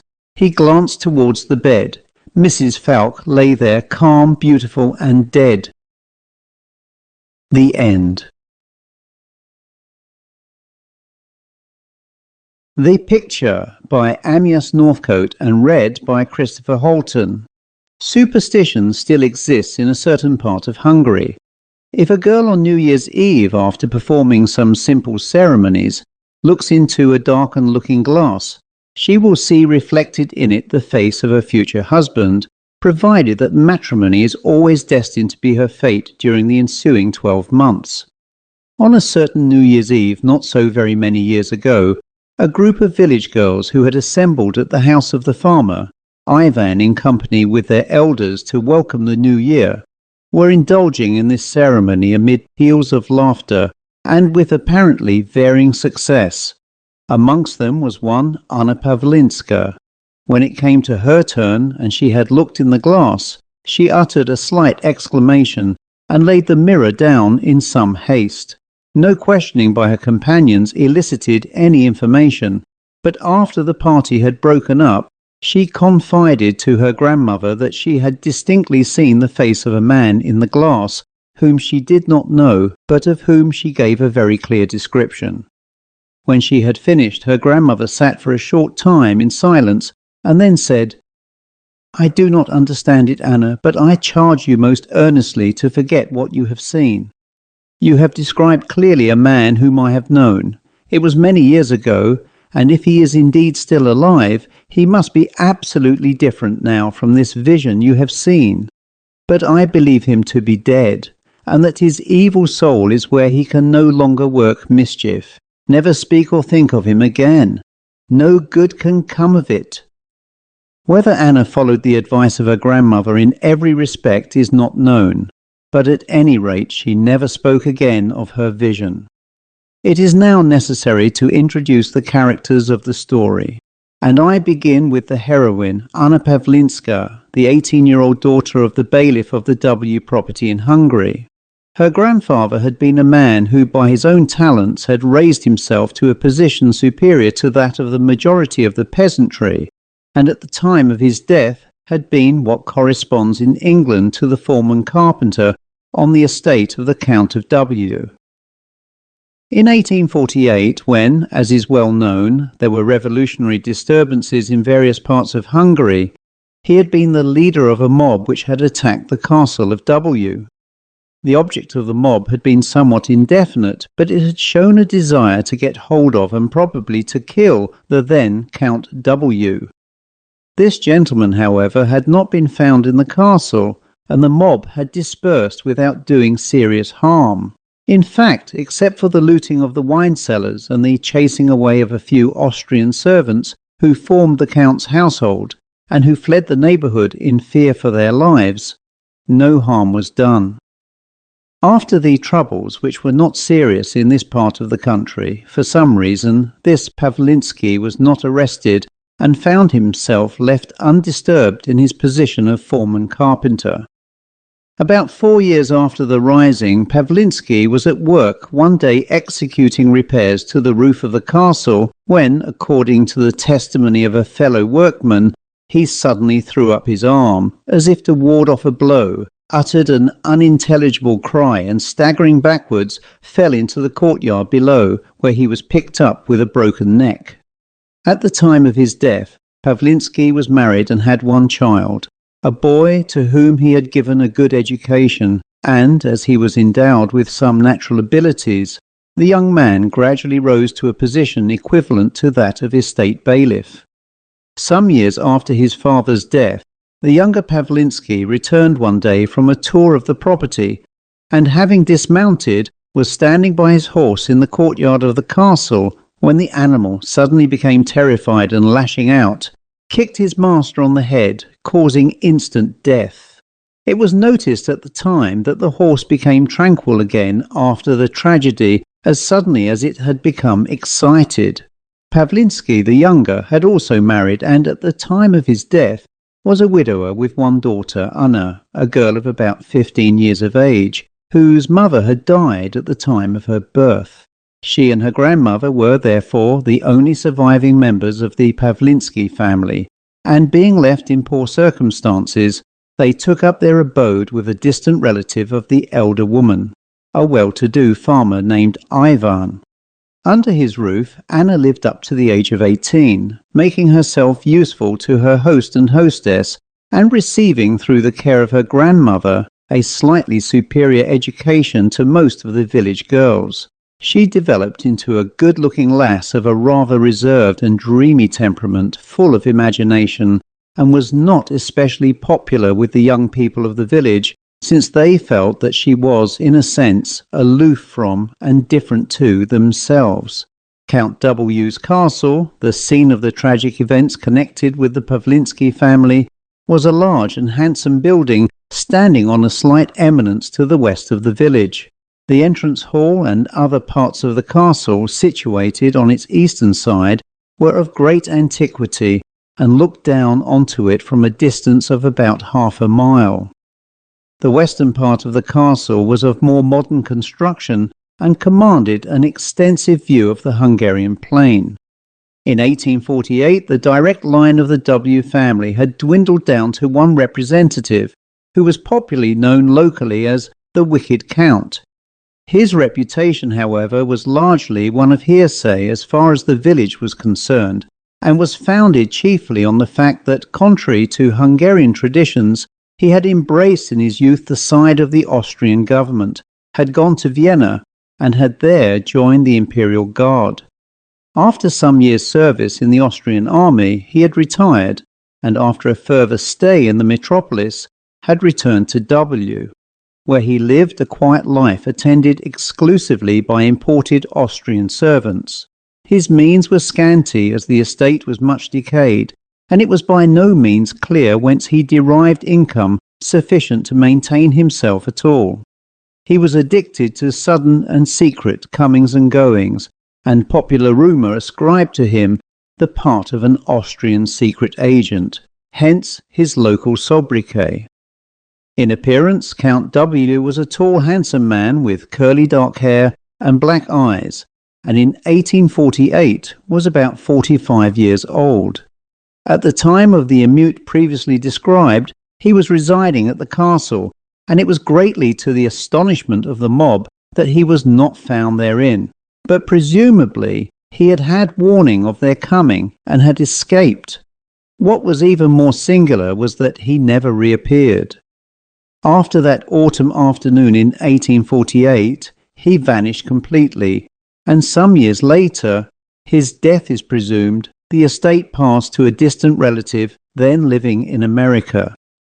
This gentleman did not care to leave his American interests in order to take possession of a practically bankrupt estate, and accordingly selected a firm of agents in Budapest to take charge of his affairs, closed up the castle and caused caretakers to be established therein, pending the date when he might wish actually to reside in his Hungarian home. Such was the position of the castle of W at the date of the opening of the story. 2 or 3 months had elapsed since the scene first described, when one day old Michael, the custodian of the castle, hobbled down to Ivan's home, which stood at the entrance to the village, in considerable distress. He himself had long been crippled with rheumatism, and the bulk of the work at the castle had been performed by his old wife. He now came to explain that she had fallen down and injured her hip, and that he was anxious to obtain the help of one of the village girls to look after his wife and to do what was necessary at the castle. After some talk, it was arranged that Anna should go to the help of Michael and his wife, and it was not long before she found herself installed in her new work. At first it was expected that the old woman would soon recover, but she did not do so, and Anna quickly became so indispensable that at the next visit of the Budapest agent, Michael pleaded for her permanent appointment. This was arranged without undue difficulty. Anna now became a regular resident of the castle and found plenty to occupy her in looking after the old couple and in doing a certain amount of airing and cleaning in its closed-up rooms. She also began for the first time to keep a diary of her daily life, and it is upon this diary that we depend on for the next portion of the story. Matters appear to have gone on quite uneventfully until midsummer, when on the eve of the feast of St John, Anna found herself engaged in cleaning in the West Gallery, a long and noble apartment in the newer part of the castle. She had actually finished her day's work, and before going downstairs was standing by the last open window, leaning against the framework and gazing dreamily out over the low Hungarian plain towards the setting sun. All was absolutely still, No air was stirring, and the only sounds audible were the noises of a distant farmyard. She was about to close the window and leave the gallery when she was startled by hearing a low sigh behind her, followed by a gentle rustle. She turned hastily to see nothing to account for the sigh, but the rustle was easily explained by the slipping off of the covering of one of the pictures behind her. The rays of the setting sun shone full upon it and showed it to be the portrait of a tall, dark, handsome man of about 40 years of age, clothed in the fashion of some 35 years previously. In an instant Anna recognized the picture as being that of the visionary being she had seen in the looking-glass, of which the memory had never left her. Wrapped in astonishment, Anna moved nearer the picture and saw by the legend on the frame that it was the portrait of the so-called wicked Count W, who had vanished mysteriously so many years ago. She gazed fixedly at the picture, and as the declining beams of the sun shed their last glory upon it, it seemed to her that human intelligence showed itself in its painted lines. Its features seemed to become endued with life and to smile upon her. As she stood before it, an awful sense of an unfolding mystery took possession of her. She was filled with joy at the manifestation vouchsafed to her. She was filled with fear of the uncanny, of the unknown future that was spreading itself before her. At that moment she heard Michael's voice calling from below, and hastily shutting the window, she ran downstairs. Neither then nor at any subsequent time did she speak of her experience either to Michael or to her grandmother, nor did she follow her general household instructions and replace the covering on the picture, which gradually came to exercise an extraordinary fascination upon her. It became a habit to spend long hours gazing at and, as she imagined, communing with it. In fact, her diary is filled to a large extent with her accounts of mystic correspondence with her painting lover, for into such she gradually transformed the picture. Time went on until one afternoon in September, when old Michael once more came down to Ivan's home in as great trouble as before, this time to report the disappearance of Anna. It appeared from his story that her work that day had consisted in cleaning out a room known as the Countess's boudoir, which adjoined the West Gallery. The last time she was seen was at about 3:30, when she had come downstairs in search of some article needed for her work. She was then in her usual health and spirits, and having found what she sought, had returned to her work.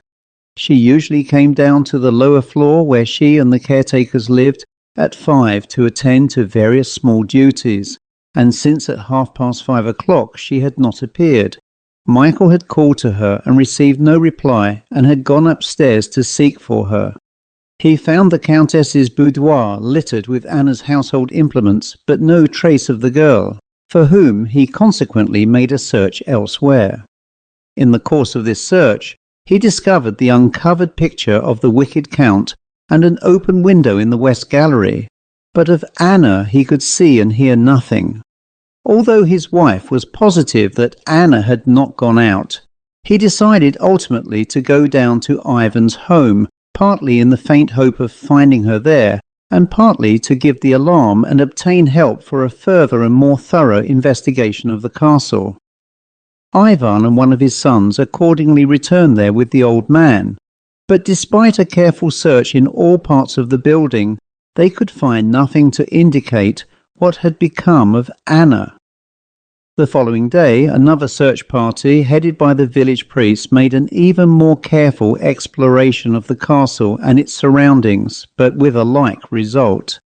Anna had vanished as mysteriously as the Count, and like him, she never reappeared. The affair created a village sensation, but was forgotten, save by a few, after the lapse of some years. Some 8 years after the disappearance of Anna, the then owner of the property wrote to his Budapest agents that, having made a fortune sufficient for his needs, he intended to leave America and take up his abode at W. He gave instructions that the castle should be put in repair and modern conveniences installed. A firm of Budapest builders was employed for the purpose, and in the course of their work the following curious discoveries were made. In the eastern or older part of the castle was situated the great entrance hall panelled with magnificent old oak. It was necessary to remove part of this panelling temporarily, and the workmen engaged on the task discovered close to the entrance to the castle a movable panel in the woodwork, which formed the outside of a strong secret door. This door opened onto a short passage leading into a tiny but lofty room, lighted and aired by a narrow slit in the stonework above the main entrance.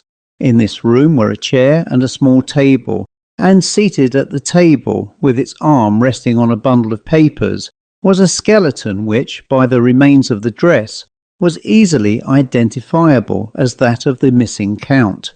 The papers proved that he had been in the secret employ of the Austrian police, and it seems clear that on learning of the approach of the mob, he had fled for safety to this hiding place, taking the papers with him. It was noted, however, that the spring opening the door from within was broken, and it was therefore evident that once the Count had entered the passage and closed the door, he was a prisoner.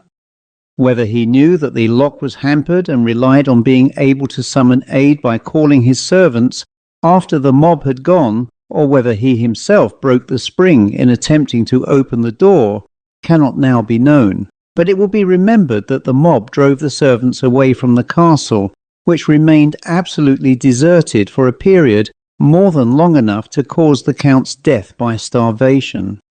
He had evidently met his fate with resignation and had died in his chair with his arm on his papers.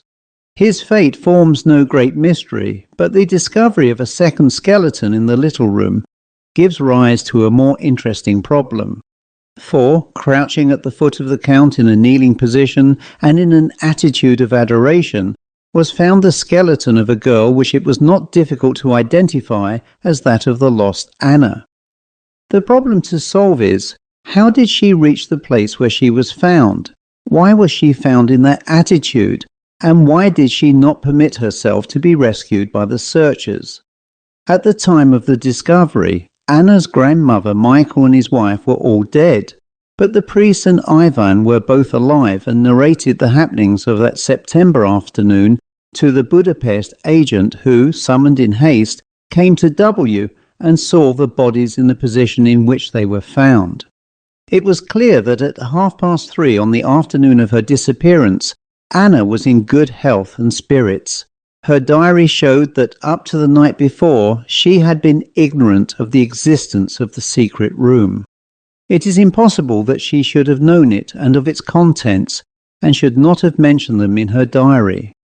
As she did not come down to the kitchen at 5 o'clock, it must be assumed that at some time between 3:30 and 5 o'clock, something occurred which caused her to leave her work in one part of the castle, go to another part, discover a secret room, and voluntarily shut herself up in it.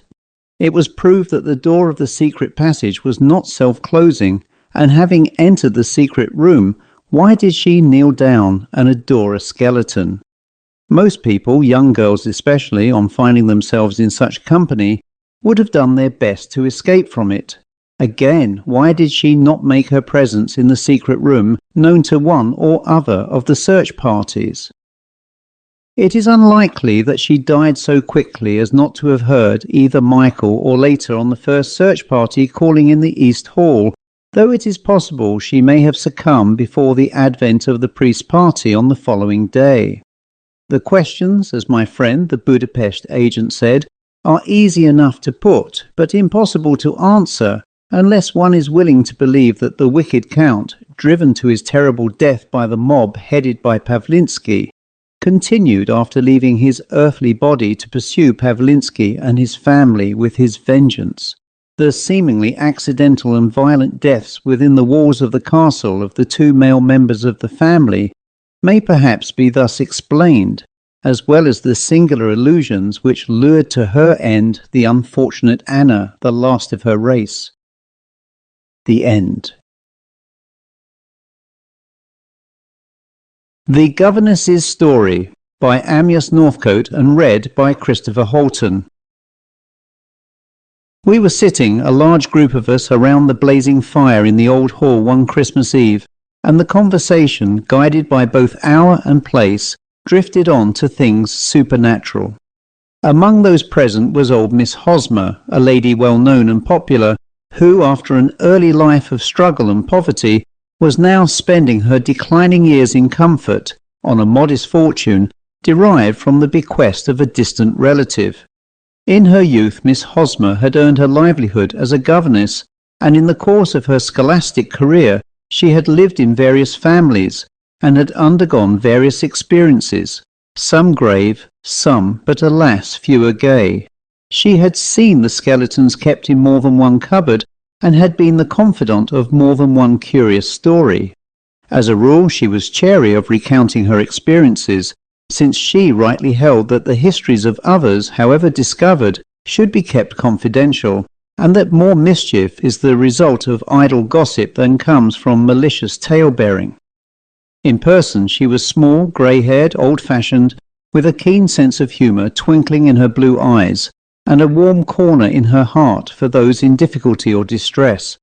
During the early part of our talk she had remained silent, listening with a queer expression of detachment to the various stories that circulated round the circle, and contributing nothing to them, till directly appealed to by Mrs. Leveson, one of her former and well-loved pupils.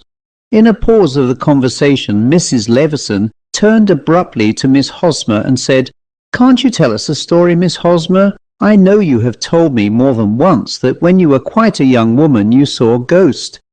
"No, my dear," answered Miss Hosmer, "I never told you that. I never saw a ghost in all my life." "But surely you had some queer experience of that nature, didn't you?" returned Mrs. Leveson. "Well," said the other, "I did once have an adventure of the sort you mention. I don't often speak of it nowadays, and I try to think of it as little as I can." "Why?" I interrupted. "Is it anything so very dreadful?" "No," said Miss Hosmer slowly. "It was not really dreadful, but it was very, very sad, and I feel, perhaps, that I should be doing harm and causing pain to perfectly innocent people by repeating it." "But not if you conceal the names and places," answered Mr. Davies, the barrister. "And now you have roused our curiosity so much, surely you will gratify it and tell us the story." Miss Hosmer hesitated for a few minutes and then replied, "Well, perhaps you are right, and in any case I hope and believe that I can so conceal identities that none of you will know of whom I am speaking. But I beg," she went on, "that if any of you do guess, you will keep your guesses to yourselves. Two of the people implicated are alive today, and I would not for the world that either of them should have the slightest inkling of what happened in their family when they were little children." We promised as she desired, and Miss Hosmer began, "What I am going to tell you is an experience that I actually underwent many years ago when I was quite a girl, and had only recently taken up governessing as a means of earning my daily bread.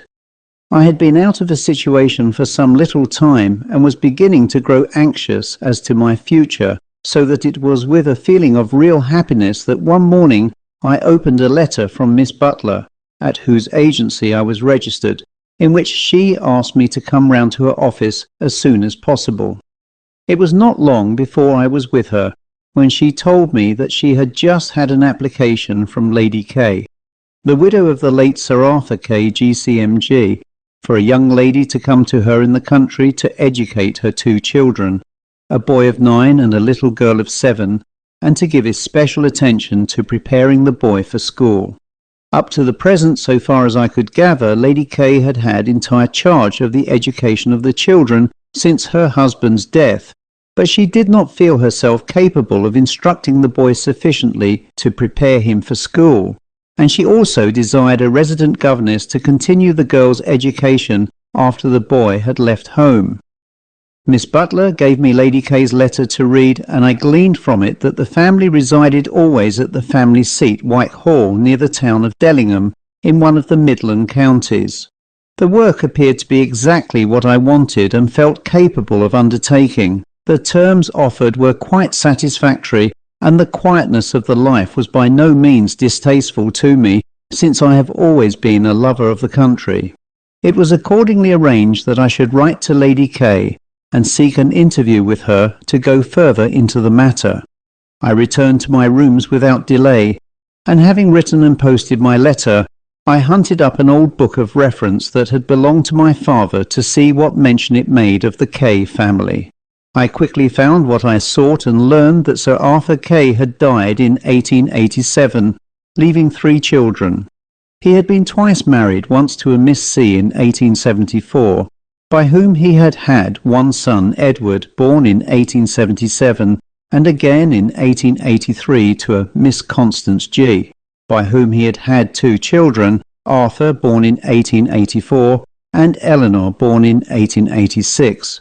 As the year of which I am speaking was 1893, this would make the ages of the 3 children 16, 9 and 7 respectively. Except that the family residence was Whitehall, which I knew already, this was all the information my rather out-of-date reference book contained about the K family. In the course of the post I received a reply from Lady K stating that she would be at a certain hotel in London on a certain not distant date, and asking me to call and see her there. I complied with her request, and one fine morning late in August 1893 beheld me ushered in a rather nervous condition into the presence of Lady K. On entering the private sitting room where she was awaiting me, as she rose from her chair to greet me, I saw before me a tall, stately, handsome woman of about 35 years of age. She was a blonde with aquiline features, a handsome, well-preserved figure, dressed in handsome though rather old-fashioned clothes. Her voice was gentle, low and cold, with a curiously monotonous intonation. Her manners were dignified and reserved, though perfectly courteous. She was in half mourning and wore no jewellery. In short, a first glance displayed a rather fine if cold-looking woman of the world. A closer inspection revealed something else. Beneath all her perfect manners and frigid exterior there seethed a medley of strong passions, and among these, lurking in the depths and only occasionally peeping forth, was fear. I have always been something of a physiognomist, and felt sure I was not deceived. Of what she was in fear, and of what was concealed beneath that calm exterior, I could not even hazard a guess, but that Lady K possessed a secret, and a painful, if not a terrible one, I was not an instant in doubt. After our formal greetings, we stood looking at each other, and in that brief moment I formed the conviction that I did not, and never could, like Lady K. However, it is not for a hard-up governess to pick and choose. If Lady K liked me, I felt one was bound to accept her situation. It would have been impossible for me to go back to Miss Butler and tell her that I had refused an excellent position with a family of standing, simply because I did not like an indescribable something in my would-be employer's face. Well, I need not go into the details of my interview with Lady K, except to say that she made most particular and minute inquiries into my capabilities, qualities, failings, good points, family, and in fact every conceivable thing about me. My sense of dislike to her was not intensified by this inquisition. In fact, it rather raised her in my opinion as being evidence that she was a careful and conscientious woman. I noticed also that the mention of her children was the sole thing that brought a gleam of light and happiness into that cold, hard face. Evidently she adored her little Arthur, her little Eleanor. After a long interview we parted, I going out with the assurance of Lady K that if the references with which I had supplied her were as satisfactory as our conversation, I might consider myself engaged to come to Whitehall after the holidays were over, in about a month's time. The references proved satisfactory, and one evening in late September saw me arriving at Dellingham Station. It was a fine evening, but the journey from town had been long and tedious, and it was growing dark by the time I left the station. Outside I found awaiting me a well-appointed single-horse brougham, driven by a neatly liveried and respectful groom. Into this I mounted, and my luggage having been bestowed on the carriage rack, we started off for Whitehall. So far as I could see, after we had disengaged ourselves from the streets of the little town of Dellingham, We drove through a typical English Midland County landscape. Gentle rolling hills, green pasture and well-kept arable land were intermingled, and our road seemed to follow generally the course of the little river Dell. We passed smiling farmhouses and pleasant cottages during the drive. Our lines lay in peaceful and home-like places. About 5 miles from Dellingham, so far as I could judge, the brougham turned up an elm-shaded avenue, and in a few minutes more stopped before the door of Whitehall. It was now almost dark, and I could see but little of the house, except that it appeared to be of fair size and to be surrounded by a broad stone-flagged terrace. The front door was opened by a neat-looking footman in livery, behind whom loomed the more dignified form of a middle-aged butler, and I entered the hall, which was of considerable size. Opposite the front door was another which led into Lady Kay's private sitting and business room. Close to this second door, the main staircase of the house commenced. This led up to a wide gallery on the first floor. Out of this gallery on the left-hand side opened a swing door which gave access to the upper passage of the wing. The butler, having relieved me of my handbag and umbrella, led the way across the hall and ushered me into Lady Kay's room. Lady Kay greeted me with as much cordiality as she appeared capable of assuming, seated me by the fire, ordered me up a belated but much welcome tea, inquired about my journey, and generally did her best to give me a polite welcome. I still, however, could not get over that faint sense of dislike towards her, which I had felt from the first, and it was with relief that I heard her say as I put down my teacup, "Well, now, I suppose you would like to meet the children. I will send for them to come down." And in a few minutes down they came, and at once I fell in love with both of them. It has been my lot to teach and to love many young people, but assuredly I can say that in all my experience I never met two to whom I took so quick and warm a fancy, and from whom I received so soon such affectionate devotion. Of the two, perhaps my favourite was the boy Arthur. He was fair like his mother, but instead of her cold expression, he was bubbling over with life and good spirits. He was the leader of the two, and ruled his little sister with a vigour which, if it had not been loving, would have been merciless. She reciprocated his devotion, and was never so happy as when trotting after him and carrying out his instructions. She was dark, I presume she took after her father, and intelligent, but Arthur was an unusually brilliant child. We spent a little time in making acquaintance, and I became confirmed in my original opinion that the one really soft spot in Lady Kay was her passionate adoration of her children. After about half an hour thus spent, Lady Kay rose and said she was sure I would wish to see my own quarters, and we accordingly, all of us, proceeded upstairs. On reaching the swing door on the upper floor, Lady Kay pushed it open, and descending a couple of steps we entered the wing of the house, which was traversed by a wide but not lengthy passage, terminating in a large window.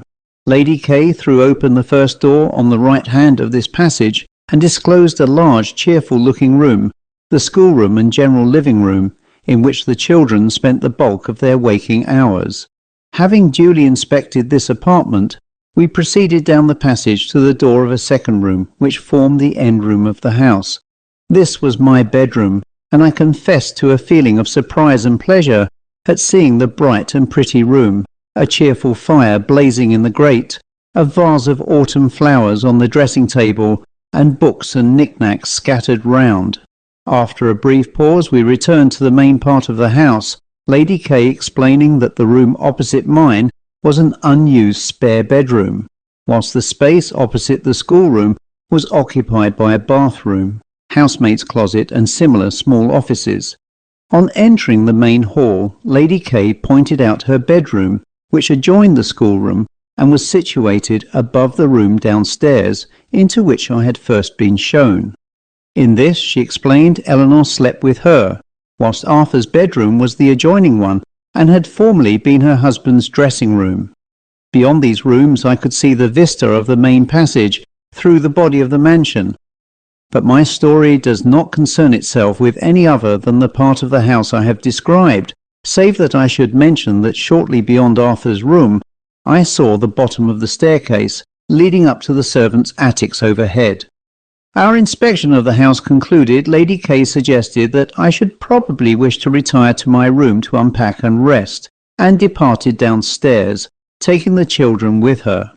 I went back to my bedroom, where my luggage, unstrapped and prepared for unpacking, stood neatly ranged, and sat down to think over the events of the last hour. My thoughts should have been pleasant. Here I was, welcomed with the utmost courtesy. My future pupils appeared charming and lovable. My surroundings were most comfortable, and my convenience had been thoughtfully studied.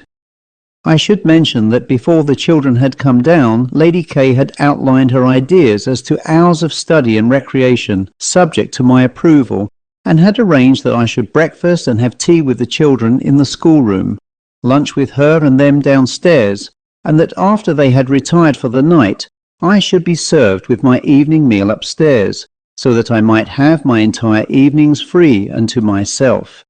These plans suited me perfectly. All seemed rose-coloured, and yet I could not dispel a lurking feeling of ill-ease for which I could not account. On the whole, I felt that it centred round the personality of Lady K. Nothing could be more civil than her manner, nothing could excel her apparent kindness, but I could not complete my thought, and whilst I was still dreaming there came a tap at the door, and an old woman, evidently a confidential upper servant, entered. She at once introduced herself as Mason, whom I had heard mentioned as Lady K.'s personal maid, and hitherto the attendant on the children as well. She was a quiet, self-effaced woman, grey-haired, blue-eyed, and with a sad but not unpleasing face. She explained that she had ventured to come to see if I needed any help, but I suspected that her real motive was to get an early inspection of me, her supplanter with the children. However, I had no wish not to be friendly, and begged her to sit down. She took a chair, and we very quickly found ourselves in friendly talk. She was eloquent on the subject of both the children, but especially of Arthur, and I gleaned a good deal of information from her about their ways and characters. All I heard was satisfactory, but I observed that once or twice when I endeavoured to turn the conversation in the direction of Lady K, Mason immediately became uncommunicative and swung the talk back onto the merits of the young people. Our chat lasted perhaps half an hour, when Mason departed to assist Lady K at her evening toilet, and shortly after a neat, smiling maidservant, who informed me that she was the schoolroom maid, knocked at my door with the intelligence that my evening meal was ready in the schoolroom.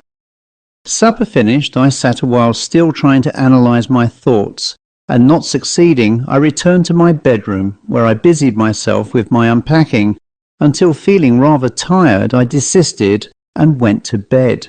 It was not long, I think, before I fell asleep and slept soundly till I was gradually awakened at what I afterwards ascertained was about 11:30 by the sound of someone walking about in the room above mine.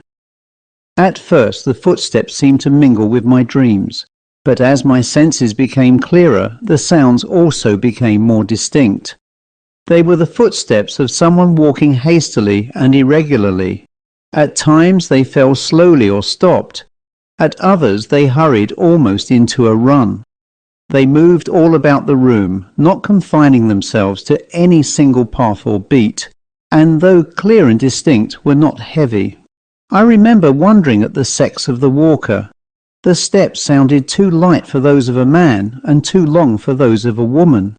A slight sense of annoyance passed over me. Surely it was very late for a servant to be up, and very improper for one of the apparently highly trained domestics of Whitehall to be indulging in such antics. Suddenly I heard a window in the room above thrown wide open with a crash, and then followed absolute silence. The steps had ceased, and in a little while I fell asleep to wake the next morning to pouring rain. The day was a hopeless one, and going out was not to be thought of. Accordingly, after we had finished our first morning's schoolroom work, at which I was delighted with the manners and attitude of both my pupils, Lady K, who had come in more than once to watch our progress, suggested a game in the billiard room.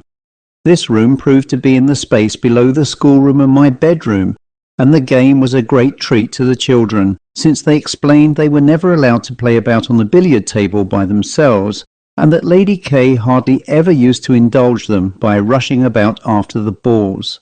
The rest of the day passed without incident, and I retired to rest feeling myself gradually becoming at home and inclined to laugh at my uncomfortable feelings of the evening before.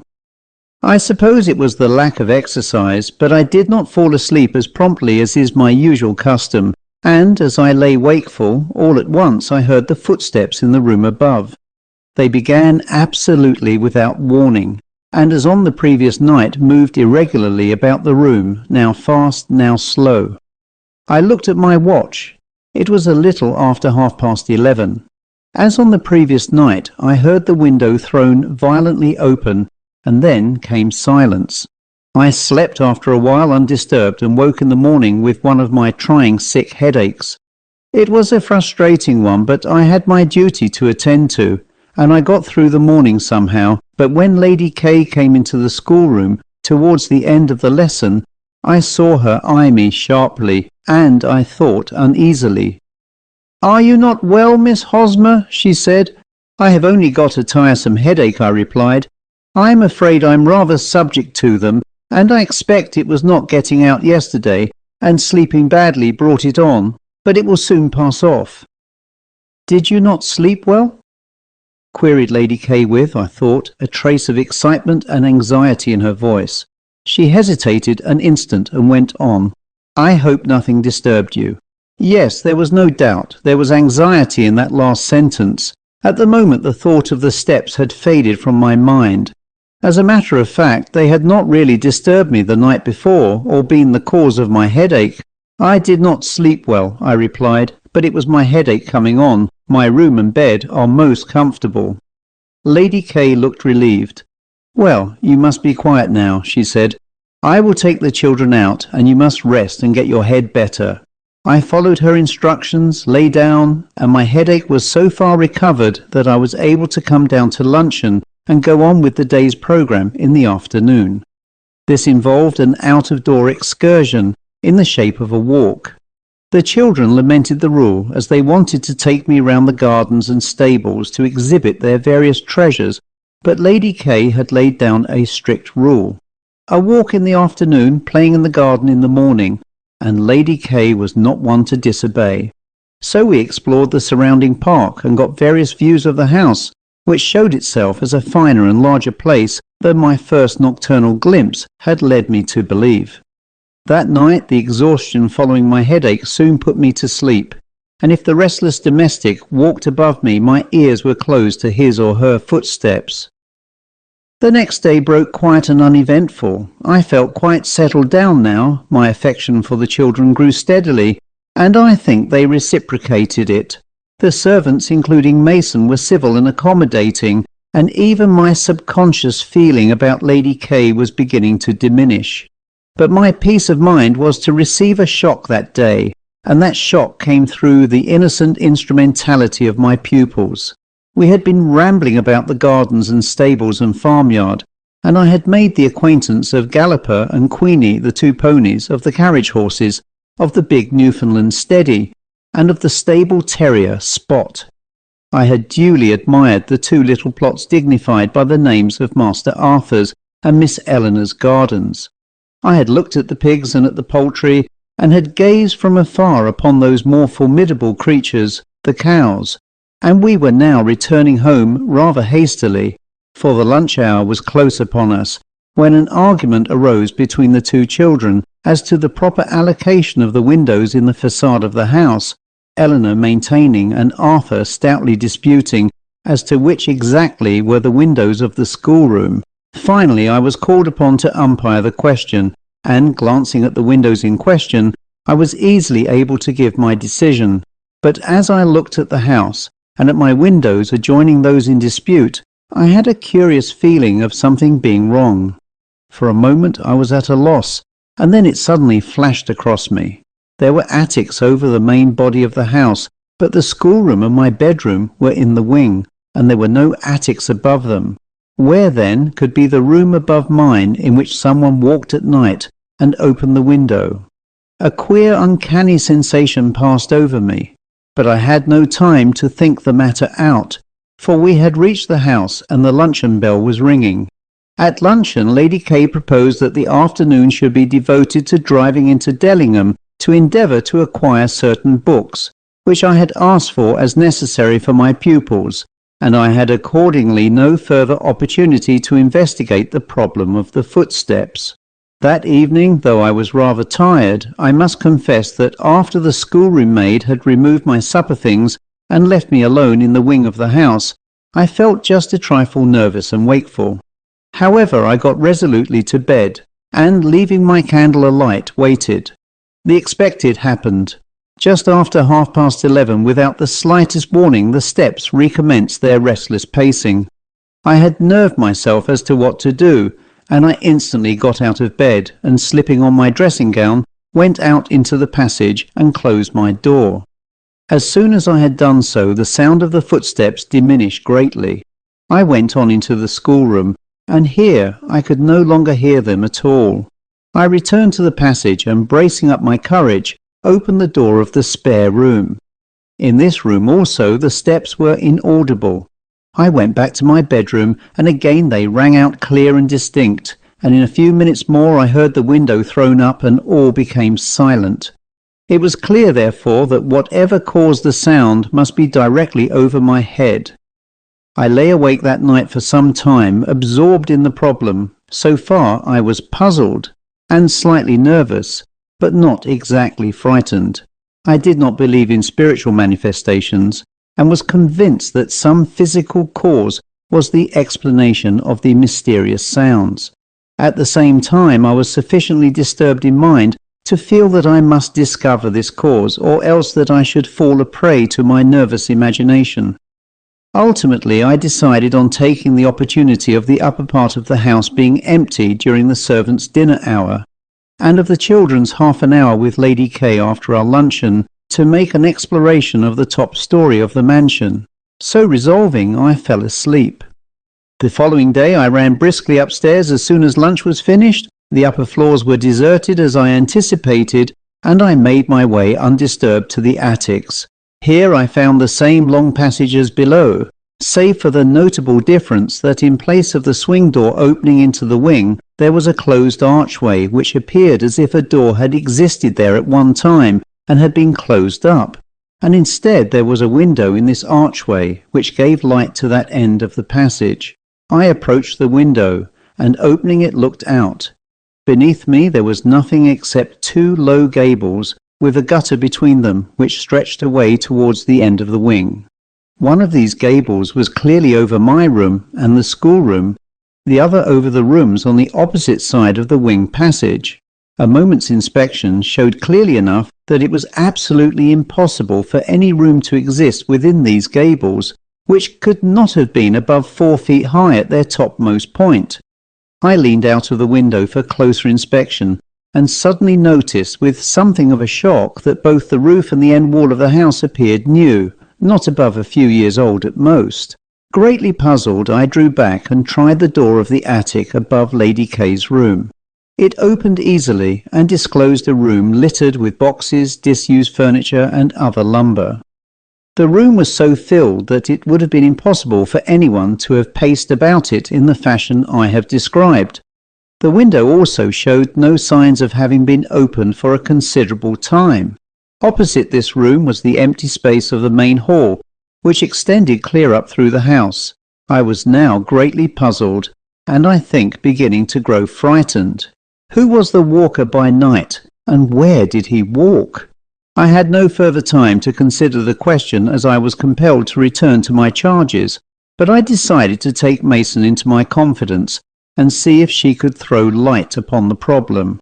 That afternoon we sallied forth on our usual walk, and this time the children, who were my eager guides, led me in a new direction. The path which we traversed led us near White churchyard, and we wandered into it to get a nearer view of the quaint old church. As we walked round the outside of the church, Arthur suddenly pulled my arm gently, and pointing to a vault a few yards away, said, "That's where Papa is buried, and poor brother Edward too." The words gave me a start. I knew, of course, that Sir Arthur was dead, and probably buried in the neighbourhood of White, but it had never occurred to me to think that his eldest son should be lying beside him. It is true that I had never up to this moment heard his name mentioned, but I had scarcely thought of him at all. I had supposed him away at school. I had never conceived the possibility of his being dead. It has always been my fixed rule never to try and obtain information as to their family affairs from my pupils, but in this instance I could not restrain myself from the question, "I did not know your brother was dead. When did it happen?" "Oh, a long time ago," said Arthur. "Eleanor cannot even remember him." "I remember him too," said Eleanor. "Yes, but you were too little to play with him like I did," said her brother. I did not like to press the discussion, and the conversation came to an end, but I was more determined than ever to have a talk with old Mason. That evening I was doomed to disappointment, however, for on asking the schoolroom maid if Mason was in her room, I was told that she had gone to stay the night with her brother, a tradesman in Dellingham. That night I lay awake and listened for the coming of the steps with a haunting sense of fear. There seemed to be no human agency accountable for them. Was there some superhuman cause? Had I felt more at my ease with Lady K? I think I should have spoken to her, but there seemed to be some bar between us, which forbade any but formal intercourse, and in some way which I cannot define it, was borne in upon me that she understood those steps, that in her hands lay the key of the mystery. The evening hours passed on, and at the appointed time the steps overhead once more sounded. My nerves had reached such a pitch of excitement that I felt I could have faced anything rather than remain in ignorance of their meaning. Had it been possible for me to have transported myself bodily to whatever place the walker moved in, I verily believe I should have rushed thither to face the unknown, to discover the secret. But it was impossible.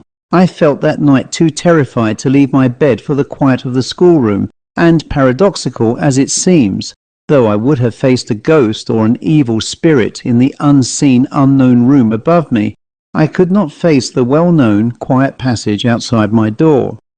The sounds above me ran their usual course, the steps ceased, the window was flung open, silence ensued, and I finally forgot myself in an uneasy sleep. I woke the next morning nervous and unrefreshed. At lunchtime my state of nervousness was increased by my becoming painfully conscious of the fact that Lady K was watching me covertly, gloomily, and withal with a certain indefinable expression as of one who expects and awaits a disaster. She talked nothing but commonplaces as usual, and I began to feel more and more confident that in her hands lay the key of the mystery of the night walker. Towards the end of luncheon, Lady K observed that as it was Saturday she thought the children might enjoy a ride. This suggestion was eagerly embraced by both of them, and I found myself with the whole afternoon free before me. In due course after luncheon, the ponies were announced to be ready, and having seen my charges safely started off in the highest spirits, under the care of a fatherly-looking old coachman, I mounted the stairs, and went directly to Mason's room, which was a small one in the main body of the house not far removed from Lady K's own bedroom. When I entered Mason's room in answer to her "Come in," I fancied that for a moment she looked slightly discomposed, and as if my visit was not over welcome. However, she greeted me civilly, begged me to be seated, and taking up a needle, resumed her sewing. For a moment there was silence, and then she began to ask questions about the children and their lessons in a vague and preoccupied way, as if solely for the purpose of making conversation and avoiding a disagreeable topic. I answered her as briefly as in courtesy I could do, and then plunged at once into my subject. "Mason, who is it that walks about every night over my head?" I paused and looked at her. She slowly laid down her work, and paling steadily till she grew a deathly white, sat staring at me in silence. "I cannot understand it," I went on. "What does it mean?" She seemed to find her voice with an effort. "I don't know what you are talking about, miss," she said. "There is nobody walks about this house at night." "I did not say that," I answered. "But there is someone who walks about over my head every night about 11:30, and then throws open a window loud enough for anyone in the house to hear him. "Throws open the window," whispered Mason to herself. "Oh, my God, my God!" Then in a louder tone she went on, "You must be mistaken, miss. There is no room above yours." "That makes it all the stranger," I answered. "I know there is no room there, and yet I know the steps are there and nowhere else. What is it? Oh, tell me what it is."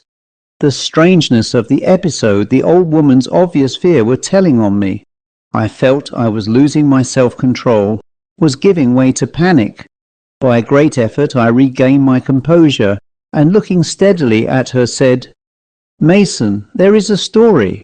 A dreadful story connected with what I have heard at night. You know it, and you must tell it to me, or I shall go straight to Lady K and ask her to tell me." "For the love of God, do not do that, miss," cried Mason. "Very well then, tell me the story," I answered. There was a pause, then Mason said in a low voice, "Have you ever heard of Master Edward?" I nodded. "And that he is dead?" she went on. "Yes," I replied, "I have seen his grave." "Who told you about him?" said the old woman. "Did anyone tell you he killed himself?" "Killed himself!" I exclaimed. "Oh no, oh no. Why, he must have been only a child." "I don't know," said Mason. "I don't know," she went on with increasing agitation. "I have always felt sure it was an accident. The jury said it was, but why does he walk? If, poor lamb, he fell out by accident, he would be at rest in heaven, and yet he walks. You, who are a stranger to us all, have heard him. Oh, my lady, why did you drive him to it?" Her agitation was pitiable, and absorbed in that I seemed to forget my own fear. But as Mason grew calmer, I determined to reach the bottom of the mystery, and at last, after much persuasion and many questions, I elicited from her the following story. Sir Arthur Kay had been deeply in love with his second wife, and she had apparently returned his affection. At the time of the marriage in 1883, when Mason first came into contact with him, Edward, the child of the first wife, was 6 years old. He was a pretty, affectionate, spirited boy, a little inclined to be unduly sensitive, but on the whole a perfectly normal, healthy boy. Sir Arthur was much attached to him, and his stepmother treated him with the greatest kindness. This treatment continued after the births of her own 2 children. All 3 were treated as her own, and Mason declared that she, as well as Sir Arthur, believed Lady Kay really felt an almost equal devotion to them all. A change came soon after the death of Sir Arthur in 1887. The bulk of Sir Arthur's estate consisted of the White property, and at the date of the first marriage this estate had been settled on the first wife and her children. There was therefore little that Sir Arthur could do for the children of his second marriage, save economise and thus form a fund for their benefit, but his brief tenure of life after his second marriage precluded him from accomplishing much in that respect. It is true that he made a will bequeathing any contingent benefit in his estate to his second wife and her children, but this was all. Lady Kay herself had no fortune to speak of. On his papers being opened after his death, it was found that Sir Arthur had left his wife and an elderly clergyman, a Mr. Cameron, who had been an early friend of his, joint guardians of the children. Practically this amounted to Lady Kay becoming sole guardian, since Mr. Cameron lived in a remote part of England, was in poor health, and really took no interest whatever in his wards. Mason was most emphatic that at no time was actual cruelty shown the boy, but she admitted that he was neglected. He was neglected in everything: education, manners, health, companions. All that Lady Kay had was lavished on her own children, whilst Edward was stinted in every direction. It speaks volumes for the natural goodness of the boy that he did not grow to hate his little half-brother and sister, but to the last he was always affectionate and gentle with them, and loved their society. With his stepmother it was different. Violent disputes took place between them, battles in which the impetuous, warm-hearted, neglected child dashed himself in vain against the cold-blooded, heartless woman. Into further details we need not go. Suffice it to say that one evening there was an unusually violent outburst, which ended in Edward rushing, sobbing and distracted, up to his little attic in the wing, for to this remote corner was the future owner of Whitehall now exiled. In the morning a gardener found the boy lying on the stone-flagged terrace beneath his window, dead. There was an inquest, of course, but in deference to the position of the family, the inquiry made was as formal as possible. The usual verdict was returned, death by misadventure, and Lady K found herself in the position of own mother to the future Lord of Wyke. But her demeanour did not change. The coldness and hardness only melted by her children's embraces, which had been growing on her now for the past few years, remained, and she shut herself off deliberately from the neighbours to live solitary with her children. After a while rumours began to spread. Something had happened at Whitehall. The house was haunted. All was very vague, but servants began to leave, and it became difficult to replace them. At last Lady K called her household together in the hall and boldly broached the subject to them. Presently she challenged the assembled party. "Well, you say that the room my poor Edward lived in is haunted.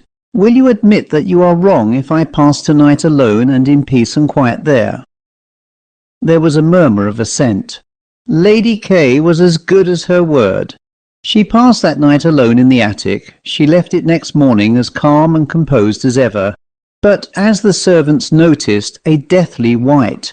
And in a week's time workmen came and the attics over the wing were pulled down. Since that date the wing, except for the schoolroom, had not been used. I was the first person to spend a night in it since Lady K had done so 3 years before. This was all Mason could tell me. When she had finished she sat looking at me. "And now you know," she said. I was shaking with a mixture of fear and anger. "I will stay no longer than I must in this house," I answered as quietly as I could, "and I will never pass another night in that bedroom." "I knew you would say that," said Mason. "I will have your things moved at once to the room next to mine." "Thank you," I said, and left her. All was done as Mason had promised, and that evening saw me installed in my new room. I have never known what the servants thought of the sudden change. I said nothing to the maid, nor she to me, nor did Lady K make a single comment. At luncheon the next day she was calm and composed as ever. I caught her more than once eyeing me covertly, but she said nothing of note. That evening, having fully made up my mind, I handed her a note informing her that I desired to leave at the end of the term. I gave no reasons. She read my note in my presence and in a perfectly unmoved voice said, "I shall be sorry to lose you, Miss Hosmer." Nothing further of the slightest interest transpired during the remainder of my stay at Whitehall. I was careful always to leave the schoolroom early in the evening and retire to my new room, and I heard the footsteps. No more. My relations with Lady K remained on the same cool and polite footing as ever. Occasionally I thought I saw a look of malice and fear in her eyes, but outwardly we were at peace. To the children I became really attached, and my sole regret at leaving that charming, that dreadful house, was my being parted from them. In fact, as my acquaintance with them grew, I began seriously to regret the approaching close of my relationship with them. I feared I had acted too hastily in resigning my engagement, but it was now too late to draw back. I knew Lady K's secret, and she knew that I knew it. To part was the only alternative. "Many years have passed since then," said Miss Hosmer, winding up her story, "and I have never seen or heard of the family again. I have a vague impression that Lady K is dead, and I pray nightly even now that the wandering spirit of that dead child whom she hunted to his grave has also found eternal rest." The end. Mr. Oliver Carmichael by Amyas Northcote and read by Christopher Holton. Oliver Carmichael was one of the fortunate ones of the world. Of good family, he was the late-born and only child of wealthy, cultivated and affectionate parents, under whose auspices he received the orthodox and pleasant education of an English gentleman. After happy, though not especially distinguished, careers at Eton and Oxford, he had obtained an excellent berth in one of our minor government offices, and had there settled down to the life of a worthy, if not hard-worked, civil servant. In addition to this occupation, he had taken up as a hobby the collection of old silver, and in the pursuit of this, found all the mental stimulus that he required. Mr. Carmichael was not a society man. In fact, he rather avoided the companionship of women, preferring the seclusion of one of our best and most exclusive clubs, where he spent much of his leisure time, and where he possessed a number of acquaintances of his own sex. Amongst these he was popular enough, for although perhaps slightly effeminate and by no means fond of masculine sports, Mr. Carmichael was a really good fellow, ready at all times to aid with advice or purse others less fortunate than himself. In person he was of middle size and distinctly good-looking, though of rather slight frame, and with a faint touch of the feminine in him.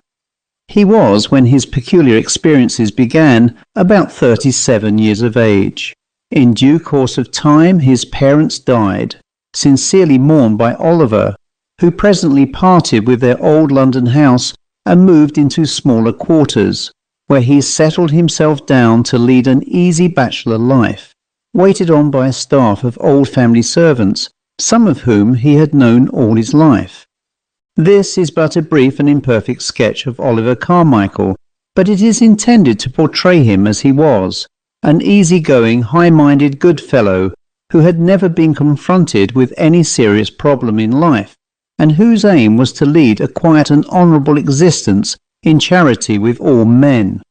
An event was now, however, about to occur, which brought about a fundamental change in his nature and in his outlook on the world about him.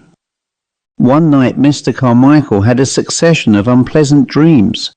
On waking in the morning he could not recall their details, but he felt depressed and disturbed, and this depression and disturbance may have caused him to be a little less careful than usual over his toilet, for whilst walking to his office, a custom which he kept up with meticulous care as being beneficial to his health, he suddenly became aware that he had left his pocket handkerchief behind him. Though annoying, this was a matter easy to remedy, and Oliver sought out the nearest hosier's shop and entered it to purchase the needed article. The day was yet young and the shop was nearly empty of customers. Mr. Carmichael made his way to the counter indicated, and a young woman stepped forward to serve him. Instantly he experienced a most curious and unpleasant sensation, for which there was apparently no reason. He felt an instinctive and violent repulsion to the girl. He glanced at her more closely, but there was little externally to account for his feeling. The young woman appeared to be of the usual shop-girl class, modest and demure in manner, and neatly and quietly dressed. She was a tall and strongly built person, apparently about 25 years of age, and was actually ugly. Not only were her features unprepossessing, but there was an indefinable look about them of something evil, not in any positive sense, but rather negatively. It was the look of one whose thoughts and aspirations were set on a low and maleficent plane. Mr. Carmichael purchased his handkerchief and paid for it by handing the girl a sovereign. Up to the present she had paid him no more attention than was demanded by her duties, but as she gave him his change she looked him straight in the face, and he saw for an instant a look of exulting triumph flash into her eyes.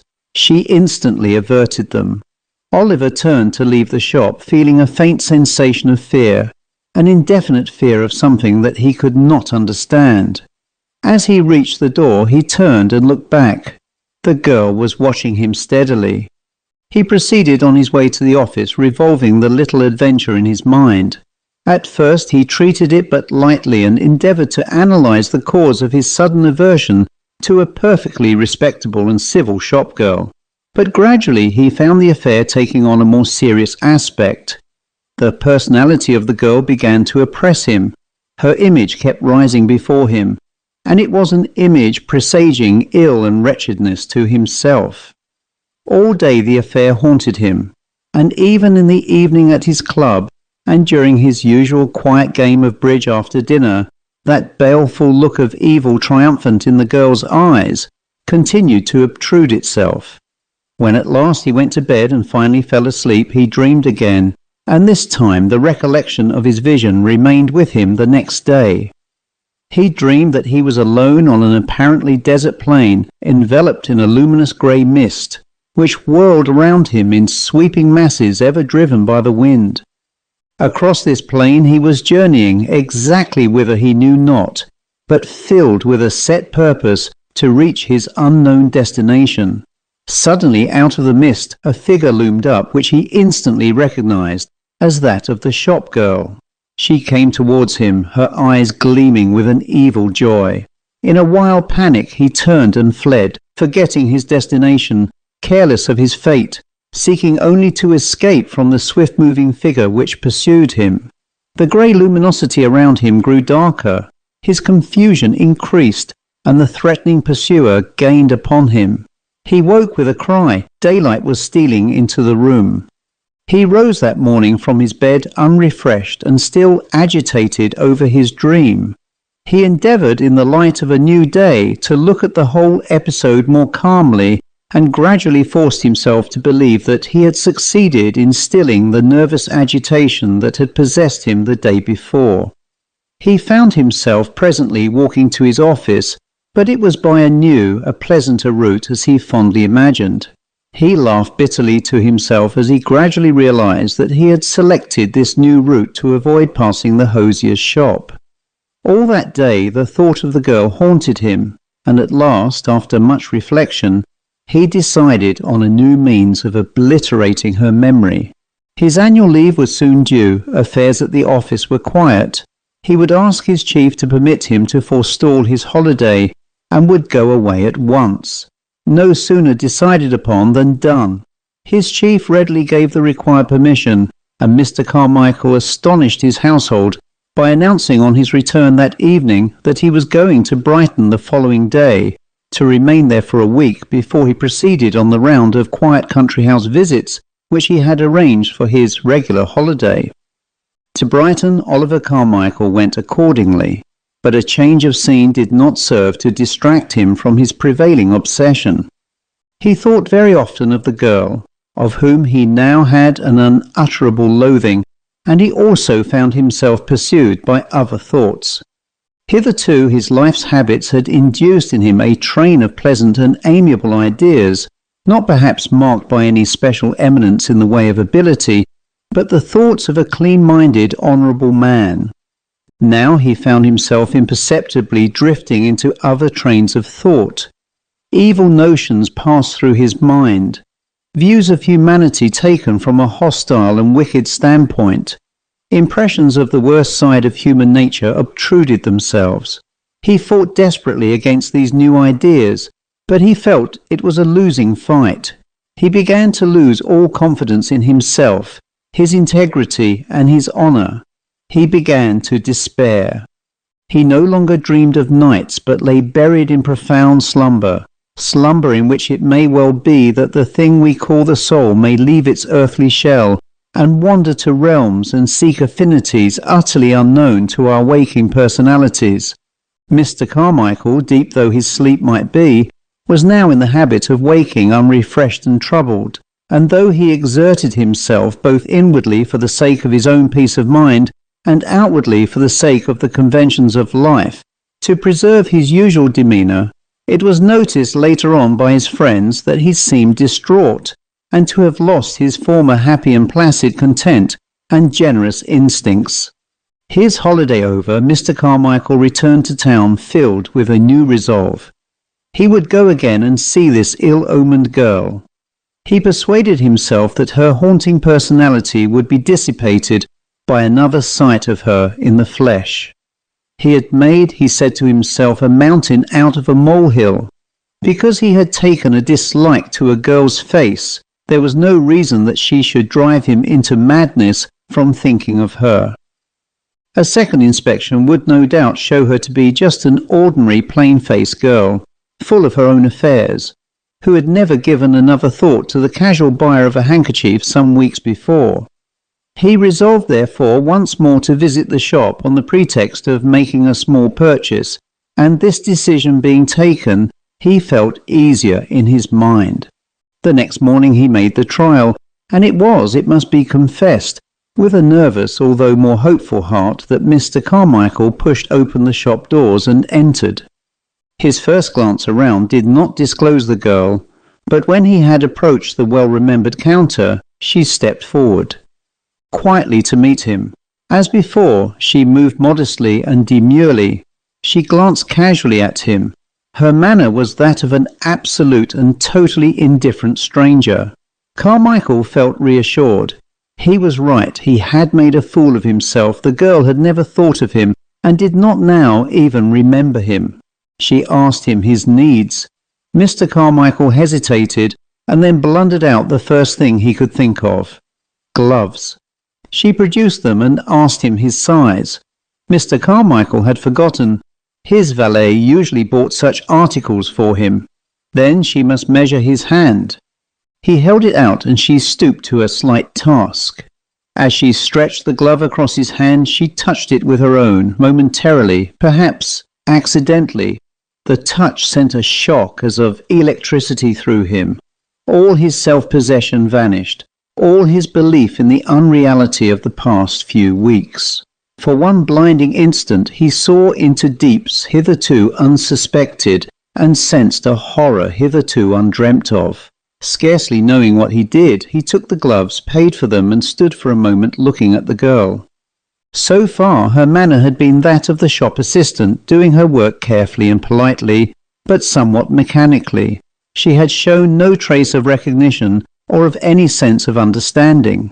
Suddenly she raised her eyes and looked straight into his own, and once more he saw a blaze of exultation, a look of power light them up.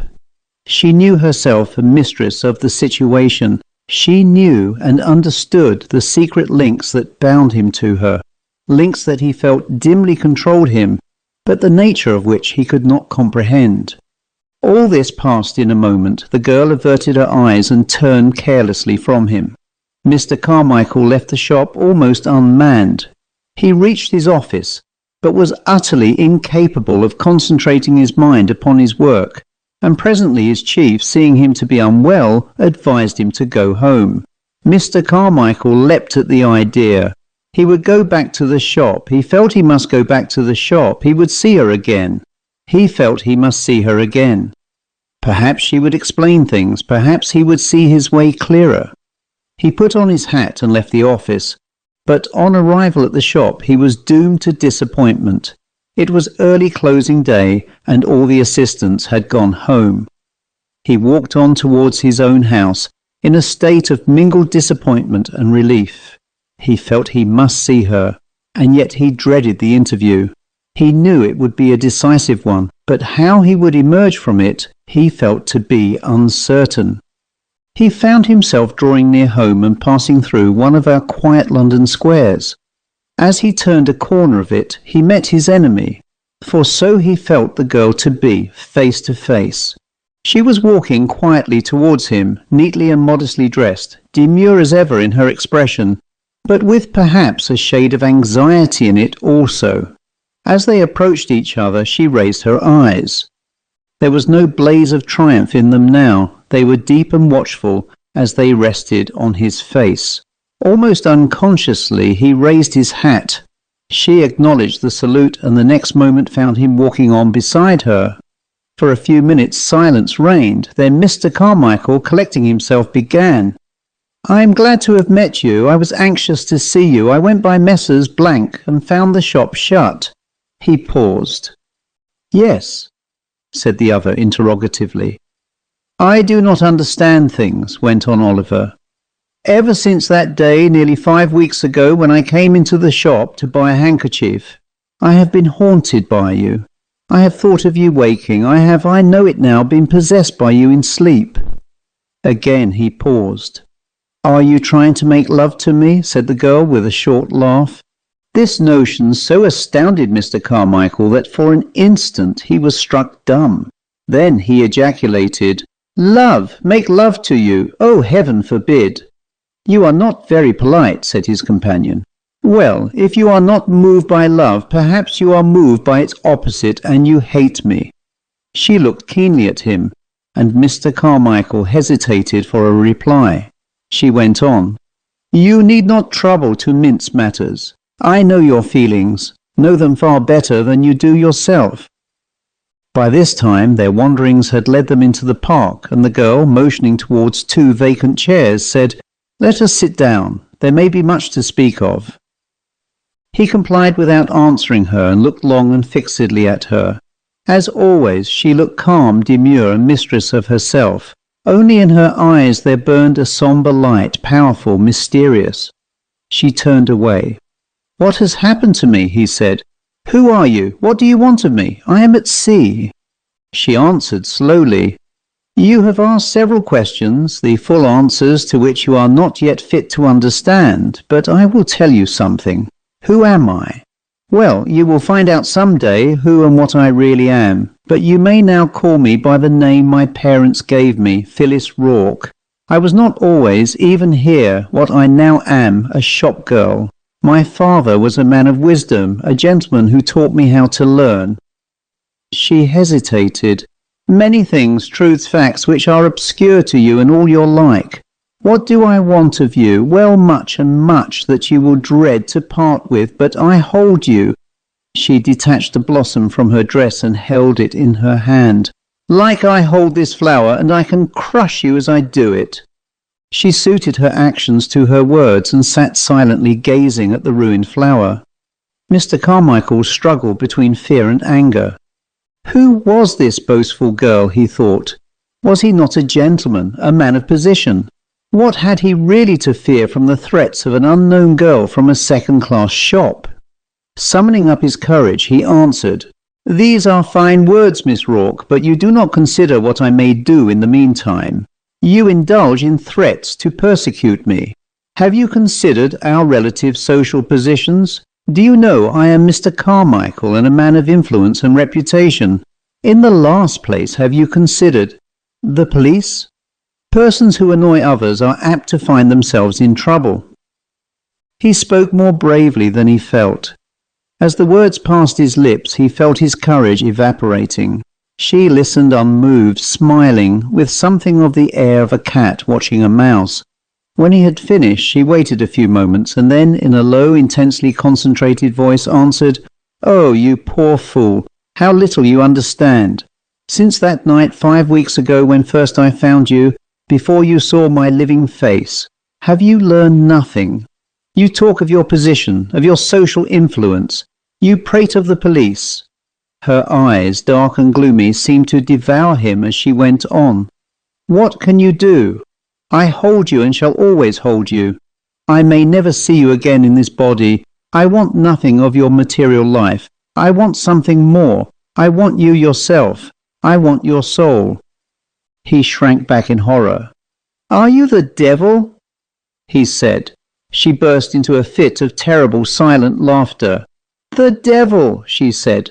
"We are becoming quite medieval. Do you expect to see this foot turned into a hoof?" as she pushed forward her own. "Are you waiting for me to take out a parchment to be signed in your blood?" She laughed again. "No, Mr. Carmichael," she went on, "I am not the devil. Perhaps you would be better off if I were." There was a silence. Mr. Carmichael felt like a bird in the presence of a snake. He was fascinated. He was filled with abhorrence. He wished to fly. He could not. He wished to fortify his spirit to resist. He felt it yielding and becoming more and more plastic under the influence of her personality. Presently she spoke again. "There is no more to be said now," she began. "We have talked long enough. You understand as much as you are yet fitted to understand. You know now what you but feared before, that I control you for a purpose clear to myself, if not to you. We need not meet again. I shall summon you when I choose, and you will come to me when I call you in the places of sleep." Another shock passed through Oliver Carmichael. Like a lightning flash, there passed across him the knowledge that in those deep sleeps he had recently his soul, detached from his body, communed with that of Phyllis Rourke amidst strange and terrible surroundings. He resolved he must try not to sleep again. She answered his thought with a laugh. "Oh yes," she said, "you will sleep as well as ever. And now," she added, "it is time to part. I live with my aunt in Fulham, and the old soul will wonder where I am." She rose from her chair. "Goodbye, Mr. Carmichael," she said. "Au revoir, my dear affinity, till tonight." She left him, and Oliver remained sitting dazed, helpless and despairing, till a park keeper warned him of the closing gates. Mr. Carmichael returned home in a state verging on stupefaction. The amazing conversation which had taken place, the force and malevolent disposition of Phyllis Rourke appalled him. He felt, as before said, like a bird fascinated by a snake. He desired to struggle, to escape from the toils which were closing around him, but no avenue presented itself. Vainly he racked his brains, and vainly he tried to summon up willpower sufficient to effect. He scarcely knew what. He was threatened from a quarter totally unguarded, and by dangers the very existence of which he had never hitherto suspected. And he was threatened by what? That again he did not know. Tangible evils affecting his life or his possessions, he would have known how to face or to endeavour to face, but this was an evil affecting his soul. Like many other people who have always led smooth and peaceful lives, the problems of the soul had never disturbed him. He was vaguely conscious of its existence. He had in his youth been an orthodox member of the English Church, but of late years he had slipped imperceptibly into a mild form of agnosticism, and while always ready to offer a helping hand to those needing his assistance, he had never really given any consideration to the problems of suffering or wrong. He had sought to avoid them. He knew of their existence, but only after an ill-defined fashion, and he had endeavoured to retain his own happy calm by minimizing them and hiding them from his consciousness as far as possible. Now all was changed in an instant. He found himself in the grip of what seemed to him evil incarnate. He knew the mind of the girl to be as fertile a field for evil as he had hitherto imagined his own to be for good, and he was powerless to resist her. What would become of him? Was she destined to drag him down to her own low plane and destroy that entity, his soul, which he now for the first time began clearly to realize existed? He thought and thought, but little help came to him. Only one way finally illumined his darkness, and this he well realized might prove a will-o'-the-wisp. The girl had threatened to seek him out in sleep. Well, he would turn night into day. He would watch at night and rest in the daylight hours, when he fondly imagined that she would be attending to her waking duties. Somewhat encouraged at having at least found a chance of salvation, he passed through the rest of the evening endeavouring to collect and control himself, and at the usual hour for going to rest, he made up his fire and, selecting a book, settled down to his nocturnal vigil. But he found it impossible to concentrate on the printed page. His thoughts wandered to Phyllis Rourke. What was she doing? Was she triumphing over him? Was she even now striving to approach him? He tried to dismiss these thoughts. He resumed his book. He woke with a start. The fire was out, the lamp had died down, daylight streamed into the room, and he fancied as he regained his consciousness, he heard Phyllis Rourke's low, mocking laugh. This night was the beginning of despair for Oliver Carmichael. His hope for protection against his unseen assailant had failed him, and he knew of no other help. To detail the events of the next few months would be as difficult as useless. To the end of his life, Oliver Carmichael looked back upon them as a descent into hell itself. It will suffice to summarize his experiences briefly. After his one effort at an all-night vigil, he decided it was useless to attempt to vary his ordinary form of life, and he returned to it and lived it as heretofore. Dealing first with this external existence, it may be said that his acquaintances found him gradually changing. The differences were not very marked, but it was noticed that he did not take quite his old placid, kindly view of human nature. His judgment grew more bitter. He became prone to attribute bad motives rather than good to the actions of others. His good temper became less marked. His desire to help others faded. He became selfish, cold and unmerciful. Socially, he became more ambitious. He frequented parties, he entertained at home, but although he thus joined more in the life of the body politic, yet he was less popular than of old. His more intimate friends grieved over the change in him, endeavoured to reason with him, and, failing to convince, drew gradually away from him. In his work he did well and earned the approbation, without increasing the affection of his colleagues. So much for the outer Mr. Carmichael. It will be harder to paint the inner man. At first he fought desperately against the hated invasion of his personality, but from the first he felt it to be a losing fight. He was unarmed and blinded against the attack of a skilled and watchful foe. In his waking hours he was never conscious of any hostile presence. Night and she were his enemies. He rested soundly, never dreaming, or rather never being able to recall his dreams, and yet he was well aware that it was during sleep that his soul, torn from his body by the powerful spirit of Phyllis Rourke, was dragged, resisting hopelessly, through the mire of spiritual degradation. He knew this, and nightly he summoned up his forces to this losing battle, and daily realized he had taken another step on the downward path. It is perhaps not accurate to say that his struggles were renewed every night. It is impossible to say, but it is certain that on some nights the battle was fiercer than on others, since he would wake on certain mornings trembling, weary and bathed in perspiration, as if indeed he had but just emerged from a frightful ordeal. And he noticed that after each one of these dreadful nights he made a very distinct step forward in his knowledge and love of evil. His love of evil. It was with a frightful pang that once, when meditating on his fate and bemoaning his lost innocence, a still, small voice spoke within him. With lost innocence you have gained knowledge. The thought had dwelt with him, and slowly he had begun to realize that deep within himself he had begun to prefer vice to virtue, evil to good. Ever since the hated invasion of his sleeping personality had begun, Oliver Carmichael had striven his hardest to repel the invader.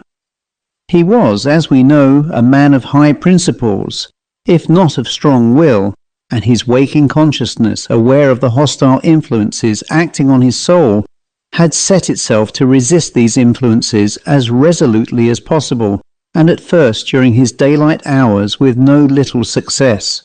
Even up to that moment he had believed that these horrible thoughts were forced upon him and were external to his real self.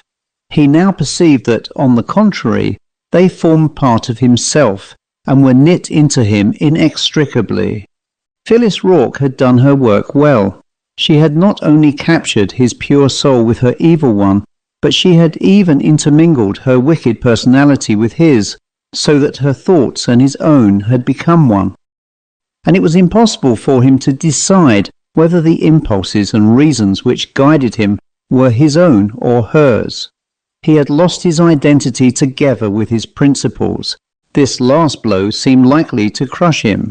Hitherto he had vaguely hoped that death at any rate would put a period to his sufferings, and he had from time to time even dwelt on thoughts of suicide to escape from them. He had been restrained from this last step by a vague recollection of earlier religious training, and by a fear that by violating a moral law he might end by making his condition worse. All hope of final relief, however, was now cut off.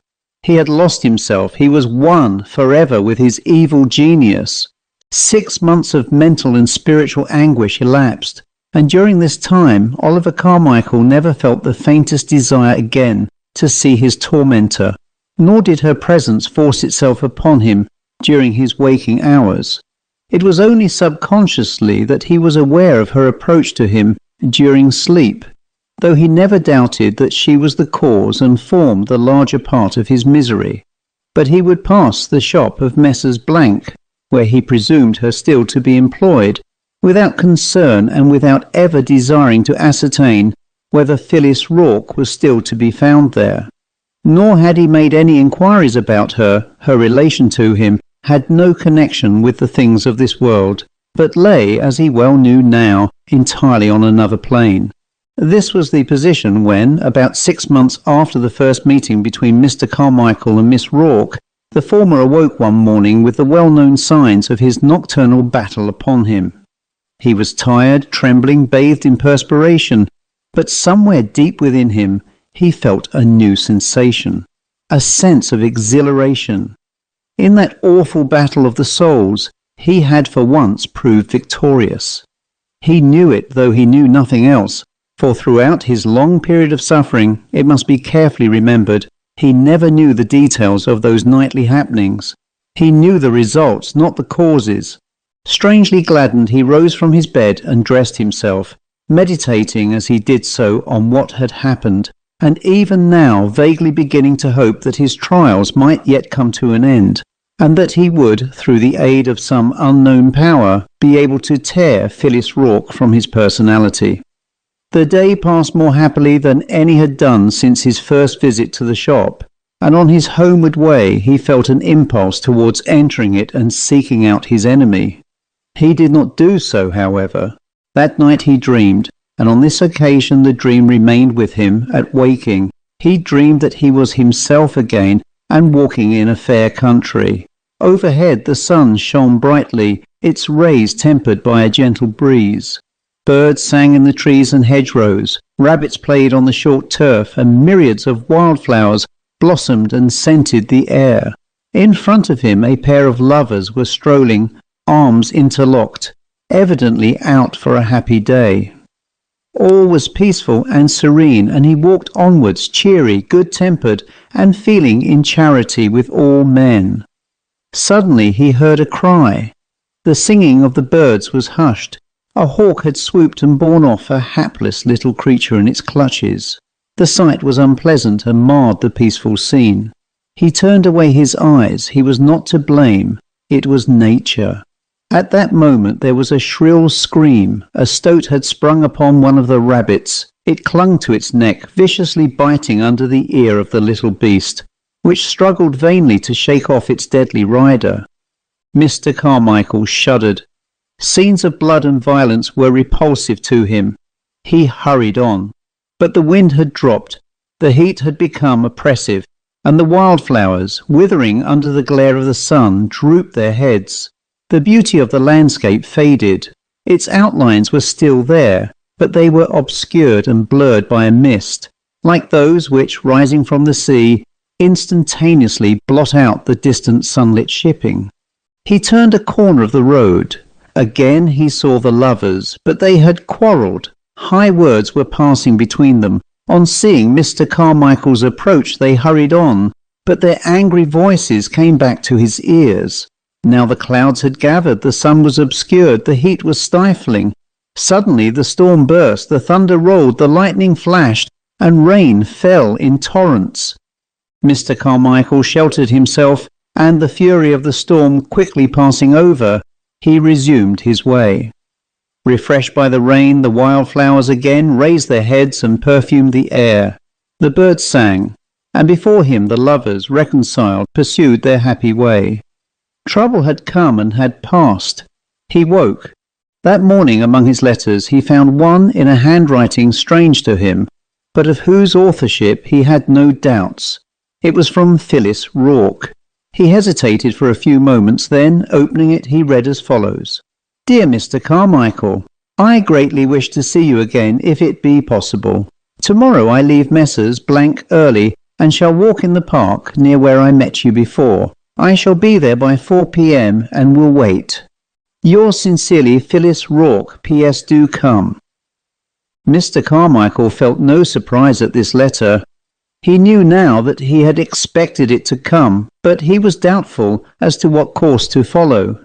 Miss Rourke evidently wanted to see him. Why should he do anything to oblige Miss Rourke? His anger against her rose. She was his worst enemy. He looked at the matter from another aspect.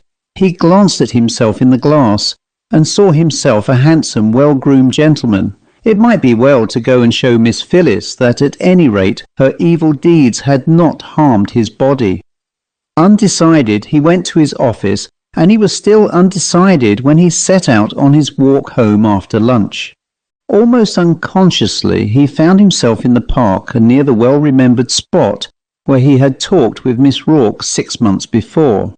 He found 2 chairs, sat down and waited, and presently saw her coming towards him. His heart throbbed with mingled excitement, fear and hatred. As she drew near, he looked at her attentively and saw that she was somehow changed. Her features were less harsh than formerly. Her eyes looked softer. In her dress she was as always neat and modest. She approached him quickly and quietly. There was pleasure in her face at seeing him. He rose from his seat and waited for her. "I am glad you have come," she said, omitting any more formal greeting. "Very glad. There are things I have to say to you, knowledge I must impart." He looked coldly at her. "What can you have to say to me?" he began. "Do you realize what you have done to me? To me who never injured you, to me a stranger to you, a harmless stranger, who sought but to live his life in peace." "I know what has happened," she answered, "and my knowledge goes further than your own. I know what you have suffered and the change that has come about in you." She stopped. There was a short silence, then she resumed. "But if I know what has happened to you, you are ignorant as to what has taken place in myself." "I am indifferent as to that," said Mr. Carmichael. "What have you to do with me?" She laughed a little, but not the mocking laugh he knew so well, and said, "When you know all, you will not say that. But now look at me. Can you see any change in me?" Carmichael looked at her. "Yes," he said slowly. "You are changed." He hesitated. "You are changed for the better," he went on. She smiled again. "I am changed," she said, "and for the better, and this I owe to you. In the struggle that has taken place between us, I have gained much, and perhaps you have lost nothing." "I do not understand you," said he. She turned again and looked steadily at him. As he gazed at her, a new man woke within him. He saw, as in a glass darkly, the blurred outlines of a mighty truth. He essayed to focus it, to make clear to his mind that which his subconscious self already perceived. But he failed. The vision faded. He sighed and said, varying his previous words, "I cannot understand you." "Not yet," she answered. "Not yet. Your inner, your true vision is still clouded by the workings of your earthly mind. You cannot yet see clearly those wonderful affinities that exist between the souls of those we wrongly call individuals. Just as darkness and light combine make the perfect day, so do the intermingled spirits of man and woman form one perfect whole. Separated in past ages, as darkness and light were separated for some mysterious purpose, the divided souls now seek each other throughout the ages, striving once more to unite. Some happy ones have achieved their purpose, although clouded by earthly and external thoughts. They are as yet but dimly conscious of their triumph, but most are still seekers wandering in the night. "I begin to understand you," he said. "Of those seekers," she went on, "I was one, and one of not the least wretched. In times far beyond our ken, fate, chance, what you will, severed our knit souls and set yours on the paths of peace and joy, whilst I, ill-fated, was turned towards the lower depths. I do not know how long I sought you, but I know that through the ages I sought in vain, and slowly there grew up in my inmost deeps a hatred of you, my joint spirit, a hatred bred of envy and despair. At last I found you, before ever you saw me in the flesh.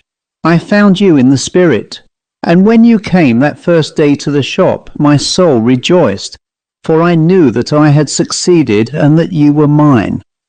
Then I began my work, to drag you down and plunge you into the abyss of those lost souls, wherein I felt myself to be. I sought to blacken you." She paused, and after a few moments went on in a lower voice.